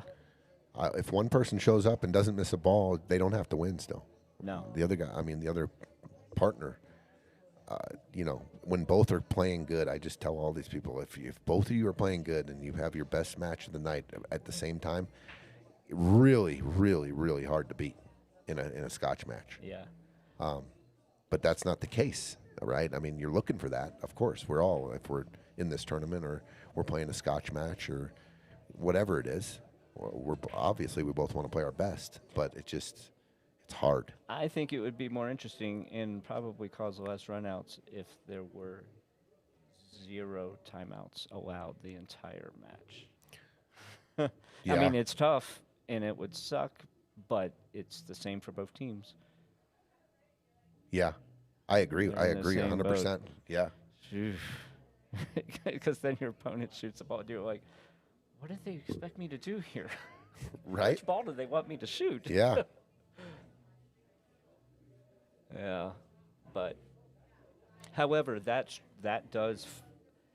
benefits the teams that have two equally ranked players versus a team with someone who's high ranked and then lower ranked.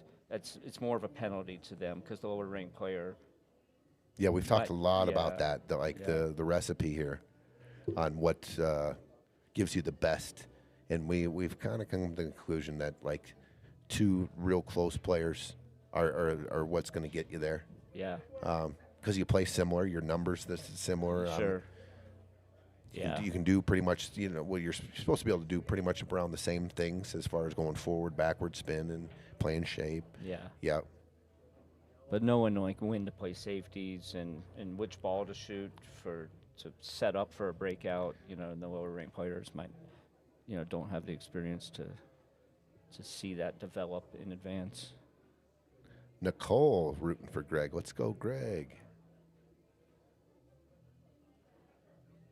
Go, Aaron and Kris. Kerfman. That sounds. It's Kerfman. It's like real an close Erfman. to Erfman. Very close. Maybe that's a Kris and Erfman fan. Yeah. That they made specifically for this tournament. The Kerfman. You are a genius, dude. The Kerfman. All right. Team Kerfman.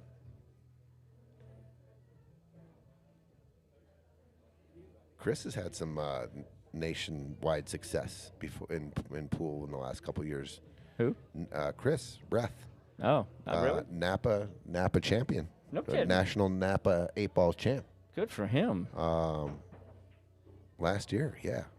Dude, that picture, he won a lot of money. I was trying to count it one time in the picture. It is very top heavy. I'm like, very whoa, top heavy. It looks like about 10K. Yeah, it is extremely top heavy. Yeah, the Final Four is a good spot to be in Napa. Yeah, because I came in, it was single limb. I came in fifth through 8th, and I got like my entry fee back out of like 110 or 120 players. Fifth through 8th, I got like my $80 back. Oh, Casey. They had an outgoing there. That was a nice little out. Well, we get to see Ray and Robbie. You just got your entry fee back. Yeah, or you just broke even? Basically, yeah. So I lost in the final. So they had it bracketed, 4 brackets, and I was in the top bracket, and I lost the finals to get to the Final Four. And the Final Four was the winner of each of the brackets. Yep. And I lost to Roland. Roland, help me out.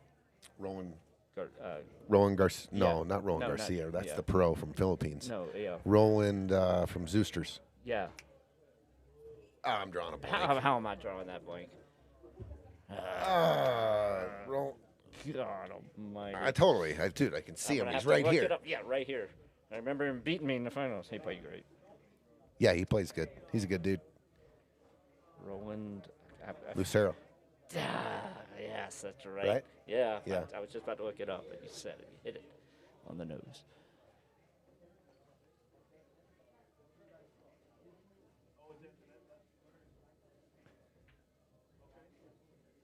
That was a fun tournament because it was in New Orleans. It was fun hanging out in the French Quarter.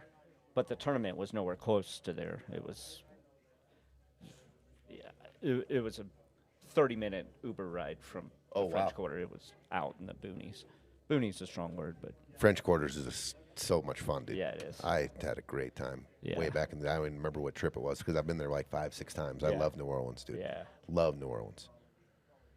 Plus, they got a lot of pool action there, too. The pool holes there are like, I mean, they've just always been on the map in the country as one of the top pool rooms. And now Buffalo's, I mean, it's legendary. Yeah. I'm trying to remember the name of that place where the tournament was. It didn't really look like a pool hall. It had there was a stage. It used to be an event center or something. There was a stage, and then it looked like they just slapped a bar in there. Had some, I think it had a female's name. Like the name of the place. Renee's or something like that. Lucy's or something. I don't know. That was a long time ago. 8 years ago, 7 years ago. I think it was right around when Napa when Napa first came to Colorado. There was a bunch of us that went down there. Remember Stephen Clark, Oh, nice. Audra. It must have been Roland like was right there. when Napa just started getting going. It did. It was. Yeah. I mean, it's my favorite night of league on Tuesday night here. It's like I full bear down mode. Yeah. I got to go to 10, a lot of 10-2 races, a lot Yeah, of yeah, 8-3 yeah. races. And Is it Wagger's Choice? Yeah. Yeah. They play a 8-ball set, and then you play a 9 or 10-ball set, and so. Oh, you play both. You get to play Man, the both. 8-ball handicaps are tough, bro. Oh, I thought the 9-ball ones were. I was playing like 10-ball, and it was well, like a 10-2 I think- race. I'm like, good God. I just think 9-ball is more demanding, and I feel like you can put a package together and then just True. play another safe and then play a pack if the table's breaking good. And you really see what, because they got to move the cue ball around the table and they have to play shape. And in 8-ball, they can kind of run into the wrong pattern and get out. They can run into another option or two options, or you know what I mean. Yeah. I just feel like 9-ball is a little more demanding, or 10-ball. So, I for some reason I have more success, I think, in the rotation.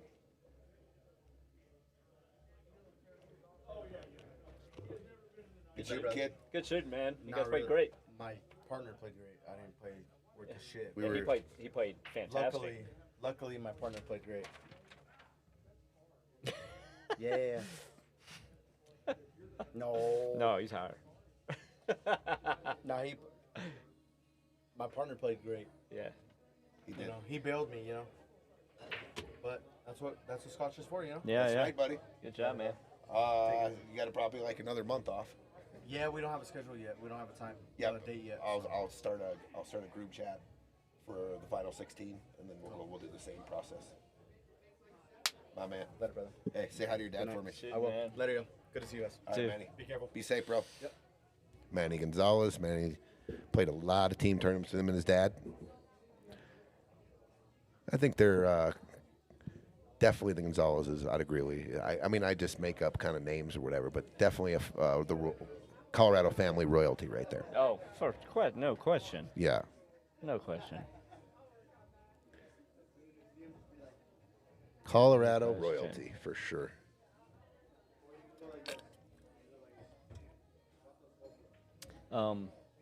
Speaking of pool leagues, did you ever play the USAPL?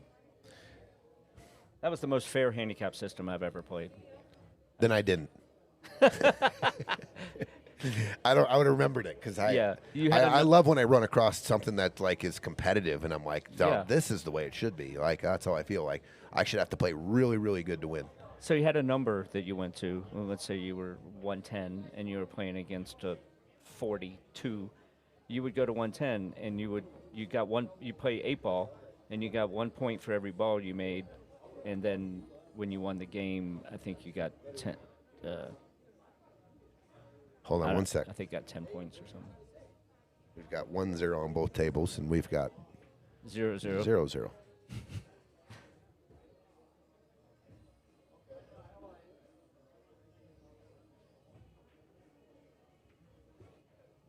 Sorry. Can you ask who won the first two games we were talking? Do you know who won? I have no idea. Can you ask someone? Yeah, I got you.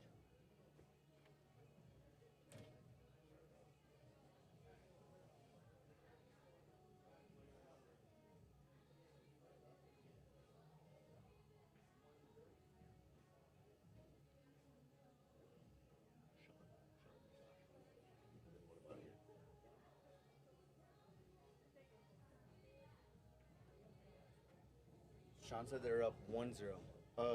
Casey and Greg and them, I don't know.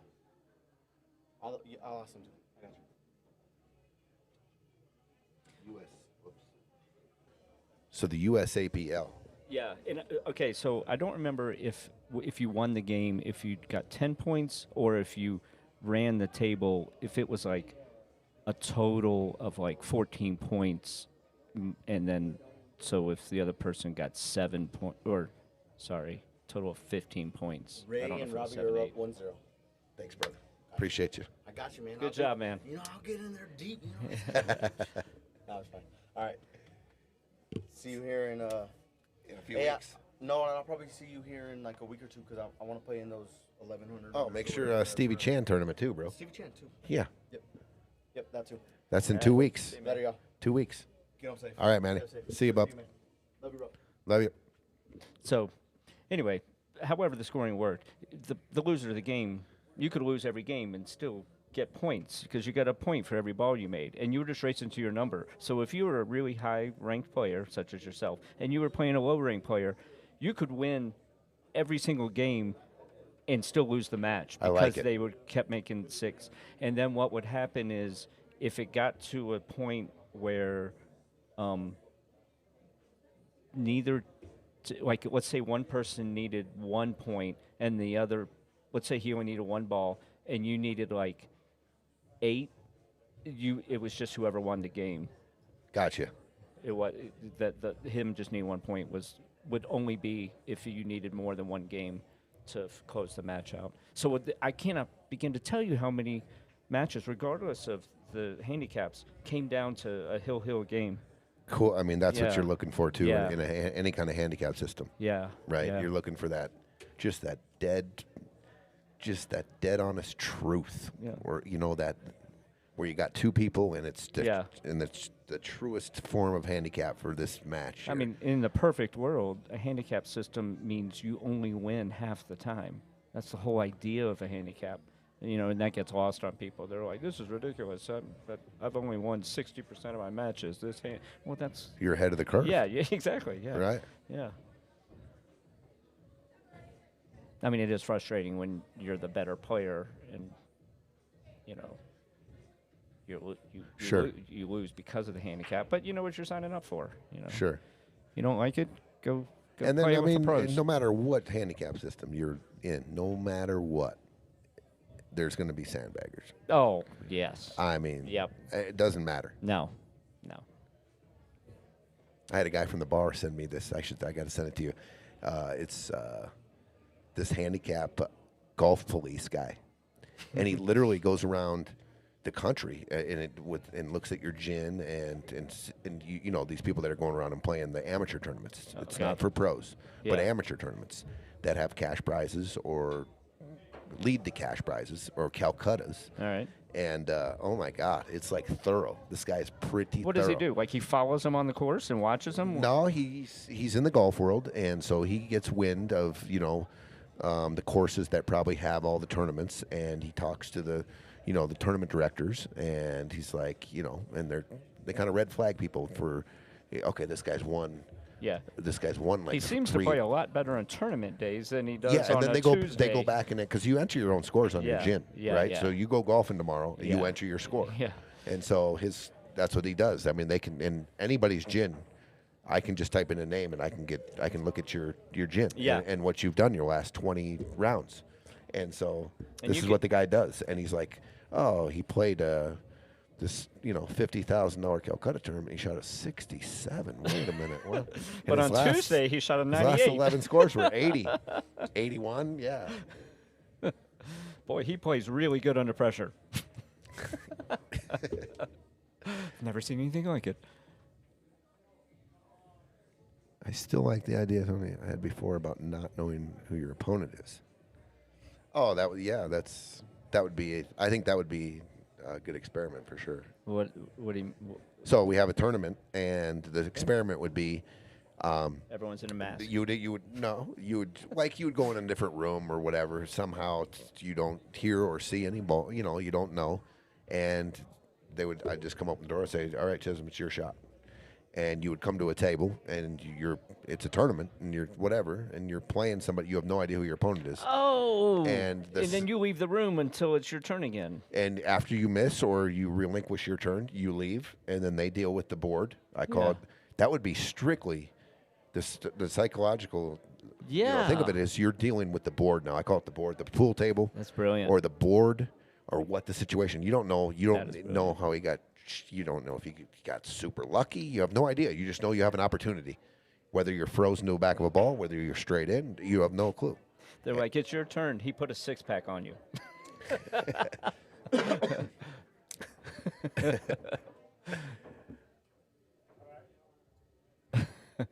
Yeah, yeah. Did he play a jam up safety, or did he miss and just get lucky? You don't know. Yeah. Yeah, no- That's No I clue. love it. So you would every time you got an opportunity, you'd be like, "Oh shit!" But I got I think you would work out the best possible solution to the board or the problem more often than you would when you're looking across at your opponent that just got shit lucky, or that they just ran 5 on you, and now you got a shot. And you're like, "Oh, Yeah. I'm deflated." In this scenario, I believe you would just be like, "Okay, what's going to be my opportunity here?" Yeah, yeah. And then and deal with it the best I can. That's awesome. I love it. That would be, I think it would be cool to see. You just beat Federgorst. No, I didn't. Shut up. No, you didn't. Yeah, you're right. You did not. No, Yeah. no. I'm kidding.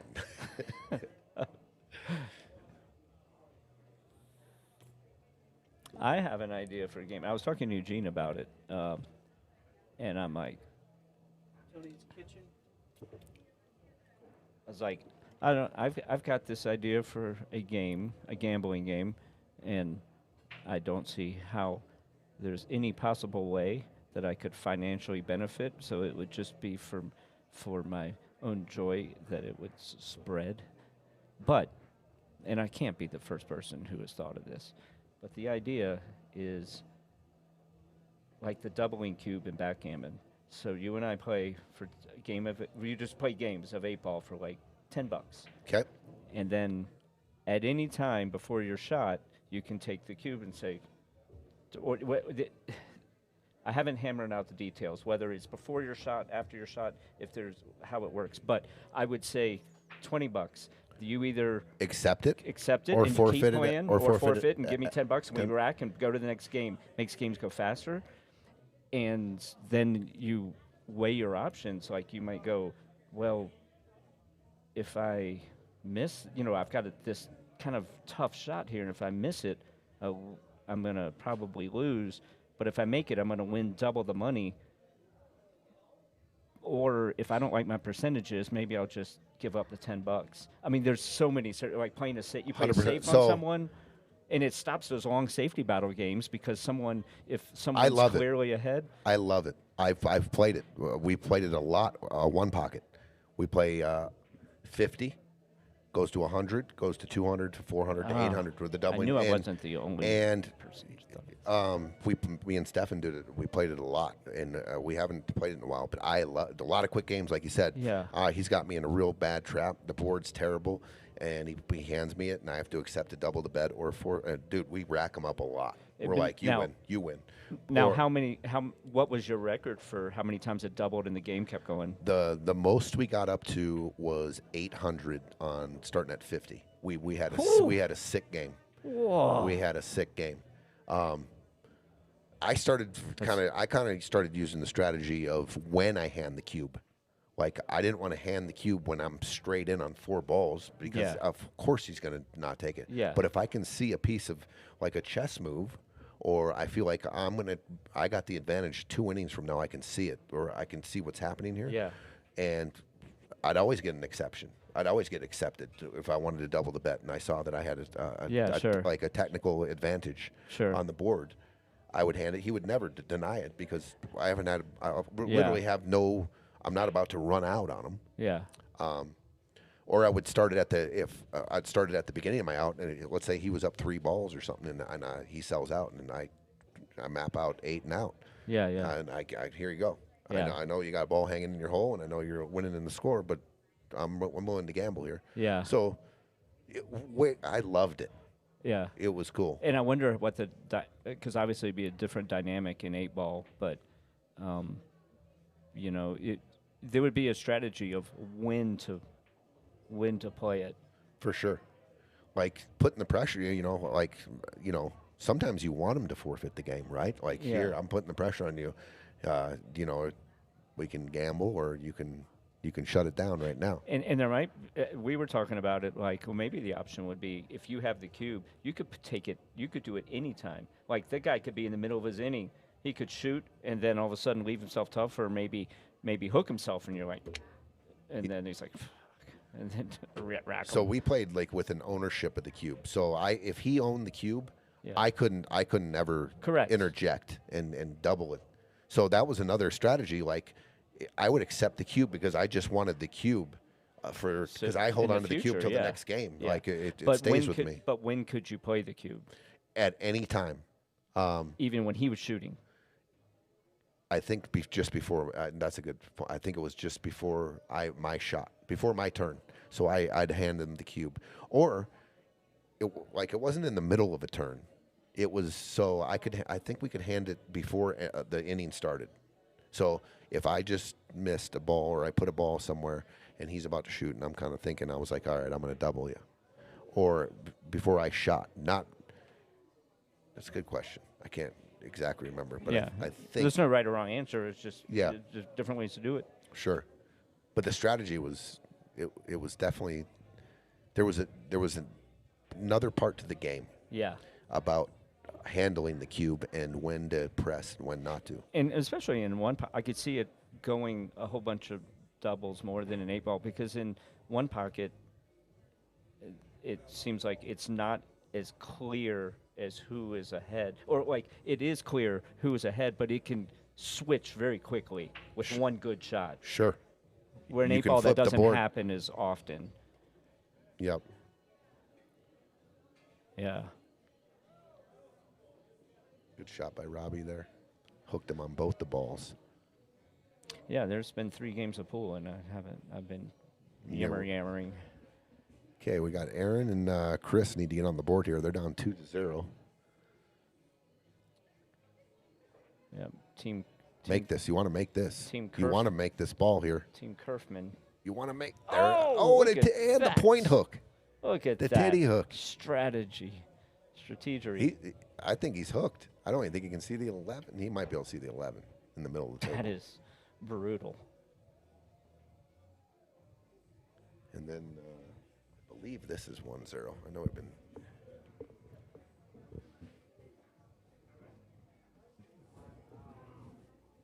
Yeah. So it is 1-0 and 2-0.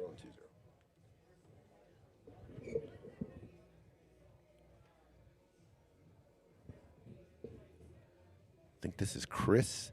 Shawn's played in this this tournament. I think this is his 3rd trip through, and Josh is first. And then Aaron's played in a couple, and this is Chris's first. I have to step up first. 1 sec.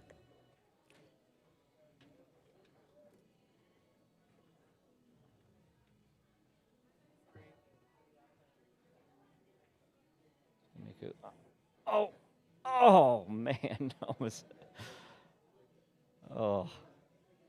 brutal. That was tough to miss both those balls.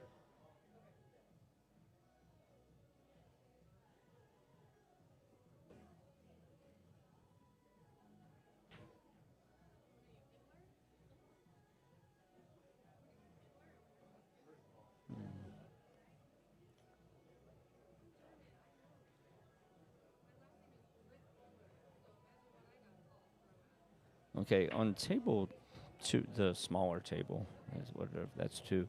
This is kind of a tricky scenario, because if you send that thing long and miss, it's going to be easy safety.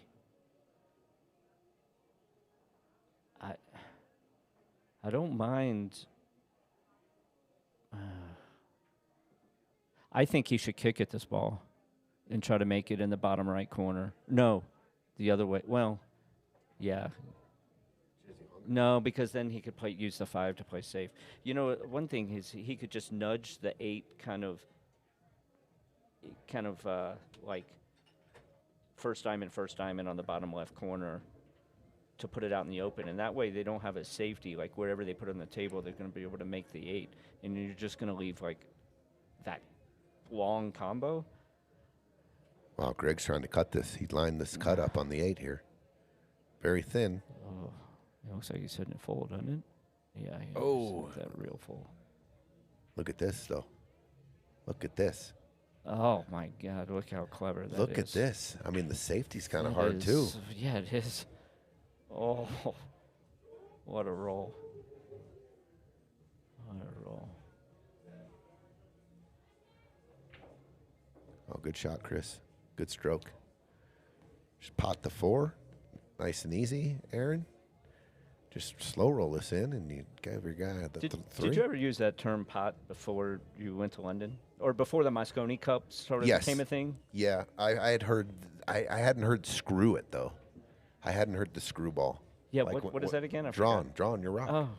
Screw it back. Screwing it back. Yeah, like I'd heard that. But you can't screw it forward. But potting. Yeah, potting. Yeah. Yeah. Pot the ball. What is it called when you roll forward, like a follow shot, if it's not screw? That's a good question.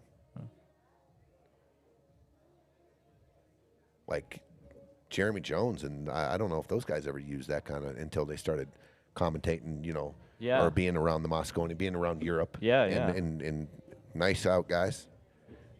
That's Aaron and Kris getting on the board. Oh, they left a shot in the 8, which I didn't see how they weren't going to. I guess he just tried to hit that 6 a little full and get that 6 out in front of the 8. I didn't see it develop, but that has to be what he tried there. Does that go on the side? If it doesn't, I think it goes in the corner off the 5. It's a real great. I mean, you'd probably have to. Come on. Yeah. Right. I bet you. I bet that's if not you, high percentage. Though. I bet you. I know, but I bet you I could. No, it's not at all. I mean, it's probably a. Oh, he put it on the side. But right here. Yeah. And just full, right? Well, I get the physics behind it. I'm just thinking of the percentages of me making that. I'd probably say 20. I make it 2 out of 10 if you set the exact side shot up. Nothing wrong with that. He should have played it in the corner. Yeah, but I mean, Robbie's going to try to he's just going to bunt the 6 here. Yeah, absolutely. There's no, he's shooting the 5. No, What's he doing? Bunting the 6. Oh. Okay. I mean, this is a hanger jump with the new jump cues, but the only thing is hanger. You can't lean over that far. If you're a lefty, it's a hanger. You have to be a lefty here to jump this. If you're a righty, you can't get all the way. You can't get all the way out there. What's the best jump cue these days? I think Q-Tech thing? I think it's either the Bushka. Yeah. I still think it's the Bushka. Just how soft and easy it is. Yeah, and I feel like the feel is there. Yeah. Or the Propel. The Propel. Who makes it? Is that Predator? Or is that Q-Tech? Q-Tech. I like the Propel. I haven't. That's what I have. One. Yeah. It's like it's cheating. Cheating, yeah. Yeah. Cheater. But the Bushka, like if anyone on my team or I can borrow a Bushka, I will take Yeah. that over my Propel. And Any day. Yeah. Yep. Look at this. He is going for the dart, and we can't see it. Well, he got a good hit. Look at this. Oh, I thought he was gonna get a little nick there and hook him. Okay, this is not an easy pattern. I mean, it's not impossible, but obviously it's not impossible. But I just mean it's, the 8 could have been much easier. I'm definitely going to use the end rail here to control my speed. I don't like floating. I mean, you could. Are you going to go back down table for the 5, or are you going to stay on this side of the table? I am going to go back down table. See if he gets straight on this. Exactly, which he did. Pretty flat there. This is it, and that is not actually, a bank no, I want to be I'm shooting. going forward here. I'm going forward. I'm putting a nice stroke on here. I'm going forward 2 rails and back to the center table. That's so easy to bobble that ball for me. Well, you don't have to hit it that hard if you put a nice little stroke on it. If you look at this. Good gracious, what a shot. Oh, my God. How much juice did he have? Oh, he just pointed to the sky. Did you see him? Dude, he pointed to us. Oh, yeah, he did. Did you see this guy? Yeah. This guy pointed over to the the booth and said, get some fire. Thank you so much. He called his own fire there. I don't know how I feel about that. Awesome. I'm not sure. So I can ring it up. I don't know if I feel about that, Shiz. I don't know. He had a pretty sporty. He deserves it. He did hit it pretty fucking good. Jesus Christ, yeah. He was just like, uh-huh. You saw it. He did us too, didn't he? God, he had a ton of righty on that. Man, that was beautiful. That's what the pros do. They make it look so effortless.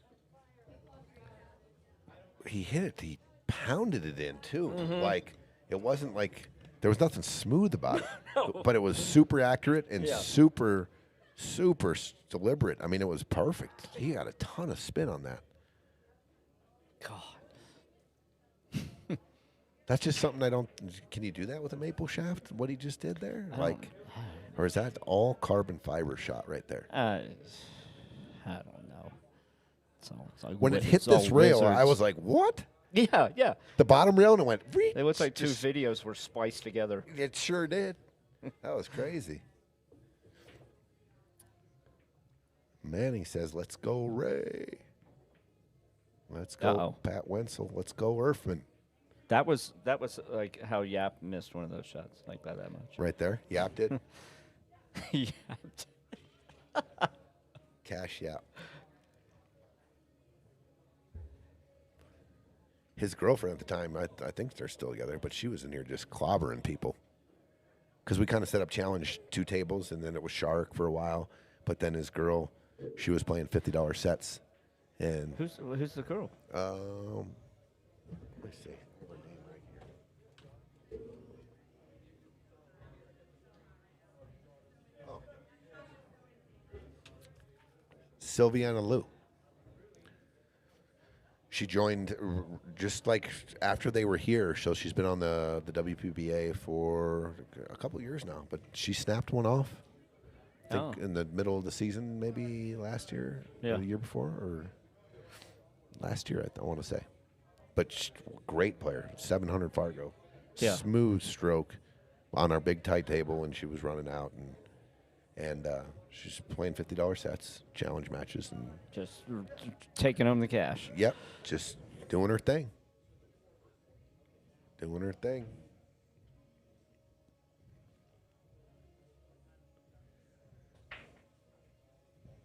It's kind of a new thing. Like, I mean, it's not a new thing, but traveling the world with your significant other and playing, and you're both champions at pool. Yeah. How cool. I know, right? Yeah. Like, how cool. Yeah. Like, that's, I can't, that's like my alarm went off. Yeah, yeah. And I woke up and I'm like, no, bring me back. I want to go back to that. But yeah, I mean, you see it, the fillers. Gorst and Koch. Yeah. Is that her last name? Yeah. Yeah. Cut. Yeah, I don't know. Yeah, I don't know how to pronounce it. Her. Yep. Champ. They're and sometimes their schedules are conflicting. So one of them's on one end of the world and playing it. Yeah, but she was playing at Felt, and then the post interview, and then they were like, oh, and your husband came in second, and she was like, oh, did he? And I wasn't following or something. She was just busy in her tournament. Yeah. She wasn't watching, the U.S. Open. Hubby's about to win $100,000. Yeah. He's locked up 50. Yeah.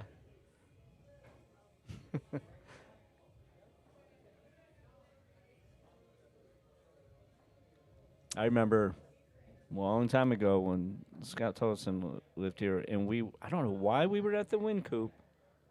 And I don't know if there was a tournament or something, and Melissa was there and Mark, and they were like, hey, Scott, we got a friend of ours visiting. She wants to gamble. We play like $100 sets. And it was like, yeah. And I was like, yeah, he does. Guy Kim? Yeah. And I think he ended up down one set. I want to say they played like 5 sets, and it was like 3-2 or something. Or maybe she played maybe down so two sets. Yeah, and it was on that house table. There was all that triple shim on it. Yeah, we're like, who is this chick? They tried to get me to play her, too. We were going to have Paradise Billiards one night, and we ended up not playing. But she plays really good. Yeah. Whatever happened to her? She kind of just didn't she get in all that trouble with like bookies? And didn't she? I think she owed a bunch of money gambling. Don't quote me on that. There was something shady happened. Something shady with her. I never heard it. Yeah, she I think she owed Gaia money. Kim, right? Was that her name, Gaia? Well, you know what? Google's going to tell me. She was a D-Gen? What happened to Gao Young Kim, the pool player? She is not retired. After the incident in 2007, what was the incident? Her last. God, we're old. Her last major documented win becoming 2016 U.S. Open Championship. She had a temporary suspension in Taiwan. Taiwan. Taiwan. Taiwan. She resolved the situation and went on to achieve further. Let's see. Dominance. All right. Suspension. She received an indefinite suspension due to a dispute involving her Korean cheer team's actions during a match. What? Nice out by Kris and Aaron. 2-2.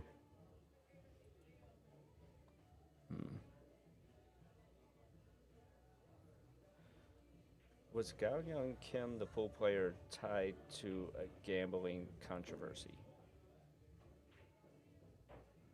Oh, these guys got No. their work cut out for them right here. They got to clear the stripes. They've got the 13 and the 11 here. Well, this is the ball. Shoot the 15 and get either on the 13 or the 11. I'd rather get on the 13 first and then play the 13 to the 11. Looks like he has an angle in the corner. Greg, you got to shoot it and get on this 13 ball right here. Okay. I was misinformed. It wasn't her. There was good shot. Some other. What a shot there. Nice shot, Greg. Some other. All right, famous Casey. Asian Now player. shape on the 11. Got to be accurate on these tables. Take them for granted. The back cut. Yeah, and over on the rail. Got to hit these good. I should set these up and practice these more because they come up all the time. When you miss these, do you tend to over or undercut? When I miss them, Yeah. I overcut them. I tend to overcut them as well. I tend to hit the long rail, and it rattles. Yeah, and when I hit it, when it makes contact, I'm like, I hit that perfect, and then I look up and it hits like the second diamond. Now Like, I I don't. missed it No, by a on a mile. valley, I do not mind this shot at all. Oh, yeah. Like my percentage and my confidence just shoots right up. On the That's what I do. On the diamonds, it's Yeah. you got to be accurate. Yeah. Yep. I mean, on the valley, you can hit center diamond, bro, on that shot. Literally, maybe even above the center diamond a little bit, and it just finds its way in. So we got 3-0, Robbie and Ray.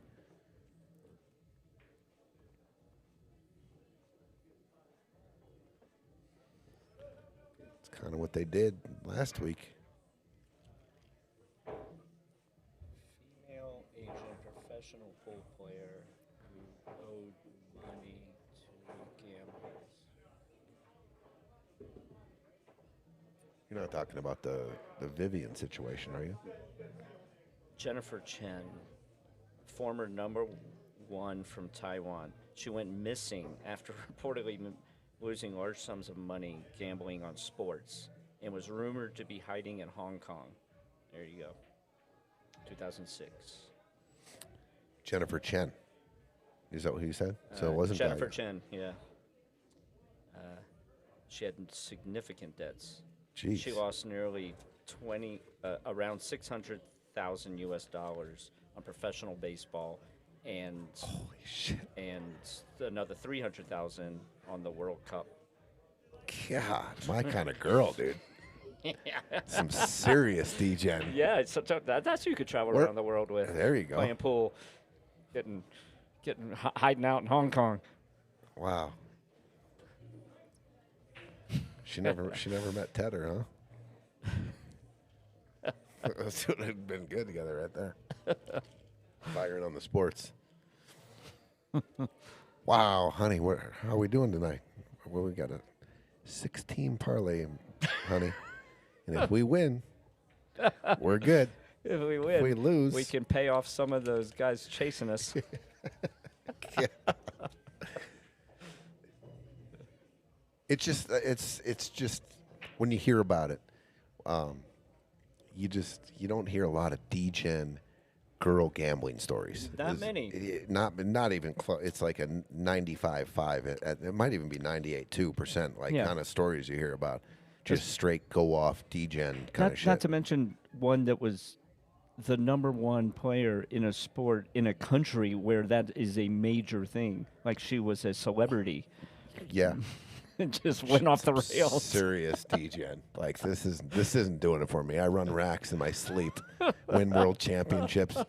I want to bet the baseball. Yeah. I want to bet Yeah. the soccer. Yeah. All of it. Yeah. I don't know anything about Man, this baseball. Pool, this pool isn't paying shit. I'm trying to snap this off. Trying to get me a jet. God. What? I don't. I like to gamble, but I hate losing so much. Like as soon as I lose, like even just get behind, I'm like, I don't want to gamble for a month. 'Cause Yeah, it just makes my stomach sick. Well, it rips your soul out sometimes. No, I mean, just losing a little bit. Like I could lose $20 on a blackjack table. I'm like, that sucked. I'm not playing blackjack the rest of the time. I'm slightly exaggerating here, but I just am not wired that way where I'm like chasing losses. Oof. I had a problem with that when I first got into gambling. I mean, it was like a physical addiction almost. It Yeah. was crazy how the compulsive gambling thing goes. You know. But this chick, another level. I'm impressed. There's something romantic about like robbing banks and then gambling real high. Yeah. And I mean, imagine the difference in the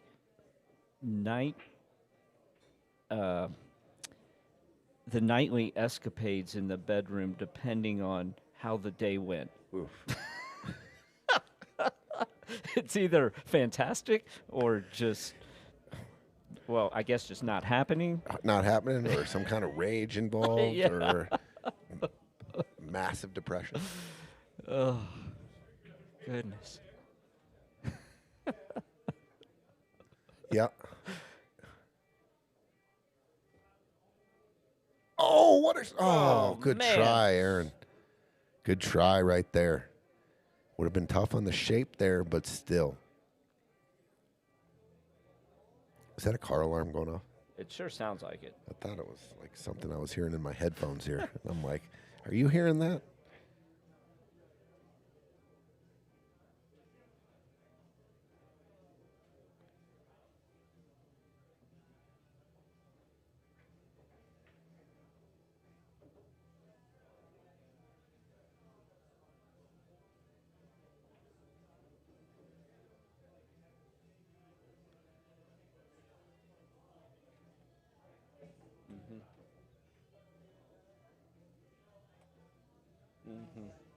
Yeah.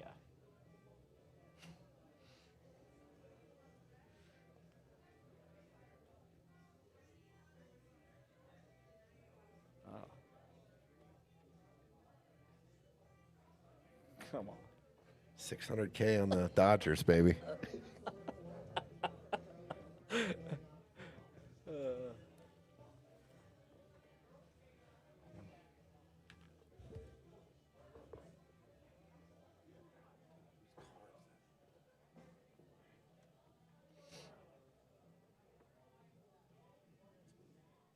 That was a good shot. Good shot. Very nice. Smart. Played a good safety there on the 5. I wonder if that 8 goes on the side. I mean, I'm assuming it goes in the corner. If they do end up shooting that 8, if they get to that ball and they shoot in the corner. I don't think it does. I think it's... You're going to get your phone ready. You're going to have to go on the corner there. Well, they're going to mess the balls up here anyway. Oh. Good hit, though, right? That was. Well, now it goes. Yeah. Everywhere.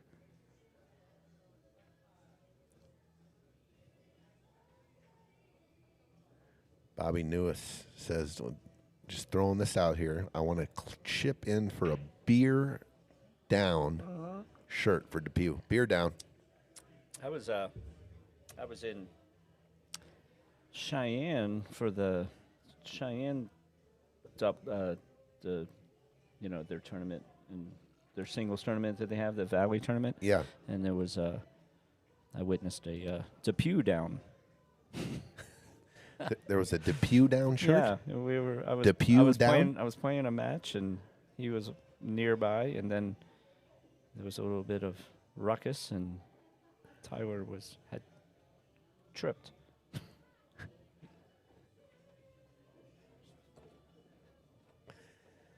Got to watch out for those rugs sometimes. Yeah, or they the- get sticky. Yeah. Good shot, Josh. All right, Shawn. Just got to, I guess, avoid the corner pocket of cut this 8 in the side all day, right? Yeah, all day. And there it is. There it is. 3-2.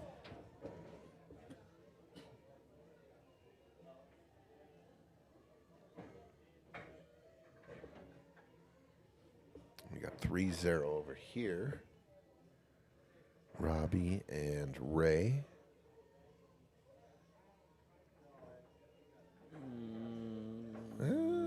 Got to take advantage. These are the kind of games you got to take advantage of right here. I mean, this is the shot of the game right here. This 9-ball, or Stripes are a heavy favorite here. yeah, he might be eyeing this 12. He could shoot at the 12 too. He's playing this 9, top left. Yeah, I like that choice. Game-winning shot right here now, and he puts it down. Look, it just spears it in. Very good shot, Greg. Man, what a shot! There, let's go. Let's give Greg some fire, Shots. and then let's run out here. Casey, what do you like here, Casey? Just roll the 11. A pretty good angle on this 11 just to roll it and shape the 15 or the 12 if you want to come out. I know the 10's there. I think the 11's I don't know. I'm definitely going to shoot this 11 ball right here. Yeah, for sure. If you slow roll it, you can land perfect on the 15. If you come out Yeah. a little bit, you can shoot the 15 in the side. You can shoot the 12 in the corner. Yeah, I mean, I guess the 10 ball is going to end up being your key ball, which isn't ideal, but Well, I don't like shooting this 10. Well, I mean, they could do 10 and stun it between those 3 balls. Yeah, draw it between the 5 and the 3. Yeah, which I don't hate. And then you got to get shape on the 11. But you got the 11, you got the 15. Like, you got multiple balls and multiple pockets to shoot at. And it gets that, because I mean, if you that end is up with not the a good cue ball. ball on their center table, on your let's just say your last stripe and your center table cue ball, the 10's not bad. You can draw out the Yeah. 12s. I love the 12 from there. Play the 12 and come down one rail and play the 8 in the lower left. What I don't like is if you get a funny angle on the 11 and you got to kind of dip below the 8 and you got that 5 could end up playing. So, yeah, I like getting rid of the 11 here.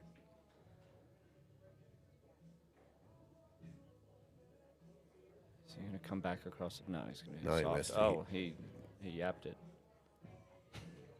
He's arguably playing the best in the world. And he yapped it. Yeah. he just won the UK Open, the Florida Open, and the US Open. And he's pounding on all the top filler, Gorst, and he yapped it. Yapped it. I want to yap it. I want to yap it. That was just, you beat me to it.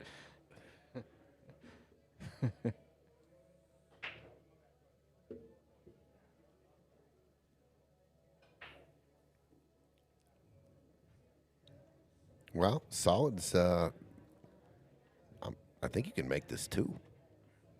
You slow roll this 2. You can definitely take the pocket if you slow roll it. You mean make it as in the combo? No. You think you can spin that in? No way. No, I guess you can't. But I don't mind shooting it right here and taking the pocket. That's true. The cue ball is going to sit right there. What shot do they have? What are they going to do? They got the 15. Well, he might sell out the 15 in the side. But the 2 is probably going to roll in front of The 10? the 10. Yeah, you'll take the pocket. But then you can't make the 2 either. Yeah, but you got balls to work off of. You're gonna shoot this 3. You're gonna kick at this 3 and try to shoot the 3-2 combo maybe. I just don't like if the 3 leaks up and it doesn't get past the side. Now you don't have a pocket. You know what I mean? I think you have to roll this. Just 2 in just front of bunt the 10. the 2, bunt it. Yeah, just a little bunt. Sit, Ubu. That goes in off the rail. Off the Yeah, tail. I like him with the cue ball on the rail there, so he can't see the But he 11. doesn't. Does he have the 15? Yeah, the 10 goes off the rail off the 2. Yeah. But what's his opening shot here? The 11. Oh yeah. He sold the 11 out, I think. And if not, maybe the 15 on the side. No, I'm not touching. I'm shooting the 11 here.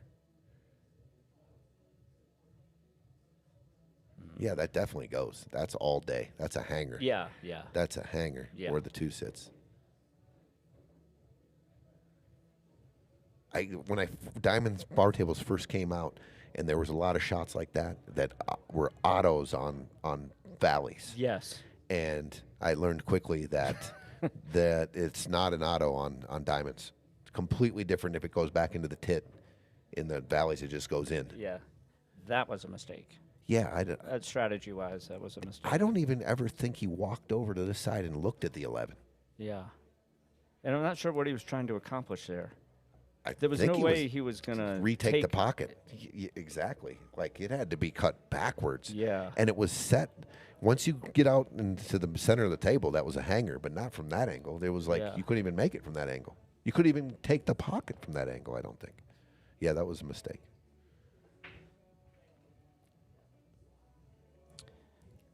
Okay, so now you just... Well, okay, the 5... I'm assuming the 5 doesn't go by the 11. So that's your one. So you got to get on this. You got to get to the 2 first, because I don't think the 3 goes by. So okay, here we go. This works. 2, 3, and then shoot the 5 down in the upper corner. right. Yeah. Although where are you going to play the 8? The 8's limited in pockets. It's very limited. It goes in 2. Wow, on just the right side and the right top right. Yeah. And then if he gets an angle on this 3 here, like if the cue ball pops up a little, you're not going to be able to shape the 5 for that corner. You're probably going to have to bump the 5. This is way trickier than I originally, because the 5 to the 8 is not going to be with only those 2 balls. I'll tell you what, if the 5 goes by the 10 here, I'm drawing the cue ball into the 8 here. Correct. Yes. And then you solve everything. If you miss it though. If you miss it. If you clip the back side of it. Yeah, you got to hit it pretty good, right? You got to hit it right where the line kind of hits the Can we see the overhead on this? Yeah. Man. Oh, that 5 goes. Yeah, it does go by the 10. That was a fantastic shot. I think he Assuming got there. He and now he spins can. in. And then he moved the 11s for the 8. That worked out exquisitely. Stay right here. Yeah. Wow, what a shot right there. Yeah. Very simple and very effective. Oh, God. Oh, and he played it right off. It's going to be 4-0. Man, that was strong work. I just don't understand what he was doing when Greg was doing with the 10 ball. Nuh-uh. Because the 10 was in a kind of a protection spot, Yeah, right? And then he just uncovered it. Yeah, you're right. I don't think he ever looked at the 11 as an option. I think maybe he just eyeballed it and went, that's not makeable. And this just broke. Aaron and Kris just broke. That's tied 3-3. Is this winter break format or alternate? A winter break. What's the most amount of packed games? We've never had a 3. Okay. And if we did, it was 1, but I don't think it was close. We've had I think maybe in all of the tournaments we've ran, you can count the 2-packs on one hand, for sure. I mean, there's been matches that we went into overtime and not one break and run. I mean, many of those, too. Yeah. Like, not one break and run, and we're going to like 10-8, 9-7 scores. Yeah, a lot of games of pool. Yeah.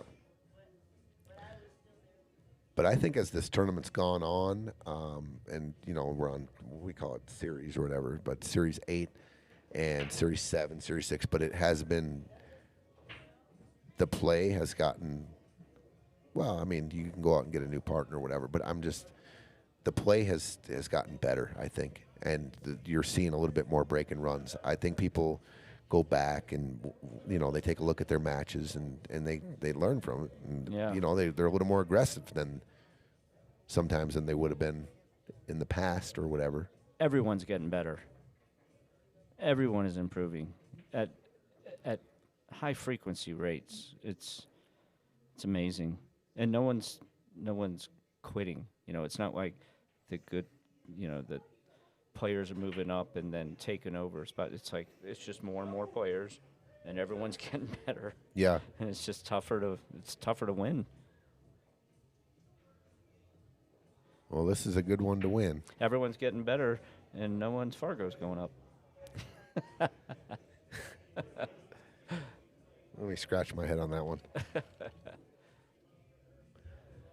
The Fargo's, I mean, like you said, there's always ways to get around the system, but it's a good rating system. A lot of times people get hung up. This is a different scenario because there's a cap. But when people look at, like, someone who's like, oh, that's a 604 playing against a 585, and you're like, oh boy, he's better. If you look at the Fargo race, like even race, that 604 doesn't spot a 585 one game unless it's like the hot and it's like 13-12. The rest of them are all even matches all the way through. Like you have to get a big separation in points before the system says, I was okay, going to say, you need like, a spot here. 20, 15, 30, is there a difference? I mean, right. It's mainly bragging rights, but those are equal level players. Aaron. Now, once you get to like 70-point difference, 100, then it's It's big. supposed to be. Yeah, it's supposed to be. I mean, if everyone could get up to like a 1,500 robust, a lot of these discussions would just be would be mute. But when we first opened this bar here, it was a huge deal because Valley BCA had not been in Aurora, Colorado in quite a long time. It was all APA country. Yeah. And so, I mean, when we first rolled out our tournament, and we got a lot of questions. What's Fargo? What's a Fargo? It's a city in North Dakota. No, but it's a movie. Yeah. And then this robust and trying to get people because we want to let people that are regulars play in these, and we want to get them qualified. Yeah. We want to get their robust up, and it's tough sometimes. You're going to get somebody who squeaks through the cracks. It's not a perfect science, but known ability is a huge thing here. Like we're trying. He plays like you, and what's your Fargo? 450, and the A player plays just like B, and he's never played a Fargo. You're a 450. Yeah, that's where we're starting you. Yeah, yeah. We're going to go from there, and hopefully we get it right. But I'm glad that VNEA is adopting their own form of that instead of the way they used to do their national rankings, which was just horrible. When they had like people in the open that were 650s, it's like, come on. No doubt. I mean, they had their own way of doing it, but it was outdated. And now I guess this will be the first year that they're using their own ranking system. Yeah, what is that called? There's it's 3 letters. It's an abbreviation. With a C, I believe. Yeah, CBR. I think CBR sounds right. Is it? And because they do have a rating next to your name when you go to Valley, and there's this number, and it's equivalent to your Fargo. Sure, yeah. Yeah. Yeah. It's supposed to be anyway. Yeah, and they've added another division now, I believe. That's going to be or maybe 2. There's 4. I think there's 4 divisions instead of 3. I don't know. Kayla was explaining it on the phone to me, not in depth, just a brief synopsis. CSR. There it is. CSR. Thank you, Rebecca. CSR, that's it. Yep. Yeah, I saw I had a CSR number. I had no idea. I've never been handed a CSR number, and I was like, oh, that's my number. Come on, you're in the Hall of Fame. You should be in in a gold plaque or something. My card, bro. Greg. Oh, look at that, dude. Greg Kingsbury put that there. It is the only time I've seen you without a hat. You look sharp. You look like, oh man, like $1 million. Oh man, stop. $100. I'll pass for $100. I love it, dude. You should autograph that. Let's puppy, stop dude. at 100. Come on, it needs an autograph. They gave me a stack of them. I got. Did they? I got a stack there, and they're in a box at home somewhere. Anything on the back? Yeah, there's like a bio or something like that. Hall of Fame. That is awesome. That was It was fun this year. It was a fun trip. Yeah, I bet.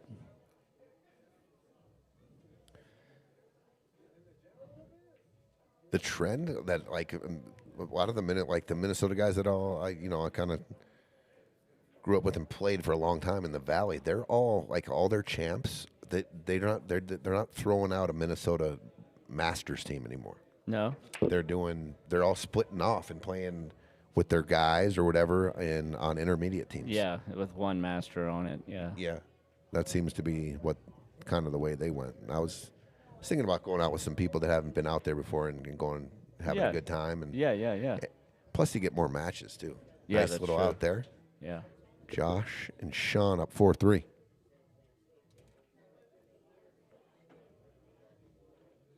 Now that you're in the Hall of Fame, do you feel obligated to go play more years than you normally would have? I mean, I know you've been playing in a lot of them, but I don't feel obligated. No. Yeah. It's more obligation for like the business of pool now.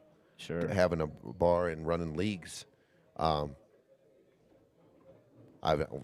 yet to go to any kind of Napa National. That would be the first time this year. Go check it out and see what it's like. Yeah. APA, I would have never in my life ever played in an APA. No, who would have thought, dude? League Who would have until we thought? opened up a bar. But guess what? The best team tournament is that Masters team tournament that they got, the 3-man teams. Yeah. What a blast. So much fun. And the format is Yeah. it's the best. Yeah. You get to play 8-ball and 9-ball in a race and a match. High pressure. Yeah. Man. Best 2 out of 3 sets, you're moving on. And another thing that's great about it versus, the 5-man format is that it's only on one table, so you get to sweat every single moment. Great point. Yeah. Yeah, like you're watching your teammate play. Yeah. You're not over there playing, and while in BNEA you play on 2 tables all the time. Yeah. And I'll tell you what, there's been a lot of time. Ooh, that's a tough roll. Yeah, that's a tough, but good roll for Casey and Greg. They're looking to get on the board here. I've never really had discussions about it, but man, is it distracting sometimes when you're playing, and especially when you're getting down and there's a ball count and you're trying to focus and you're just playing next to your teammate, and it's their shot, and man. I don't want to move. I don't want to. Yeah. I want them to do the best they can, and I feel like and then the same thing when you're starting to separate your focus. I mean, it's kind of been hard in a few spots over the years, focusing, playing the 2-table system. Sure. And isn't it crazy? Like, it is unbelievable how often when 2 guys on the same team are on the tables at the same time, 2 different tables, and they could have their backs to each other, so they don't even know.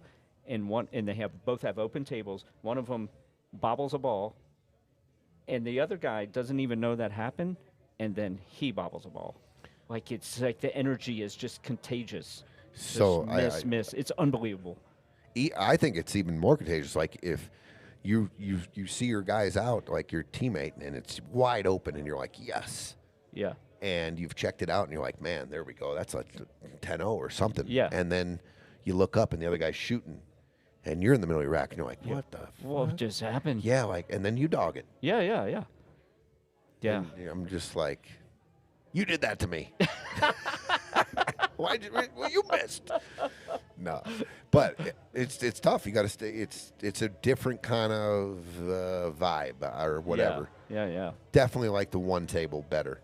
Mm-hmm. Just dead focused on one thing, and then, the BCA watching, sweating your teammates in, and it's I can't remember if we had to do this in the BCA, but I know that in previous events, like especially on the loser side, a 5-man team were playing on 3 tables.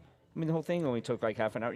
We were there. You didn't even have time to, you'd win your game or lose your game, and then you'd you'd go to sit down just to take a drink water and see how everyone's doing. Next thing you know, you're up again. Like it was just, it wasn't like a team event at all.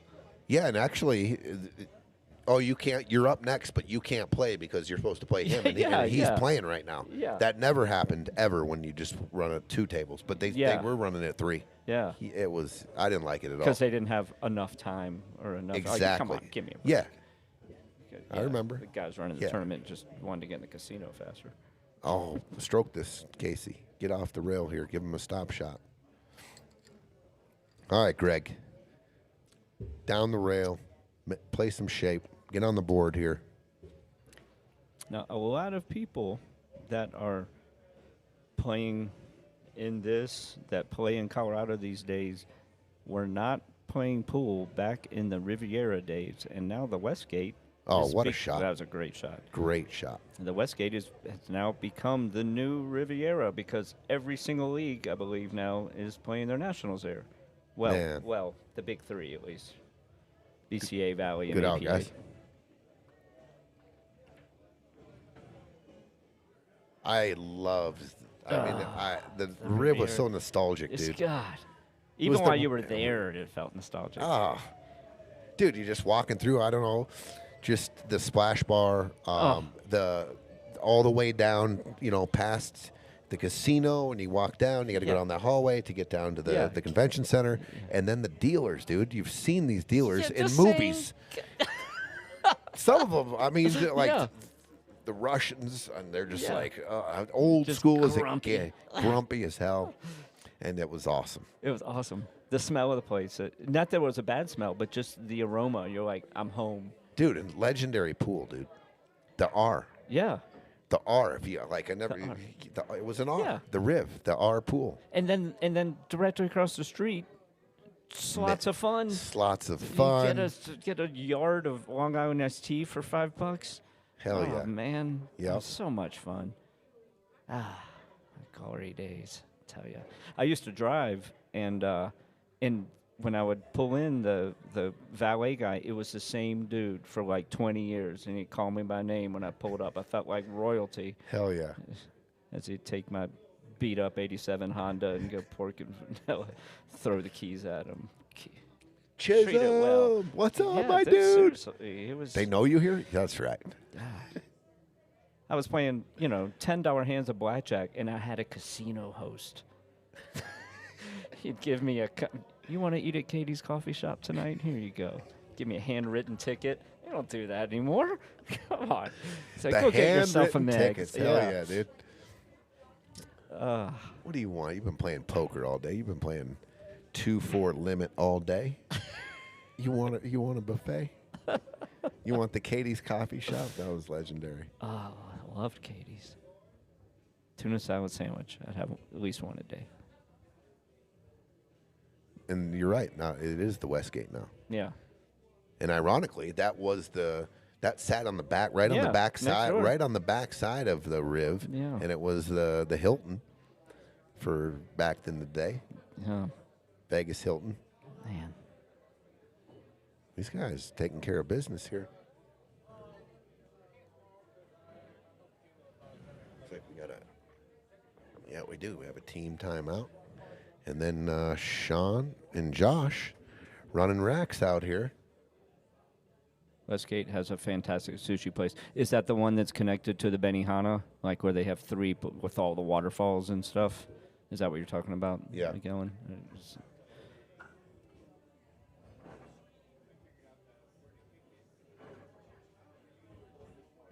The Westgate, back then when it was the Hilton, they used to have this buffet. And it wasn't the best buffet, but it was like $12. And they had shrimp cocktail, but it had unlimited draft beer and wine. That was a good deal for the drinkers out there. Get yourself some lunch and a good buzz for $12. Dude, the penthouse at the Riv. Oh man, they had the Masters up there one year, and then they had the pros.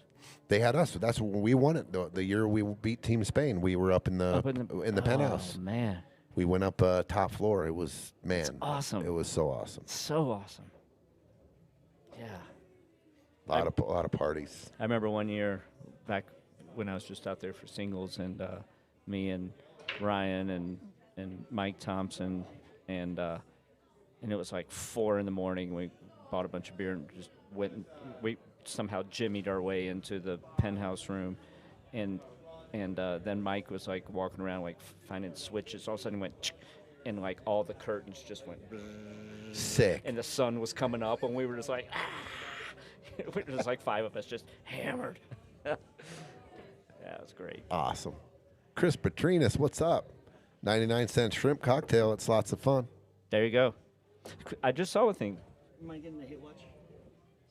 Go watch a hit.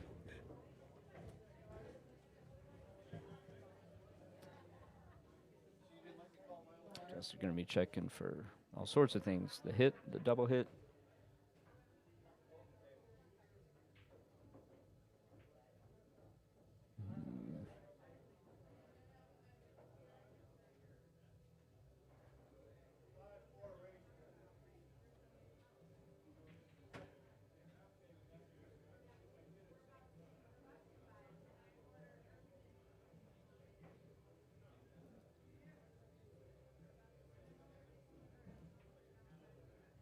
I don't know what's happening on the other table. They must have taken a bathroom break or something. Let's see. Practicing his kick shots.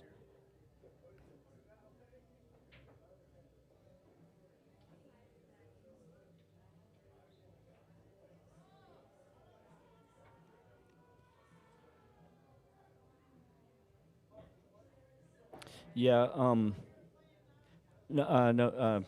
McGowan, buffet on the Strip, and worth every penny is at the Win. It's $80, and everything in there is like something you would order. You would pay $80 for it at a restaurant. He didn't make it, but I called it good. I could not.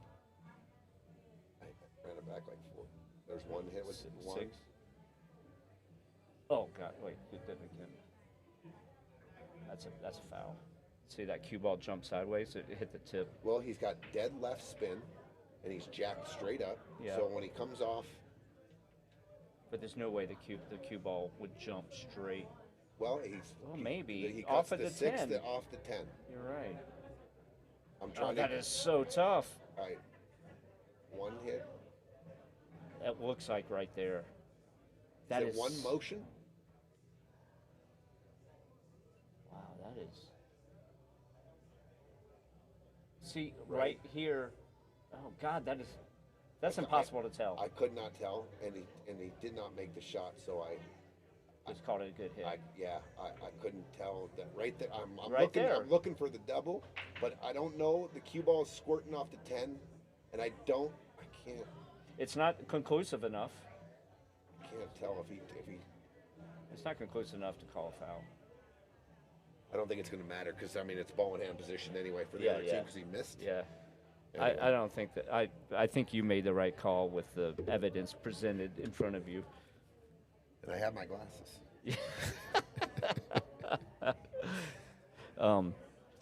So I just saw this thing today. I was watching this Vegas video thing. Slots of Fun. They have. They put slot machines back in there a long time ago because it was kind of empty for a while. They have table games in there now. They took the old slot machines from somewhere, I think like Caesars, the coin ones. It's like the only place in the Strip where you can play and go still use coins? Get paid out in the silver coins. Nice. And they have blackjack tables now. It's it's almost like it used to be. It doesn't have the big roulette table that's like hanging on the street, but Circus now sits. And if it's lots of funds, they were like right there. Yeah. They sit in between like a whole new Vegas. Oh, yes. And I've heard a couple different stories or rumors about how, they're trying to buy them. May or may not. Yeah, they may or not may sell. The Fontainebleau is exactly where the Riv was now, and then you've got across the where street. the Stardust is the Resorts World. Yeah. Yep. Yeah, because I remember when the Riv was still there, when they started building Fontainebleau, because I remember because that started a long time ago, and they started it, because I remember being at the Riv and going, oh, this is going to be awesome. There's going to be another casino next door. And then funding, that place changed hands so many times before it got finished. Dude, I remember when the Stardust went down, when the demolition. Oh, yeah, I was so sad. Yeah. Because that was our gig when we wanted to play blackjack. They had single deck, so we rolled over. That was just our spot. We rolled over, to Stardust. Mike Ellis and I watched the Riviera get implode. Wow. We were at the APA 3-man the year before when we went with, what's his face there, Eric Gilbert. And the hotel went down. It was like 3 in. We just caught wind of it, and we went over there and watched it. I got the next day I've got like a piece of the stucco that like blew over the fence. Got a piece of the rib? Yeah. That's sick. Oh, man. How times have changed in Vegas. Dude, they mowed that thing, and it was like this crumpled pile of mess. By the end of the next day, it was all gone, and it was just dirt. Like, they brought in I don't know what they did. They just brought in trucks and just picked up all that crap and took it away. And it was just a sand lot in one day, like 24 hours. It was amazing. Uh-oh, no rail. It's going to be ball in hand, yep. Pretty efficient, huh? The way they did, they just smash buildings down, put them back up, and move them out. And I think my guess about cleaning all that stuff up so quickly was just keeping people from looking for pieces of stucco and getting in there and getting hurt and cut and stuff. Yeah. It wasn't like there was it was just a kind of temporary chain link fence around it, Dude, Circus back in the day, $2, I think $1.99 when we first started going out there, the buffet, the breakfast buffet, and those eggs. Those eggs. Whatever those were. But $1.09, I mean, you could just be broke and just out of it, just down on your luck, but you could get a breakfast across the street. I know it's been said over and over again, but Vegas used to be, it was like, we know we're losing money by giving you all this stuff for free, but we're going to get it back in gambling. And now they're like, no, we know you're going to gamble, but also you're going to way overpay for everything. You want a water? Horrible, that's $8. They make you pay for parking now when you stay at the fucking hotel. Yeah. And if you're at the hotel, you have to pay for valet or at certain. It's just like, what? And then the Rio, I don't know, like when we were there, 5, 6, 7, 8 years ago, just they were checking. You couldn't bring in, you weren't supposed to bring in beverages or something. They were checking bags, and then when you get down there, it was a $6 banana and an $8 half a bottle of water. Like, what? Get that? Like, how bad do you just want to just bend us over and just shake us upside down? Chris said the Rib had lots of working ladies that worked real hard during pool. Oh, yes, they did. They didn't even have to work that hard. Business was easy. Brad said he watched the Frontier go down from his room. Stardust was my fave. Dude, one of the best when Swingers came out, dude. Picking up, the cocktail waitress at the Stardust, right? Yeah. Easy, Voltaire.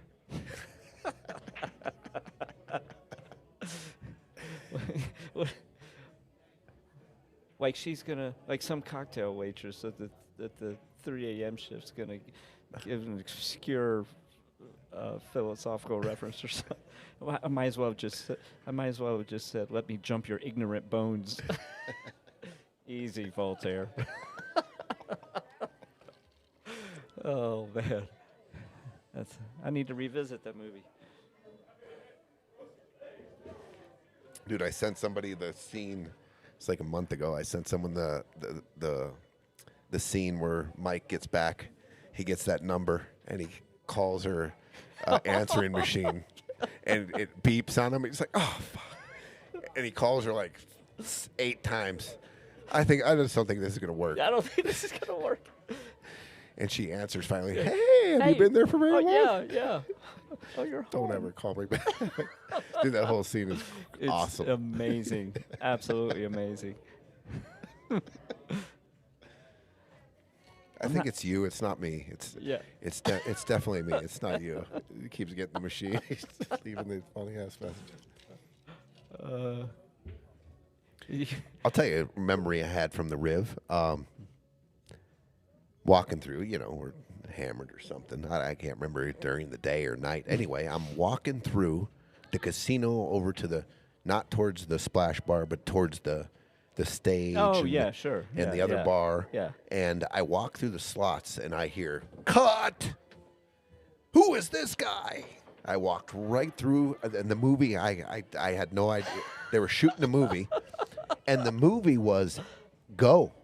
Did you? No, fantastic movie. The movie Go. They were shooting it in the underrated. Dude, right there. The main character was shooting at the slot machines. Timothy Oliphant was in that. I had to go back, and I'm like, dude, I was right. I should be in this scene. Yeah. I walked right into that scene, and I No go, kidding. who the hell is this guy? Awesome. I'm like, sorry. Awesome. Yep. I'll never forget that one. My first time I ever went to Vegas, stayed at the Mirage, and I was waiting on there was a group of Nice friends. shot. Nice out there. 5'4", hanging in there.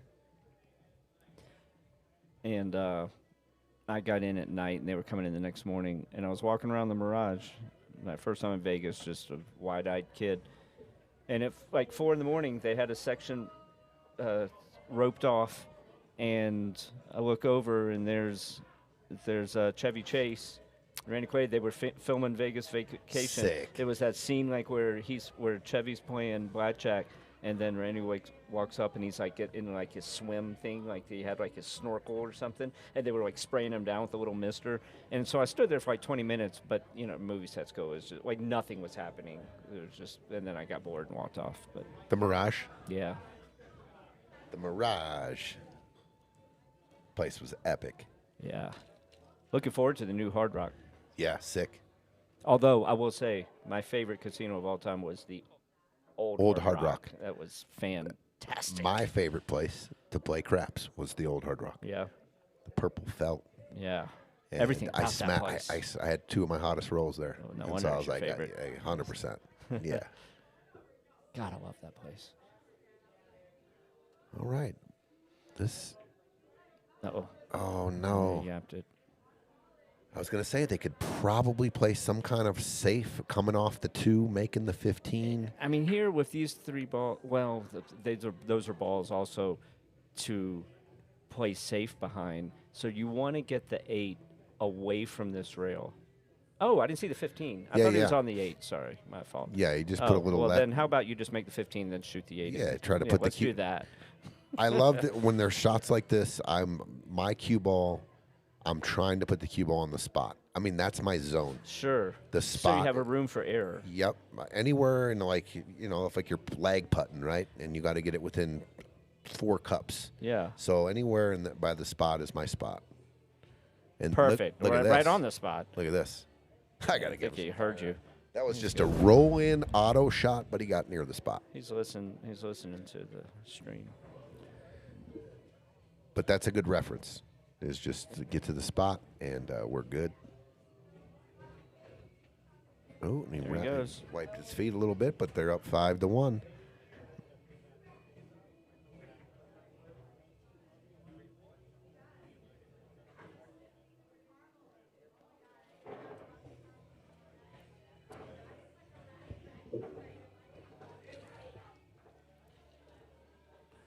Don't forget the hotel convenience charge of almost $100, but they advertise $50. Oh yeah, that wasn't the thing way back in the day either. No. The resort fee. No. Like what? What do you mean a resort fee? Uh-oh. It's a dump we're staying at. What do you mean a resort? Yeah, I'm not gonna hit the gym while I'm here. Some people do, but not me. I remember I used to go to O'Shea's. And play poker where you're sitting on the strip overlooking Caesars. Right on the strip with and their doors were open. Yeah. That was like downtown. It was awesome. And so like in between hands you just watch the people walking by and like most of the players they were just like, "Oh, I've seen poker on television. Let's sit down and play." Like it was so easy. And then I'd walk back to the Riv. I put my headphones in and walk to the Riv.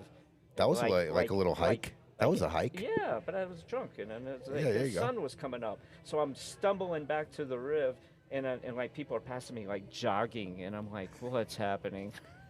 What is this? You know they're thinking same thing about. Well, no, it's Vegas. They're used to it, but still, they're like they have to get away from the drunk guy at 8 in the morning. Yeah. It's taking up Oh, the yeah. sidewalk A lot of space. people exercising, running down the strip when the sun's coming up. I mean, during that is the spot. That is the time. It's like perfect temperature. It is. It's not too hot. Yeah. I love walking the strip right when that time of day when the lights just start to come on. Like the sun's it's still daylight, but the sun's over the mountain. Yeah. And all the lights start coming on. I like walking down the strip as it gets dark. Okay, was this? No, this was not ball and hand. This isn't off the break. He would have made 4 stripes, so no. He's got ball and hand. No, he scratching the side. Erfman did. I think it was Erfman. Okay, 5 ball could be a little tricky here. We got to.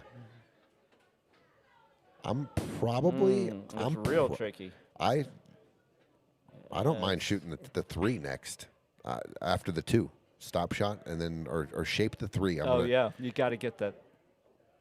Yeah, open up the pocket for the 1, possibly the 1 and the 5, and you could spin out and you shoot the 1 on the side next, maybe. Or here, well, I'd see. I don't like leaving that 7 there, but I was going to say the 6 you could get against the rail and shoot the 3, but the 7's. Just could You want to get the 7 out of it could end up becoming a little problem, maybe, if you don't. You might have to shoot. You get doubled up. Boy, does that go in the corner? If that goes in the corner, that's perfect stop shot. I'll tell for you the what. 3. Yeah, if I can see the 3 right now, I'm taking the 3. You think you would leave the 7 there? Yeah, I don't mind it at all. I don't think the 7 goes in the corner. I think it goes on the side. Oh, I don't think like the that 9's the shot. way. I was assuming it went in the corner. That 3's a little tricky here too. You got to play position probably in between the 15 and 11. Go 2 rails. Yeah, a little tricky. Or you could draw out of it and try to maybe bump. He caught it in the side. This is. You can float between the 1 and the 5 here. Oh, what a shot! What a shot! Look at he this solves guy. all the problems Look now. at this guy. Well, I don't know about all the problems because that 1 was sitting nice for the side to get. You need to an the angle 5. here. You shoot the 3. I might even. How I about might even draw out back through the gap on the 3 if I'm feeling real good. where are you planning on shooting this? Oh, the same pocket. How about this? How about giving yourself an angle on the 1 down on this bottom left corner where he's standing, so that you can shape the 5. Yeah. Yeah, I like that. Just don't get straight in. Yeah, straight in's death. You could even get short side, or you can get the cut side. Like the back cut's okay if you can get that angle, create that angle. That's fine. Did he get enough angle? Yeah, a little flat. Oh boy. This is gonna take. I mean, you're gonna have a have to back jam cut. You're this probably in gonna have a pretty back cut on the 5. Would you roll this like forward and take a longer shot in the 5, or would you try to power this in and just stun it straight across? Like this. This is what I see. I don't mind. Yeah, the back cut on the 5. Yeah. I It's a probably. longer shot, but. Well, you got What are you problems doing here now? too. Yeah, Yeah. I mean, You want to be real juicy. You play this. With, I'm 9 o'clock. You play with the I'm probably left stroking English. this and coming all the way back across and trying to lay my cue ball right here, right around in here. I'm gonna shoot this. and What if just- I'm just gonna take this straight across. You want to be real badass. You just play this with 3 straight rails? left. Straight left. And going underneath the corner pocket, 2 Yeah. rails out. Yeah, 3 rails. Oh, drawing it. Oh, the reverse. Straight left, yeah. Just The reverse. Yeah. The stripes. hard to make it. The stripes just sit funny on this shot. They just. Yeah. It's weird. I think he's just going to try to cinch it and hold it in between the 9 and the 11. I think he's gonna go across the table like this. Oh, God, he hit it like a champion. Good That Lord. was better than both of our Jesus thoughts. Christ, someone to get me out of here. That was a great shot right there by Josh. Shawn's straight in, 6'4". I mean, 1100. if my partner does that, 1100. I'm just like, 1100 cap. These guys are doing this stuff. I can't compete with that. 6 What a shot. to 4. What a shot. He got the perfect bump, and here we go. We're looking at a 6. Nope. Uh-oh. Okay, opportunity here, Casey and Greg. With a difficult opening shot. I'm just laying on the third. Dude, Yeah, I'm not even just- shooting at anything. Yeah, I just touched the 13. Yeah, just roll it down into the 13. You can't go wrong.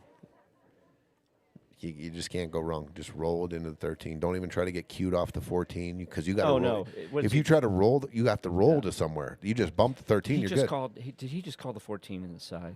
No way. Can anyone call a timeout? No, the shooter has to call a timeout. Yeah, I'm just rolling down to the 13 for the safe. No. What? Okay, he played a two-way. All right. But you see, he did have to do something with the cue ball. Yeah. I guess it was easier than I thought to get in safe, right? Yeah. I still like. He might have gave him a kick shot here behind the 15, spinning it from the 13 spot. He could have had a kick shot. Actually, I like the way he shot that because if he had made it, then I guess table's wide open. Yeah. Yeah.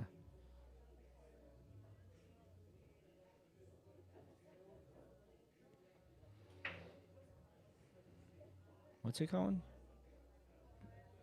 It looks like he pointed in between the two pockets. One of those two.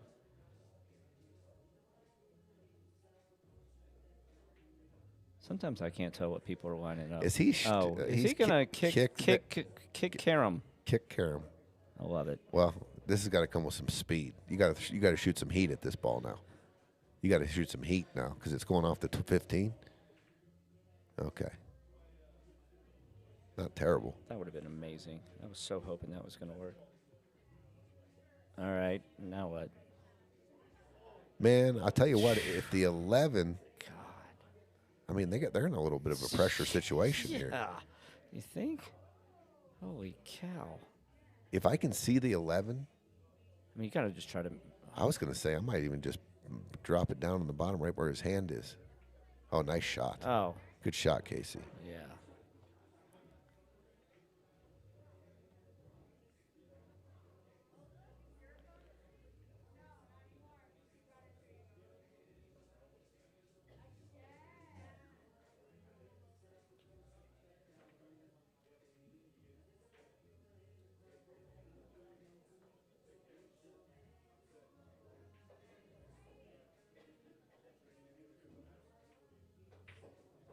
Stroke. But I don't know that it helped him. Does that 15 go by the? No. Okay, that was a doubled up. Stroke so for show. It's either. He stroked it, but he didn't really need to do all that. Yeah. Back cut on the 9 or the 13s. I mean, that's the only two straight ins he can shoot here. Oh, good shot, Aaron. He could have taken the 9 because if he misses, the 8 doesn't have a pocket. Oh, he overcut it. Oh, he still God goes in. No, almighty. that's okay. Hurry. All right. All right. 15. Man. Just a weird angle on the 9 even. This is stressing me out. Yeah.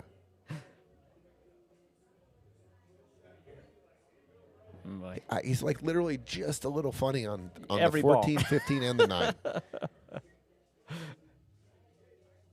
I like shooting the 15 in the side. Me and too. Drifting down for this. I'm ball shooting on the rail. ball like that.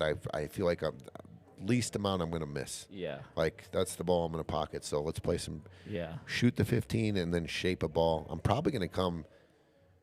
I'm going to shoot it down. You see where they put the timer? I think I'm going to go there with some right hand spin and spin out. If I bump into the 8, so be it. How long does that timer last? A minute. You know what the ultimate move is? You go get your own timer and you like somehow have it manufactured so you cinch up that little hole so you make yours take 3 minutes. Slip it out of your pocket. All right, you guys. All the angles. If you guys go out and get your own timer. and somehow it has the same exact everything. grains of sand. Yeah, everything. But you slow it down, I'm going to allow it. Yeah. It's good effort there. You just go on. If you You just go on Alibaba, have them make one up, be at your house in a month. What do they say? If you ain't cheating, you ain't trying, bro. Yeah. I like this. Shoot the 15, come down 2 rails with some outside English on this 15. So that'd be what? Right hand spin? Yeah. And come between the pocket and the 10 and spin out.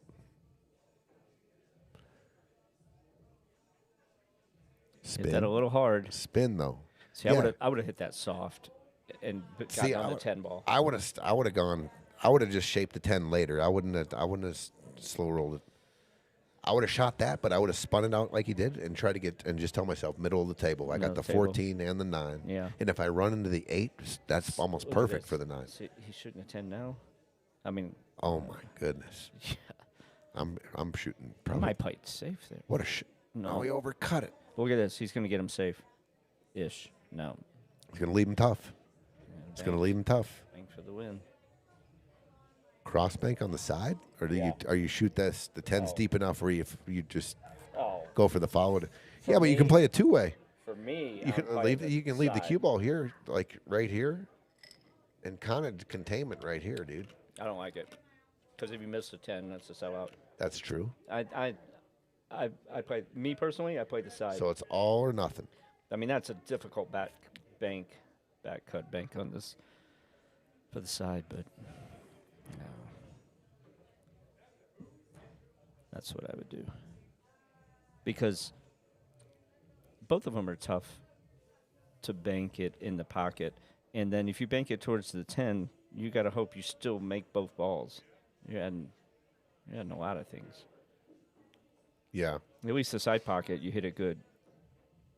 It's going to go in. Yeah. I mean, shooting for the win. Yeah.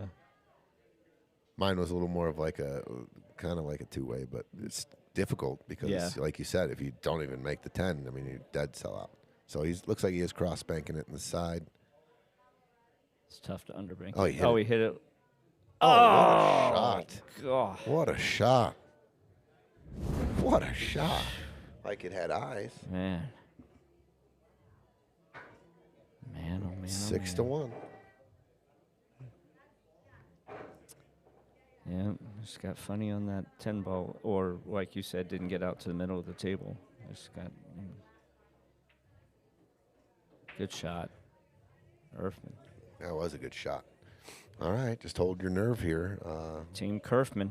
Just hold your nerve, and 6-5. Team Kerfman.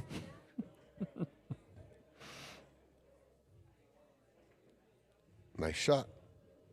Well, that was a good opportunity for Josh and Shawn there to go up 7-4, but Aaron and Kris sticking around.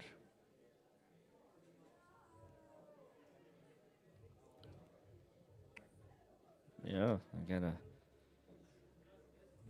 a close match. I like it.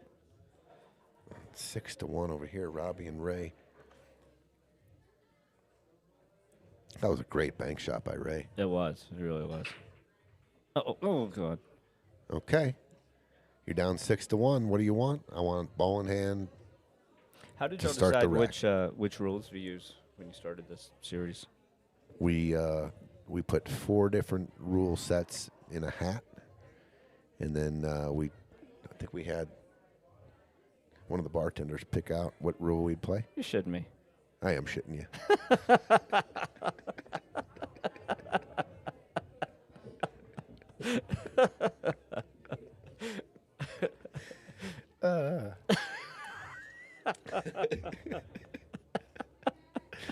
I think we went BCA. Well, you didn't. You said it's behind. We did. So Or is BCA behind the kitchen now? I don't remember. That's a good question. It's flip flopped a few times, I think. But house rule, I think it's just a better game behind the kitchen. Like tougher to run out. Tougher to run out. Yeah.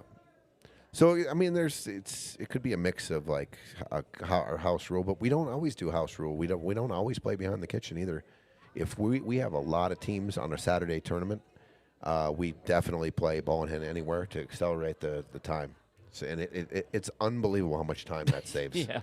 When you can put the cue ball anywhere Yeah. rather than behind the kitchen. Yeah. I mean, it doesn't seem like a lot, but it is. Yeah. It is. Because you can start right down at the end here with the problem. Yeah. And not have to break it out or so. You know what I mean? It's just. Yeah. But.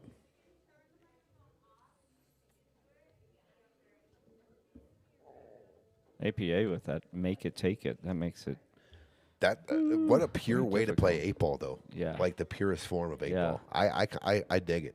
Yeah, yeah. I mean, don't. it's I don't. tough, I don't but- dig the win on the break or lose on the break, an 8-ball. But the part I really don't dig is you can lose on the break. Get the heck out of here. Yeah, I understand. yeah. Man, I made the 8 on the break. I mean, Yeah. we've been doing that since we were kids, right? You make the 8 on the Yeah. break, and it's like the greatest thing that just is. Yeah, yeah. It's like a hole in one in golf. Like, Yeah, yeah. But you can. To lose, yeah. I did that in the league. You know. Yeah. And you go to Vegas. I lost. I think I was playing with Jessica. We were playing the Jack and Jill, and we lost, or I lost a rack like that. I made the 8 scratch, and I was like, "You got to be kidding me!" And they're over there cheering. They're cheering, yeah, yeah. Cheering. That's even worse. I was tilted. Oh yeah, all right. I'll run out on your ass. Oh, what happened there? I remember watching some stream of tournament. It was a bar table tournament with pros in it, 8-ball, and it was race to 15, winner break, APA rules, and Omar Al Shaheen was playing Van Boning. Omar won the lag, APA rules, and he broke and ran 11 racks. Make it, take it. Wow, sick. Yeah, Strong. Shane was like, he was just sitting there, and when Omar finally broke dry, Shane just got up and like missed the second ball. Like he was just he was like, this is over. You know, like he wasn't in the mood for the grind. He yapped the 15 gams. He yapped it. Make it, take it. Breaking 11. That is tough. Yeah.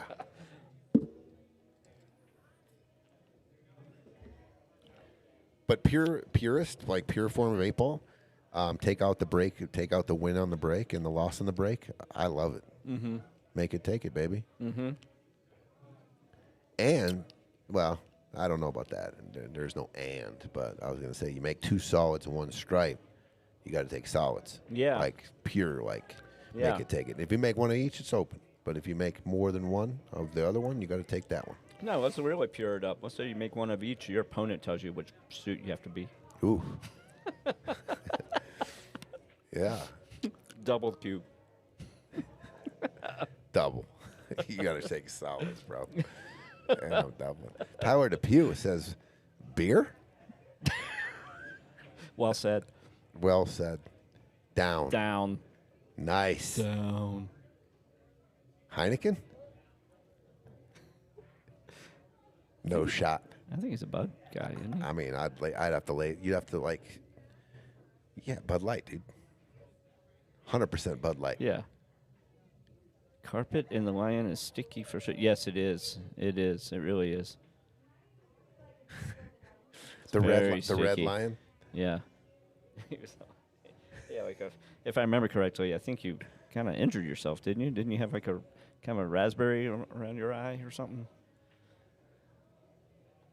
Like, uh-oh, Tyler's down. Dude, I have one of the craziest at the Red Lion. I mean, we all have that, but I mean, I ate this muffin, and that was it. Oh, That it was a special muffin. It was a wrap, dude. Wrap. I mean, I was wrapped up. Did you know that this muffin? Yeah, but I didn't know how strong the muffin was. And, yeah, the muffin man, he got me. He was laughing at me. Oh, man. The muffin man. Yeah, Ryan and Gage had some night of some extracurriculars, and Ryan was like, so I couldn't sleep, obviously. You know, it's like next thing I know, it's like 8 in the morning, and I look out the window. I'm kind of freaking out. And then I look out the window, and there's like a bunch of 10-year-olds fighting in the parking lot, like a gang. Like they were punching each other in a circle. It's like, what? He's like, I don't know. He goes, I might have imagined it, but I'm pretty sure it was real. He goes, it freaked me out.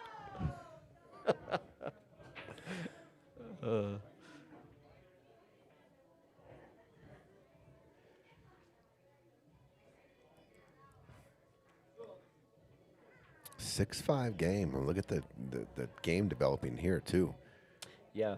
Maybe solid stripes. Should we make that a big screen, you think? Yeah.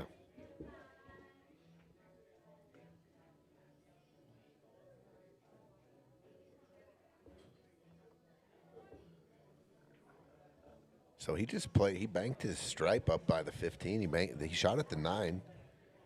Aaron and Kris have solids. What are you doing here? Are you just leaving that cluster alone for a while? You sounded like a scolding parrot. What are you doing here? I know that's not how you meant it, but it was funny in my head. I mean, I don't want to give him a good look here at that 14. I think I might draw the cue ball. No, I mean, I like this, getting this ball out of here. I think I might pinch draw this behind and push the 14 down the end rail and put the... No, I didn't want to go into there. No. Did not want to open that up. I would have somehow... But actually... I would have hit that soft so that I left if I made it, I had the 5 as the breakout for all that mess. He, inadvertently, he actually made it advantage... Yes, he did. Advantage solids. Yes, he did. Although this could... I'm going to try. I'm trying to hit a field goal between the 4 and the 5. That wasn't it.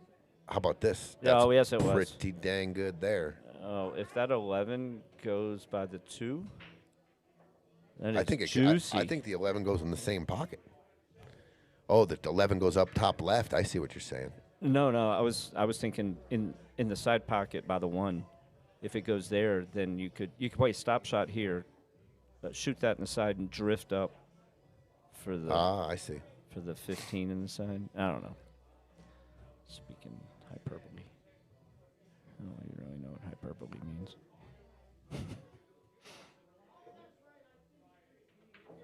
Well, that's an. This is going to be okay. You played it useful.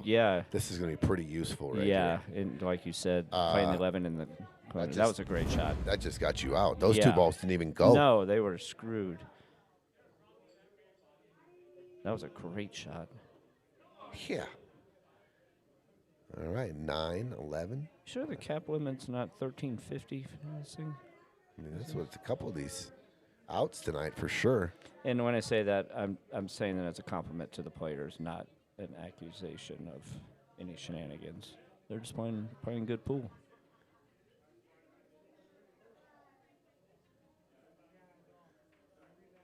Oh, I don't like this choice. What is happening? The 9. Yeah, take the 9 here. He just loves drawing balls.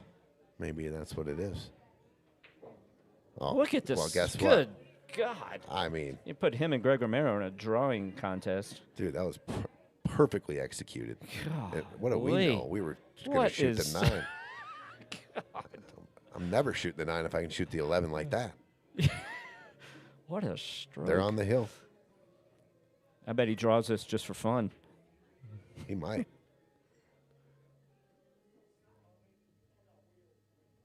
No. 7-5 on the hill.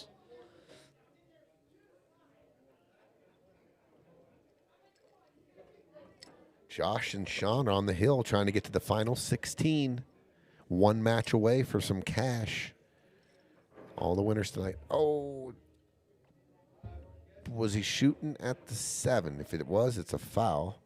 If he was, yep, it's ball in hand. All right, come on, Josh. Come on, Casey. Man, this is funny. Does the 3 go by the 15? If the 3 don't go by, so wait a minute. Oh, you landed on a stripe. Okay, that makes sense. All right. Just be a little.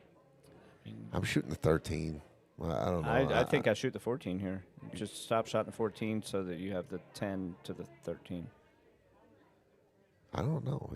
Can you shoot a stop? You have to draw it back a little bit. Oh, but well, my stop shot has a little draw on it.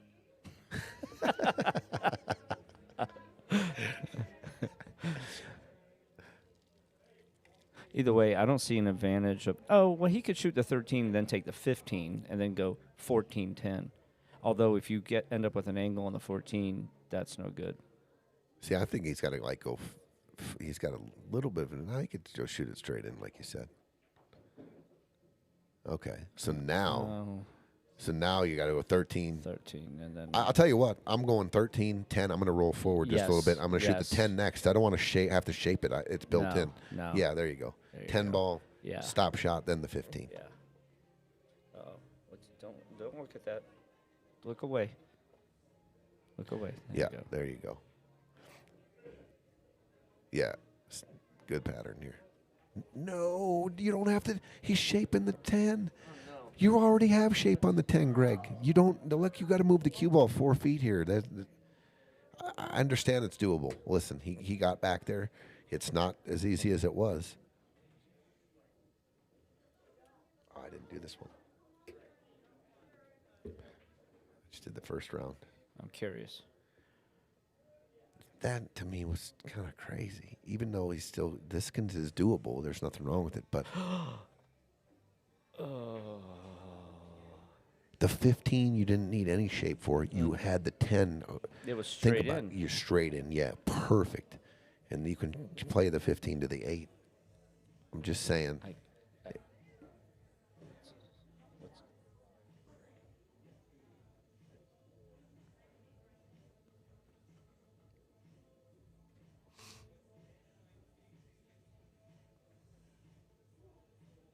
Well, this is no picnic at all. He's going to have to play this with, I mean.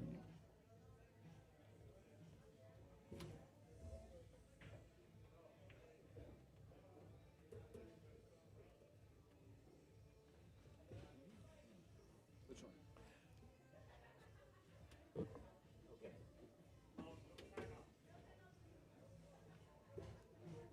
How would you shoot this, Tony?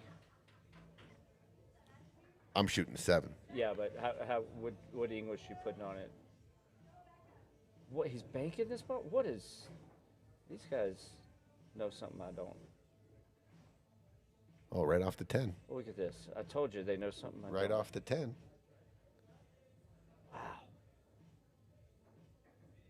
Never would have tried that shot. But that was a great shot. It's a big pocket.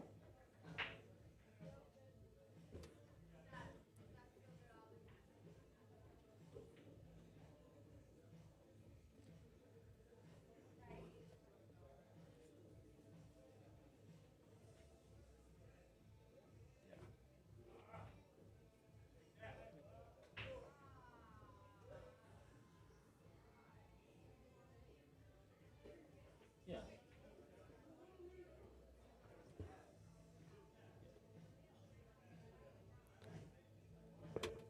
I just disagree with that. Oh. I think it's Yeah.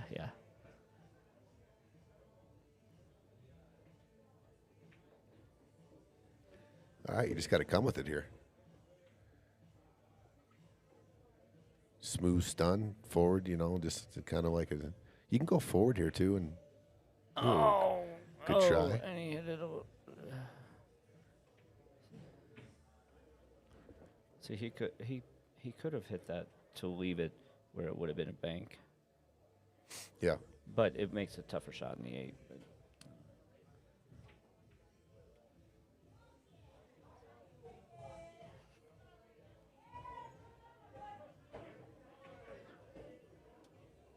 Winner last time. Won the whole thing. They did? What, this pair? No, Greg and Martin. Oh, wow. They took it down to 15K. Wow.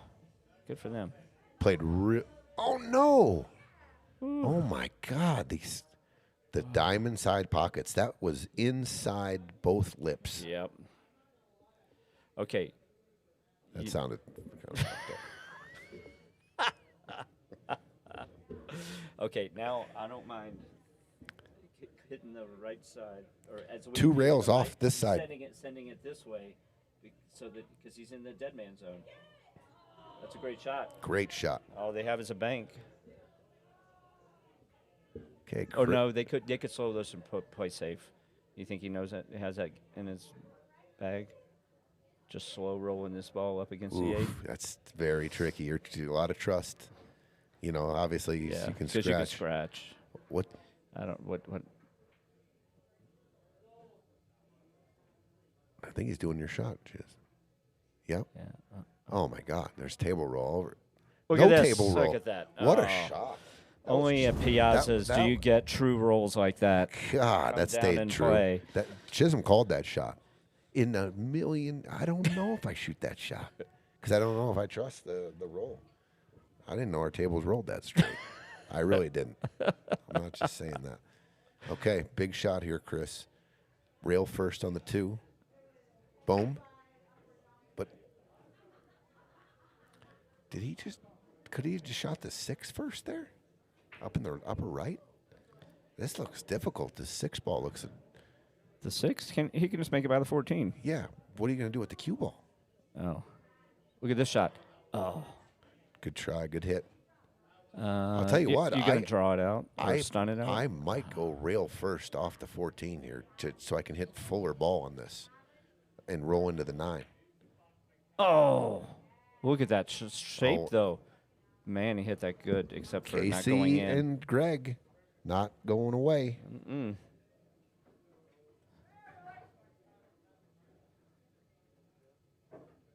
That was a wild turn of events, that game. I thought that was a really tough shot. He played really good, really good shape. Aaron, yeah, he had a really good shot there. Mm-hmm. Just the speed and diamonds. They don't. If they got that pocket speed, it might have wobbled in there. But when you got all that speed on it, you got to be accurate. Talking about speed and accuracy, have you watched on YouTube any of the high level like finals of a Russian pyramid? What? Russian pyramid? Yeah, the game. The Russian pool where they carry them off a ball and yeah, well you can shoot them straight in too. So it's all white balls and then there's like a red. Yeah. Have you ever seen one of those tables up close?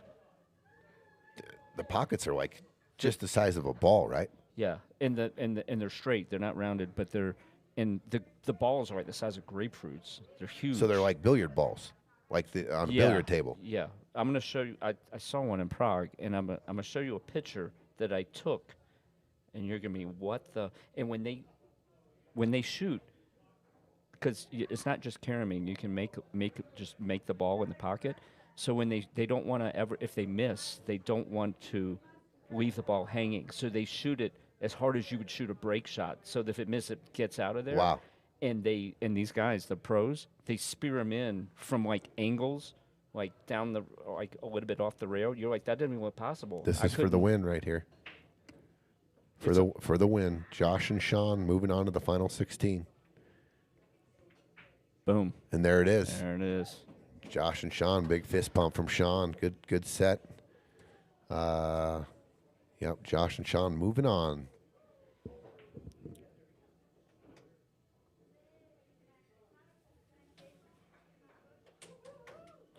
Let's go over to table 1.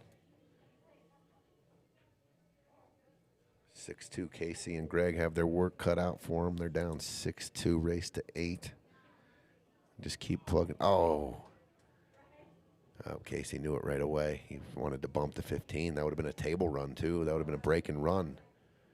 That would have given him a lot of momentum. So these are like 12-foot tables, I think. I think they're 12-foot or 6. Now, look at this. Look, dude. Look. Yeah.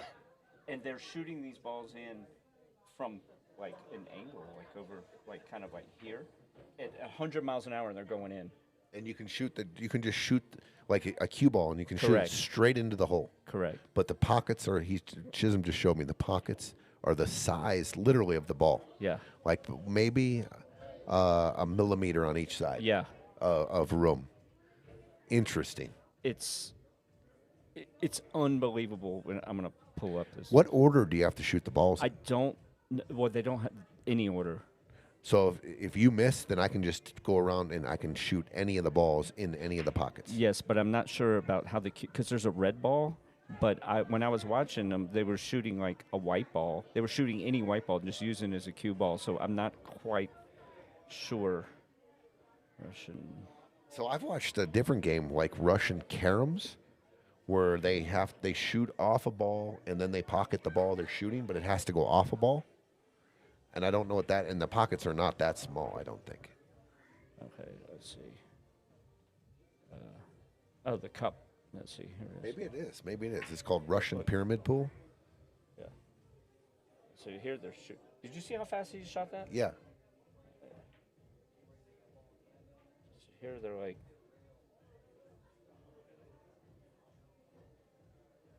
Well, that ball's kind of hanging, but still, that is so difficult to make. Watch how hard he hits it.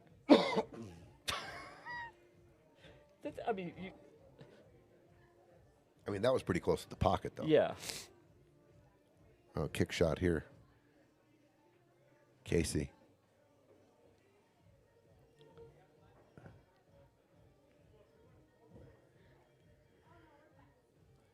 It's a good hit, but wide open here. That's my bad time.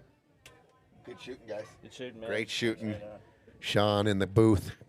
Him and Josh moving on to the final 16. One match away from the cash.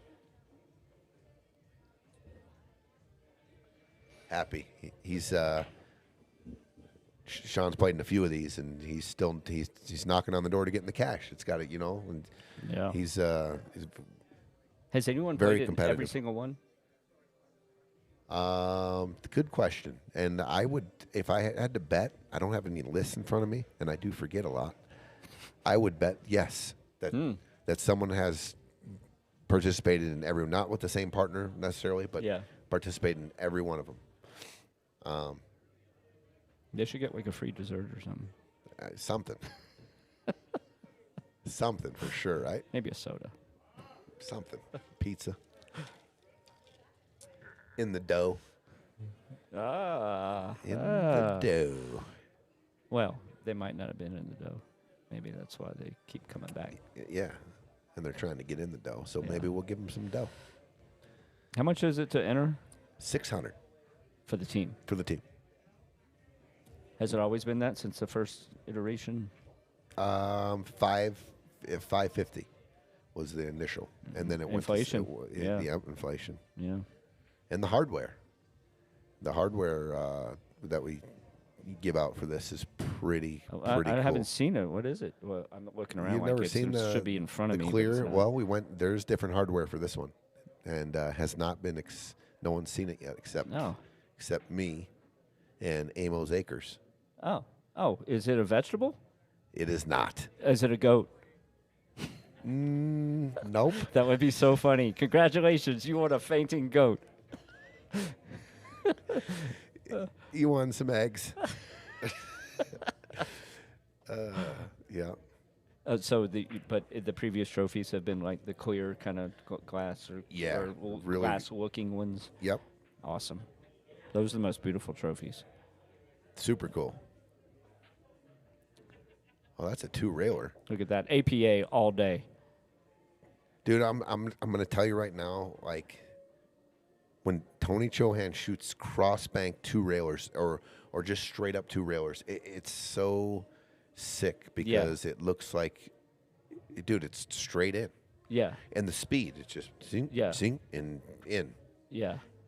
It's crazy. It's otherworldly. It's crazy how good he is at those. And how accurate he is. Yeah. I mean, it's like just, how much time does he spend practicing? Was that intentional what he just did there? Because that was spectacular if it was. No, it doesn't look like it was intentional with his reaction. Yeah, the reaction wasn't. Okay. Well, do you play? Well, you can't get the cue ball close to the 3-6 here. I don't think. I think I shoot the 1 and then I roll up on the 6. I see. Or I shape and then I shape to the 6, and then that's going to be where I. Yeah. So right now I play the 4 and 2 rails, back out center table, and then I play the 6. Yeah. And then they're Looks like he's gonna play the. Oh my God! pretty simple. Very good. All right. Very good. The only thing I don't like about it is I like using the 6 because that would have gotten the 6 out of its position right now because I do not like that ball there. Me too. And this is a jump cross bank. Anyway, I went to the archives a couple days ago and I got the Erfman set up a kick shot for me. Did you ever see that? Mm-mm. And his reaction is that's. You mean the one against Earl, the famous one? No, the one I shoot the kick shot. Efren set it up. Oh, it was right here. Like a drill. He was like, try to make this. Yeah, he was being kind of, gave me like a really, really, really hard kick. Yeah. Look at this. Look at this. Get in. Oh, so close to the fire button. Oh my God, what a nice try. Jeez. The jump cross bank. His reaction's the best. Very good, he says. All right. Is this you shooting it?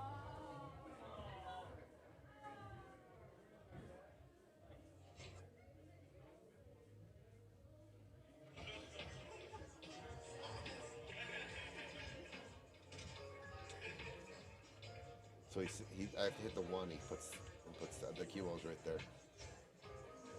Where's the cue ball? Oh, right here. 1 ball. I can hit the 1. You shouldn't me. Listen to Efren. Wow, very good. Unbelievable. Dude, what a shot. And I got approval from Efren. That's incredible. He goes, wow, very good. Is this the replay, or is this you're doing it again? Yeah, this is a replay.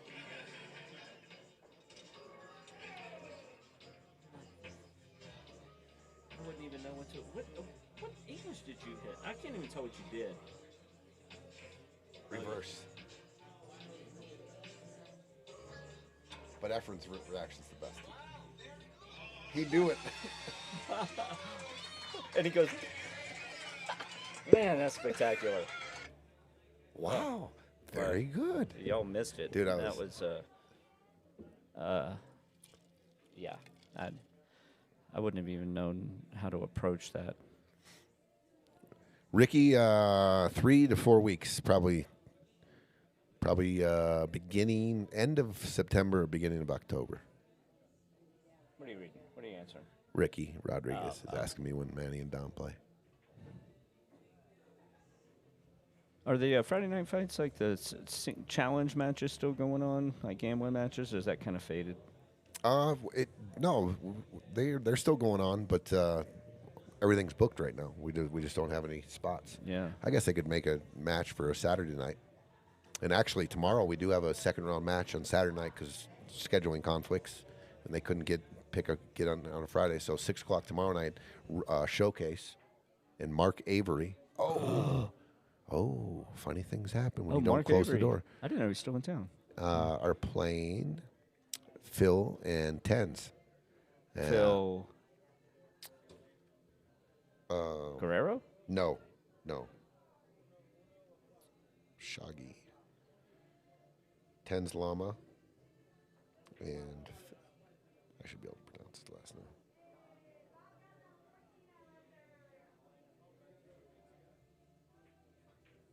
Good shot. Nice shot. Good 6-3. Funny things happen when you do not close the door when you're supposed to. Yeah. 6-3 though. They still got a lead. But Casey and Greg hanging around.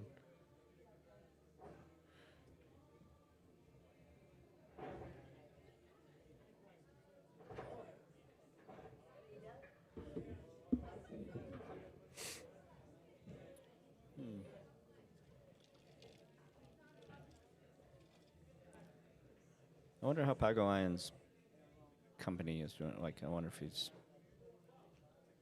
selling stuff. From the looks of it, like his ads and stuff, dude. Everyone loves his chalk, like the Tom with the square. I mean, making it a square chalk. Is it Tom Pago Chalk? Lion. I mean, it's similar. I mean, is it the same company? Oh no, it's not. They're not in cahoots with each other. I don't think so. Okay. I don't think so. Okay. But the peg line chalk, definitely. Hey, let's It's just a make square that. Let's instead just of a make that circle. square. So Yeah. it's, you know, it doesn't roll down the pocket. yeah, or you know, it hits the ground and rolls across the room Yeah. or whatever. Morishige, Phil Morishige, is his name. Tens Lama, and they have won several Saturday tournaments in here together. They play really good together. They had an overtime match, their first match, which was maybe a month ago now, 3 weeks ago. Great match. So that's going to be an interesting match. Mark Avery, one of the highest ranked Fargos in the field. He plays good. Oh yeah, Mark plays real good. Yeah, real good. And Showcase Roland is in here just about every day, at least 4 days a week practicing. If he during could, the he day. would sleep here. That's true. Yeah, I heard that. That's yeah. That's the word on the street. Sleep at Piazza.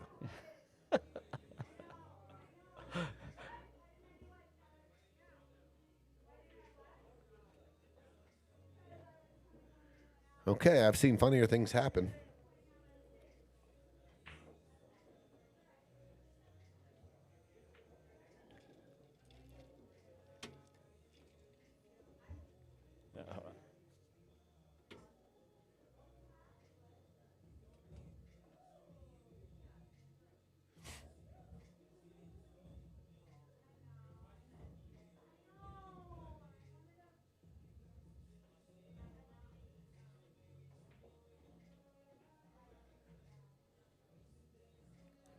All right, Corey.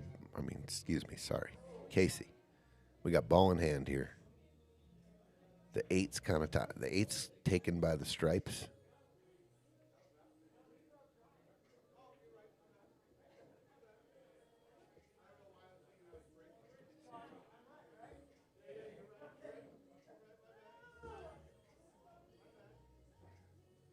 You want to get the 14 out of here. Man, this is a tricky rack. I don't know if I'd start here. You got to start somewhere.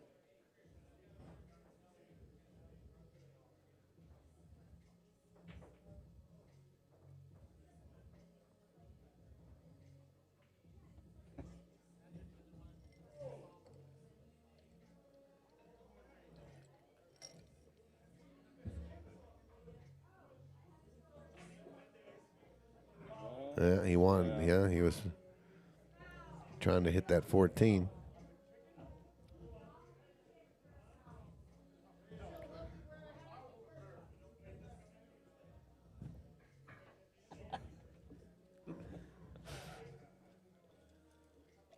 So what else does Pago Line sell? Hoodies, hats, shirts, and he's gloves. Yeah. He's got gloves. Have you seen that? Have you seen his video? No. Where the glove shows up at his door? No. Yeah, dude, it's like an ad. Yeah, but he's Michael Jackson. He puts it on. Come on. It comes outside of his door. Dude, it's funny as hell. Dude. It's kind of. I hope it's on YouTube. He hears a knock and he's sitting there. I think he's like cooking or something, and it's like an old, kind of a spoof a little bit with the old Chinese karate movies. Yeah. Oh. And then he opens the door and fantastic. he's looking at the glove and he puts it on and all of a sudden he starts doing he starts dancing. Oh, come on. Michael Jackson. Oh, dude. Yeah.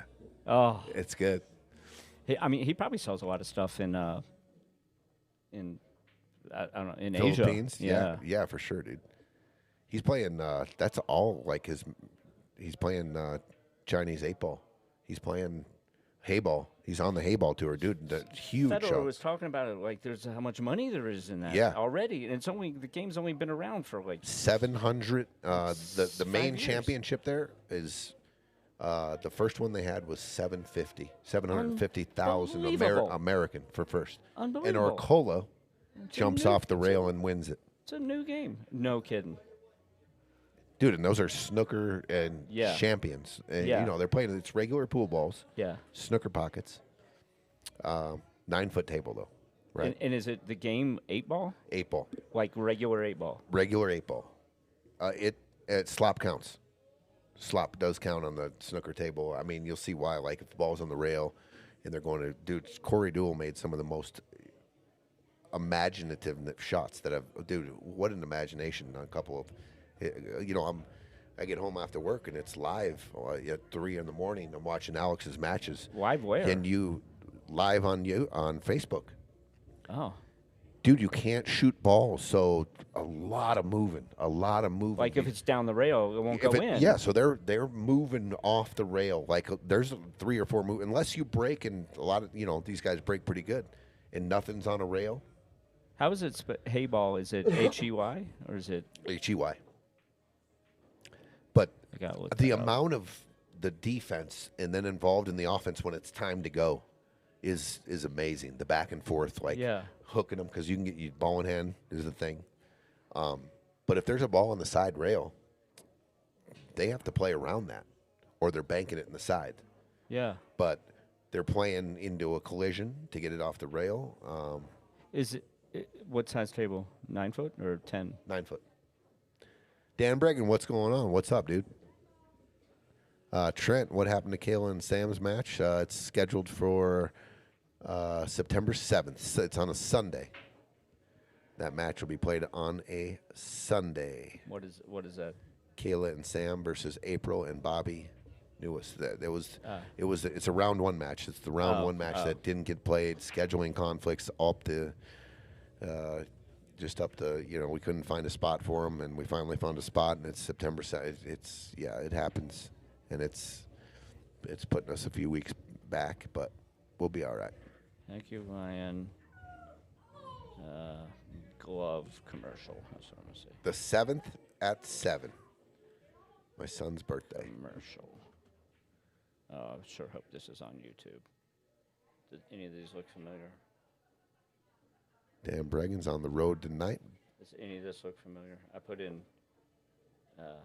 Pack Alliant glove commercial. Where did you see it? Keep going. He's like in his hotel. He's in his house or hotel room. Is this it? No, Keith. What else should I put in the search bar?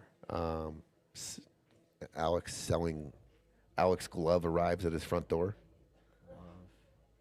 Try that. Hotel room off of I-70 in Kansas.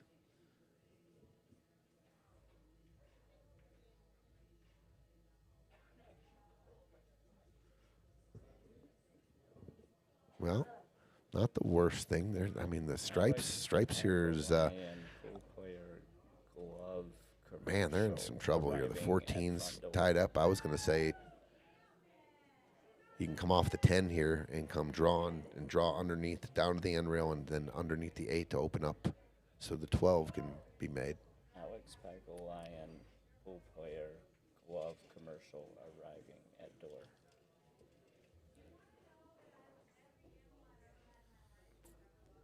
It might not be like a true commercial. It's just like his ads or something. Did you find it? It's not a true commercial. It's just an ad. Thank you.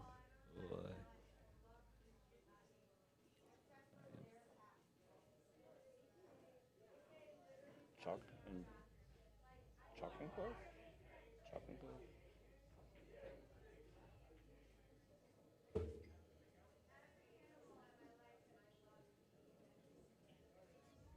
Right here.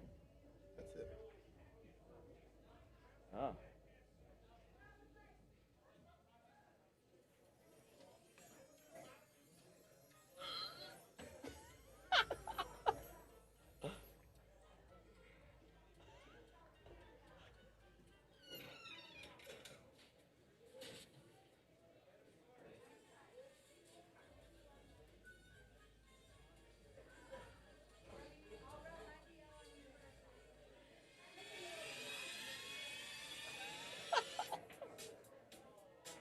Oh, yeah.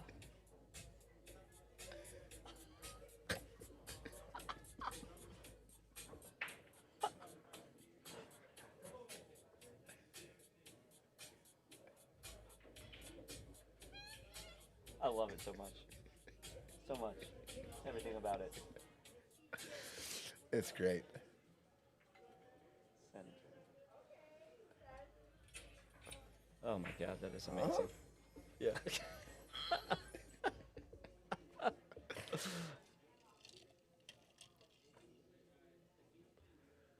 All right, 5-ball. Tough action here.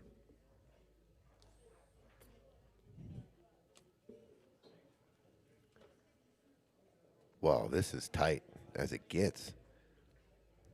Does it even fit between there? I don't even know.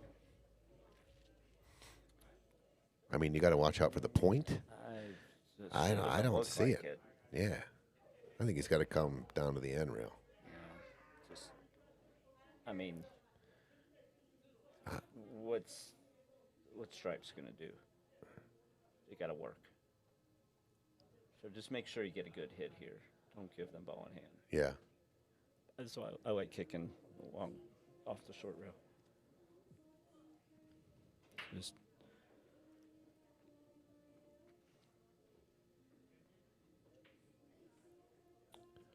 I mean is he shooting this like I hope I can make it and break out the 8?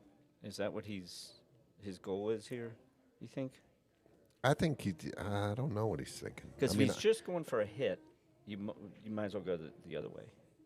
I mean, if he can see this spot that he's looking at right now, which I don't think he can. I mean, if you go to the edge of the 10, it looks like the point's just sticking right out. It sure does. Yeah, where he just pointed his finger, that's the 10's in the way of that. That was like, this is where I want it to go. Watch him just gin it. Yeah. Look at it, of course. and he did play shape for a bank. God. That was a hell of a shot. That was. What are we talking about? God. Just a couple novices up here. Yeah. God. That was a hell of a try. I think I'm ducking here. I think I'm just going to go off the 10. Can he see this? If he can see this, I don't mind it. That's a great shot, unless he scratches. No, he didn't. This is beautiful. Fantastic. Wow. Give him some fire. Fantastic. Nice shot, Greg. Great shot. I mean, you can't. That's the best possible scenario. And if I do get ball in hand here, I'm starting with that 13-15 combination. 13-15, and then I'm coming up and running the rack out from there. Man, that was a shot. I think there's a kick shot here, though. I think this can be made. Come underneath the 12, and it looks pretty, cutting the 5 and looks pretty accessible here, just missing the 13. And then you're left with the 8 that doesn't have a pocket. And doesn't have a bank either to the bottom right. You just, even if you get a good hit here, basically you're supposed to lose this game. Oh, it went long. Okay. Well, I'm still starting. I'm still starting with it. I'm starting with the 13-15 combination. Look, the 12 is shaped up, dude. Like, just drip the. Yeah, that's the opener. And then 12, 10 the side. And whatever you 8. want. Yep. I am going to back cut this, though. I'm going to back cut the 13 a little bit, kind of tracking the cue ball towards the 12 just in case. Are you going to try to make this 13 behind that ball just to get it out of there? Yeah, there you go. You just don't want it tripping up on the 8. That would just ruin everything. There you go. Uh-oh. Did he get kind of straight on that ball? Well, you know what? Shit. I was going to say that 14 down the rail could play off the 5, but. Yeah, like if you had to just roll this 12 in and then cut the 10 in. Yeah. Yeah. I don't like it. Yeah, I mean, it's not optimal prime. Optimus prime. How does it go? I don't think Optimus, I think. Optimus, all right. Optimal. Optimal prime. Optimal prime. I like optimal. Yeah.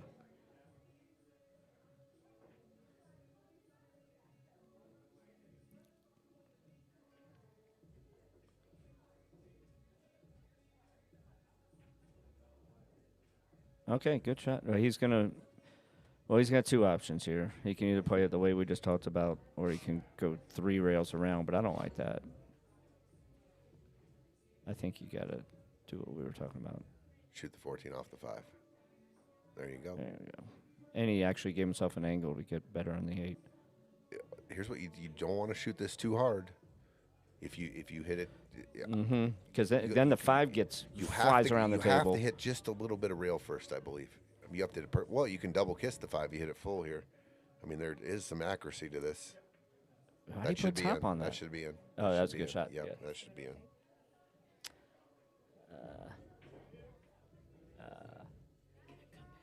Let's see. Let me see who's. Oh okay, yeah, 6-4. Yeah. I'll take another one. It was my drink decision was dependent on who won that game. 6-4. Man, Robbie and Ray did not shut the door. I was kind of bummed to hear that Howard was in Michigan because I was like, dude, we should go to before the thing. We should go to my brother's bar. Maybe Howard be working there. Have the awesome. JCB burger, dude. Yeah. My favorite burger in Let's Denver. go there anyway. Let's go. That's a good plan. Dude. A little afternoon lunch. It was such the best, dude. Right across the street was the best pool room. It was unbelievable. The best pool room in Denver. Unbelievable. In my, it was best pool room I've ever been to. Man. So cool. The atmosphere, the Loved look. Max Eberle came and he stayed with Sam and I, and when he walked in there, he was like, dude, this has got to be one of the best pool rooms I've ever seen. Dude. Everything, the snooker tables, the heated billiard tables, and the 9-footers, and Mike Hop and Tom. And they had like the piano and the little jazz bands there. Like it's like the way it's supposed to be. Chandeliers. God. Dude. God. Super jazzy, super posh. Yeah. It was awesome. I loved it. That was my spot. And the free parking for the Rockies games too. Howard drove the shuttle. Did he? Yeah. For the Rocks games, dude. No shit. Yeah. We parked there for free because we had the little code. Yeah. We had the code. The thing flipped up, and you can't park anywhere free in Denver. No. But you could there. We love Shakespeare's. Yeah, I would, because I played straight pool league there, and then I played the Tuesday night 9-ball, and every time, I would go to my brother's bar and get a burger. In Shakespeare's had great food, but I just love my brother's bar. Looks like we got a little bit of a timeout here, so I'm going to go for my friend Dan Breggins. Here we go, Dan.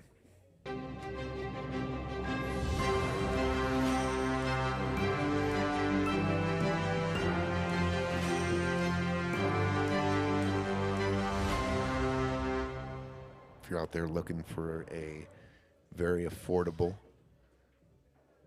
carbon fiber cue, look no further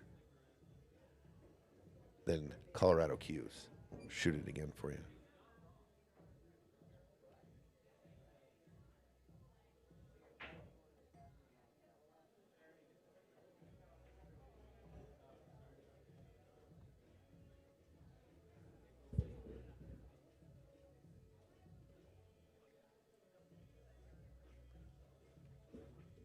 $1,000 out of 1,000. Okay. 6-4. Okay. Robbie and Ray.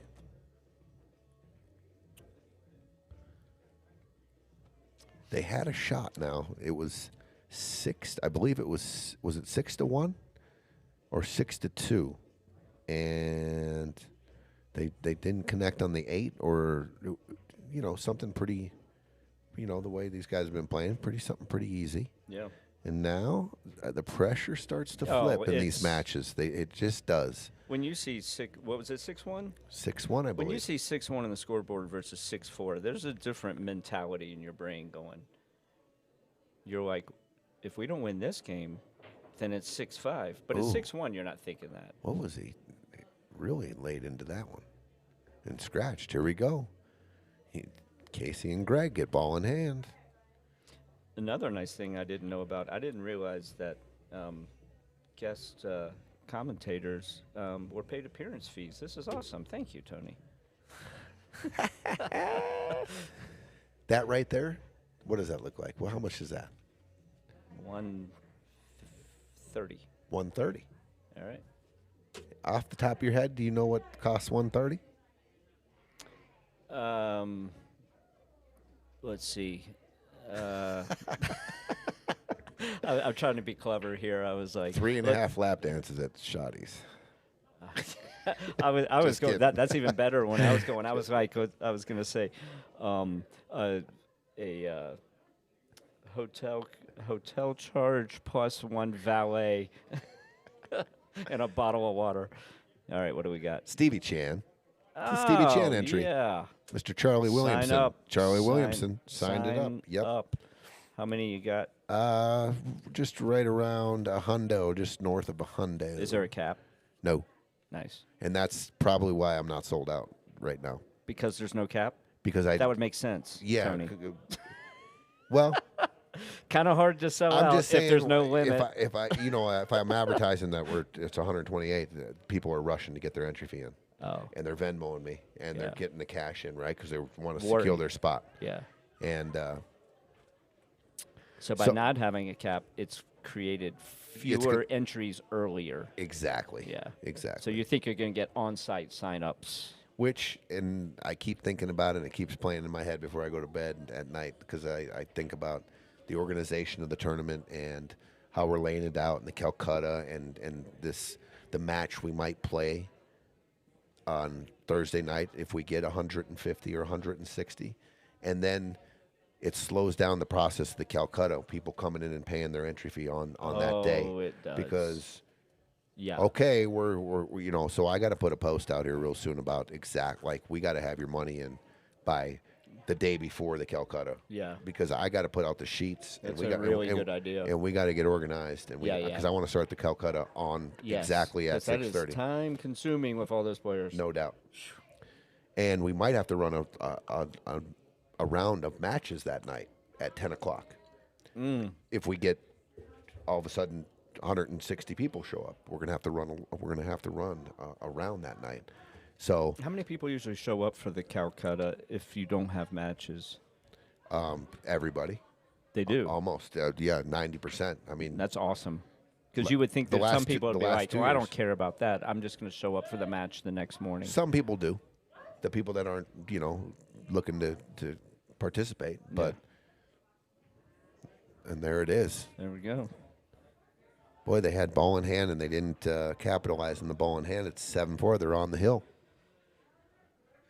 That was a huge game. Who are the big names coming in town for this? Well, the one's on. We got Kris Reinhold.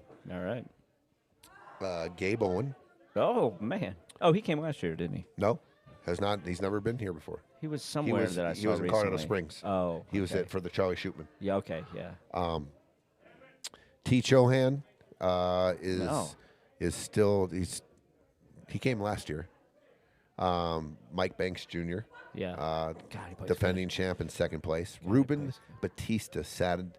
The word I've gotten is it's sad news. I mean, he can't get out of Mexico. No kidding. Yeah, and he'd be our defending champion, and I Yeah. know for sure that he would. Yeah. We love him here, dude. He's an awesome dude. Just a quiet dude. And Yeah. just huge ass stroke. Yeah. And quiet, but really, really, I love what dude. He plays with a rhythm. Yeah. He doesn't play. He's Yeah. big old stroke, little dude. But he's not going to be here. Our defending champ and our inaugural second place, and then the defending champ, which kind of sucks. We've got a group from Minnesota. Rob Matson will be in the house. way. Yeah, Oh, man. dude. Don't sleep on Rob Matson. No. He'll run out. He slowed down probably a little bit, but I mean, he used to just pop, pop, pop. You know what I mean? Yeah. Like he'd look down and 3.5 minutes, you're down 4-0.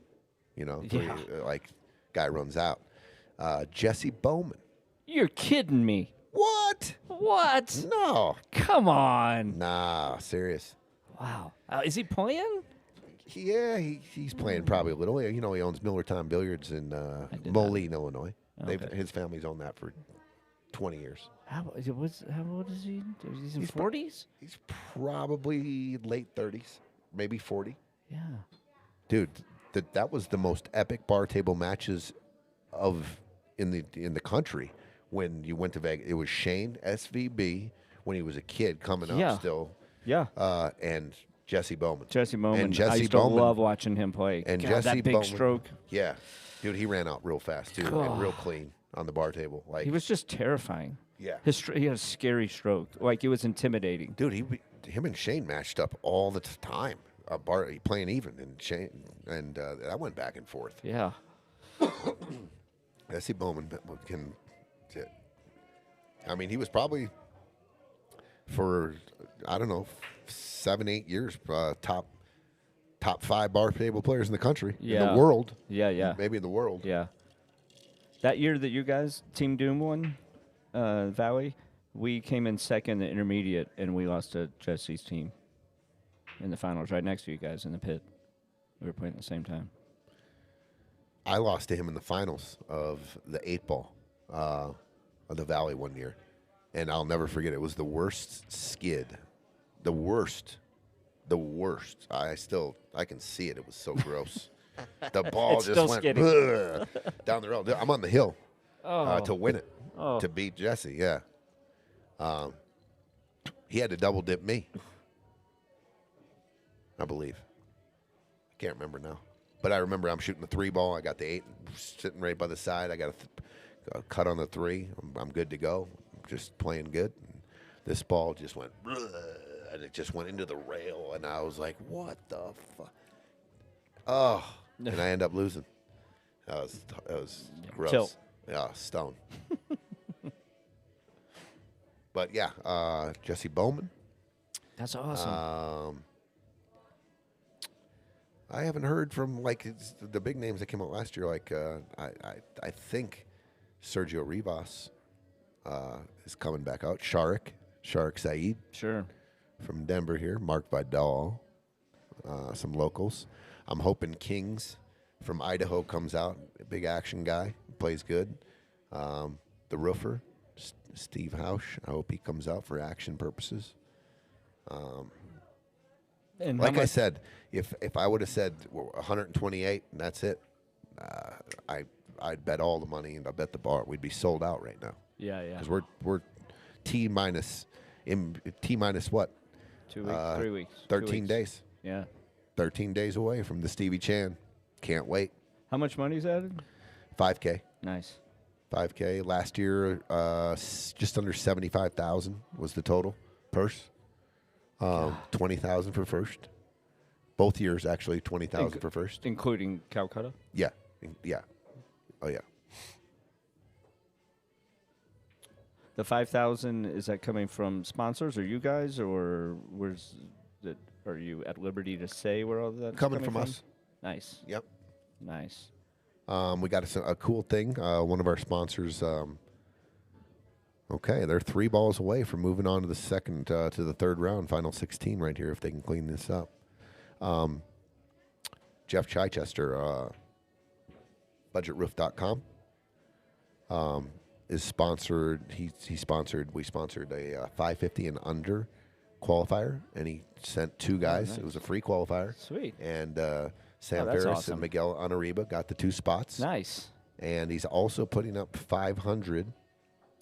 So the top 550 finisher in the Stevie Chan, 550 and under, will get a $500. So It's like top amateur in the Masters. Yeah. Yeah. I love it. So a $500 bonus. Yeah, this is it. Nice little out here. This is to go to the final 16. Robbie and Ray shooting the 8 in the side. Is this it? And there With it is. power, with authority. Wow, these guys looking good. A lot of good pool tonight here, Chisholm. Yeah, there was. So Robbie and Ray punching their really ticket good. to the final 16. And that's going to about do it here tonight. So who do we got moving on? We have Robert and Anthony moving on to the final 16. We've got Manny and Dominick over Peaches and Amo. We have Robbie and Ray over Casey and Greg, and then we had Shawn, McKelvy, and Josh over Aaron and Kris. So 4 teams punched their ticket to the final 16.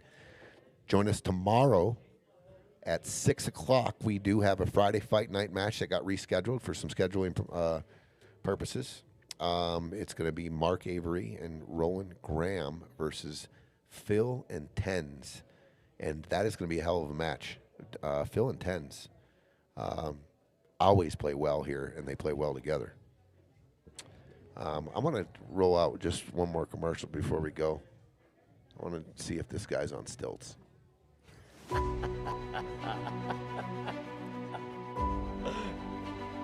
right, wait for it.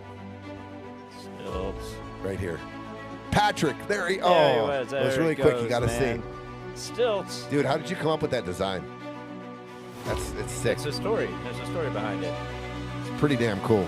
So, that story when when I said Max Eberly stayed with us, stayed with Sam and I. There was a tournament at Shakespeare's. It was like 5,000 added for the guy that passed away. There were all the American flag stuff, and while he was here, he was working. He was the house pro at Hollywood Billiards, and he brought me a shirt, and it had a similar kind of logo to that, and place went out of business. Blah blah blah. I lost the shirt, so I had always remembered it, and I looked online for. I couldn't even find the Hollywood Billiards. I couldn't find that logo, but what I found was where that logo came from on their shirt was on the outside of Hollywood Billiards. There was a huge mural, color mural, that was very similar to that, but it's a cartoon player, but it's in yellow and white and stuff, and he's the same image type thing. So I was like, oh, but it wasn't what was on the shirt, and I think I eventually found it. The Hollywood Billiards shirt, and it was not nearly as detailed as mine. It was very blocky, kind of very cartoony looking. So I wanted one that was more detailed, and so I took it to a couple of graphic designers, told them what I was looking for, and then it took a while. People came up with crazy things. It just looked terrible, or maybe they looked good, but it wasn't something that I could implement on a shirt. And then I found one guy, and he did some close, and I had him manipulate it a little bit, and it was like, tweak it, and then I was like, that's it. So that was it. Nice, That was it. dude. Yeah. That's cool. Yeah. Hollywood Billiards in San Francisco? Well, I believe Hollywood. Hollywood, Hollywood, California. California. Oh, Yeah, okay. Yeah. There was a Hollywood Billiards up in San Fran. Oh, well, then maybe it's the same place. I don't know. Might have been a chair or something, but super Yeah. cool pool room. I just Yeah. remember it was one of my, it was a good story. I want to say it was in, Los Angeles, but I can't swear to it. Santa Monica Billiards is a beautiful, beautiful pool room as well. I don't know, a lot of one pocket being played in there, real close down to the beach down there. So I just thinking California right now. You took me to Cali. Yeah. And then Hard Times was awesome. Yeah. Bellflower. So that back to that image, like while it's the same idea, if you saw them side by side, you wouldn't be like, oh, that's a rip off of one. It's just like, well, it's the idea of like of looking of the angle of a pool player, but you see pictures of pool players and all over the place. But they're very different. Mine's got a lot more. Not I that think it's better or worse, but super it's, cool. Yeah, I love the way it came out. Yeah. It is a pain in the butt to put on a shirt. The way the editing and peeling. Do we have T-shirts of that? Yeah. You have the T-shirt of that? Oh yeah, I can put it on anything. Well, I would like one. Okay. Yeah, I would love one. You can pick the color of the T-shirt and the color of the font. Nice. You tell me. Well. Well, discuss. yeah. We'll shoot some text back and forth. Yeah. Chiz, it's been a pleasure, man. Man, I had a blast. Yeah, I did too. Great pool tonight. Yeah. We'll see you tomorrow at 6 o'clock. Chisholm Woodson, TP, out from Piazza's. We'll see you guys soon. Have a good night. If you guys want anything from Bear Down, just send a message to me on Facebook. You can also go to the Facebook page, Bear Down Billiards, and then you could send a message there. Either way, it'll get to me, and then we'll discuss and pick out your items and hook you up. There you go. We didn't even give a shout out to Gino. Eugene Min is on the. He was playing in some competition tonight, some pool matches, I think. But he's been texting and shooting us off over here. Hope you have a good one, Eugene. We'll talk to you soon. Good night, everybody. See you.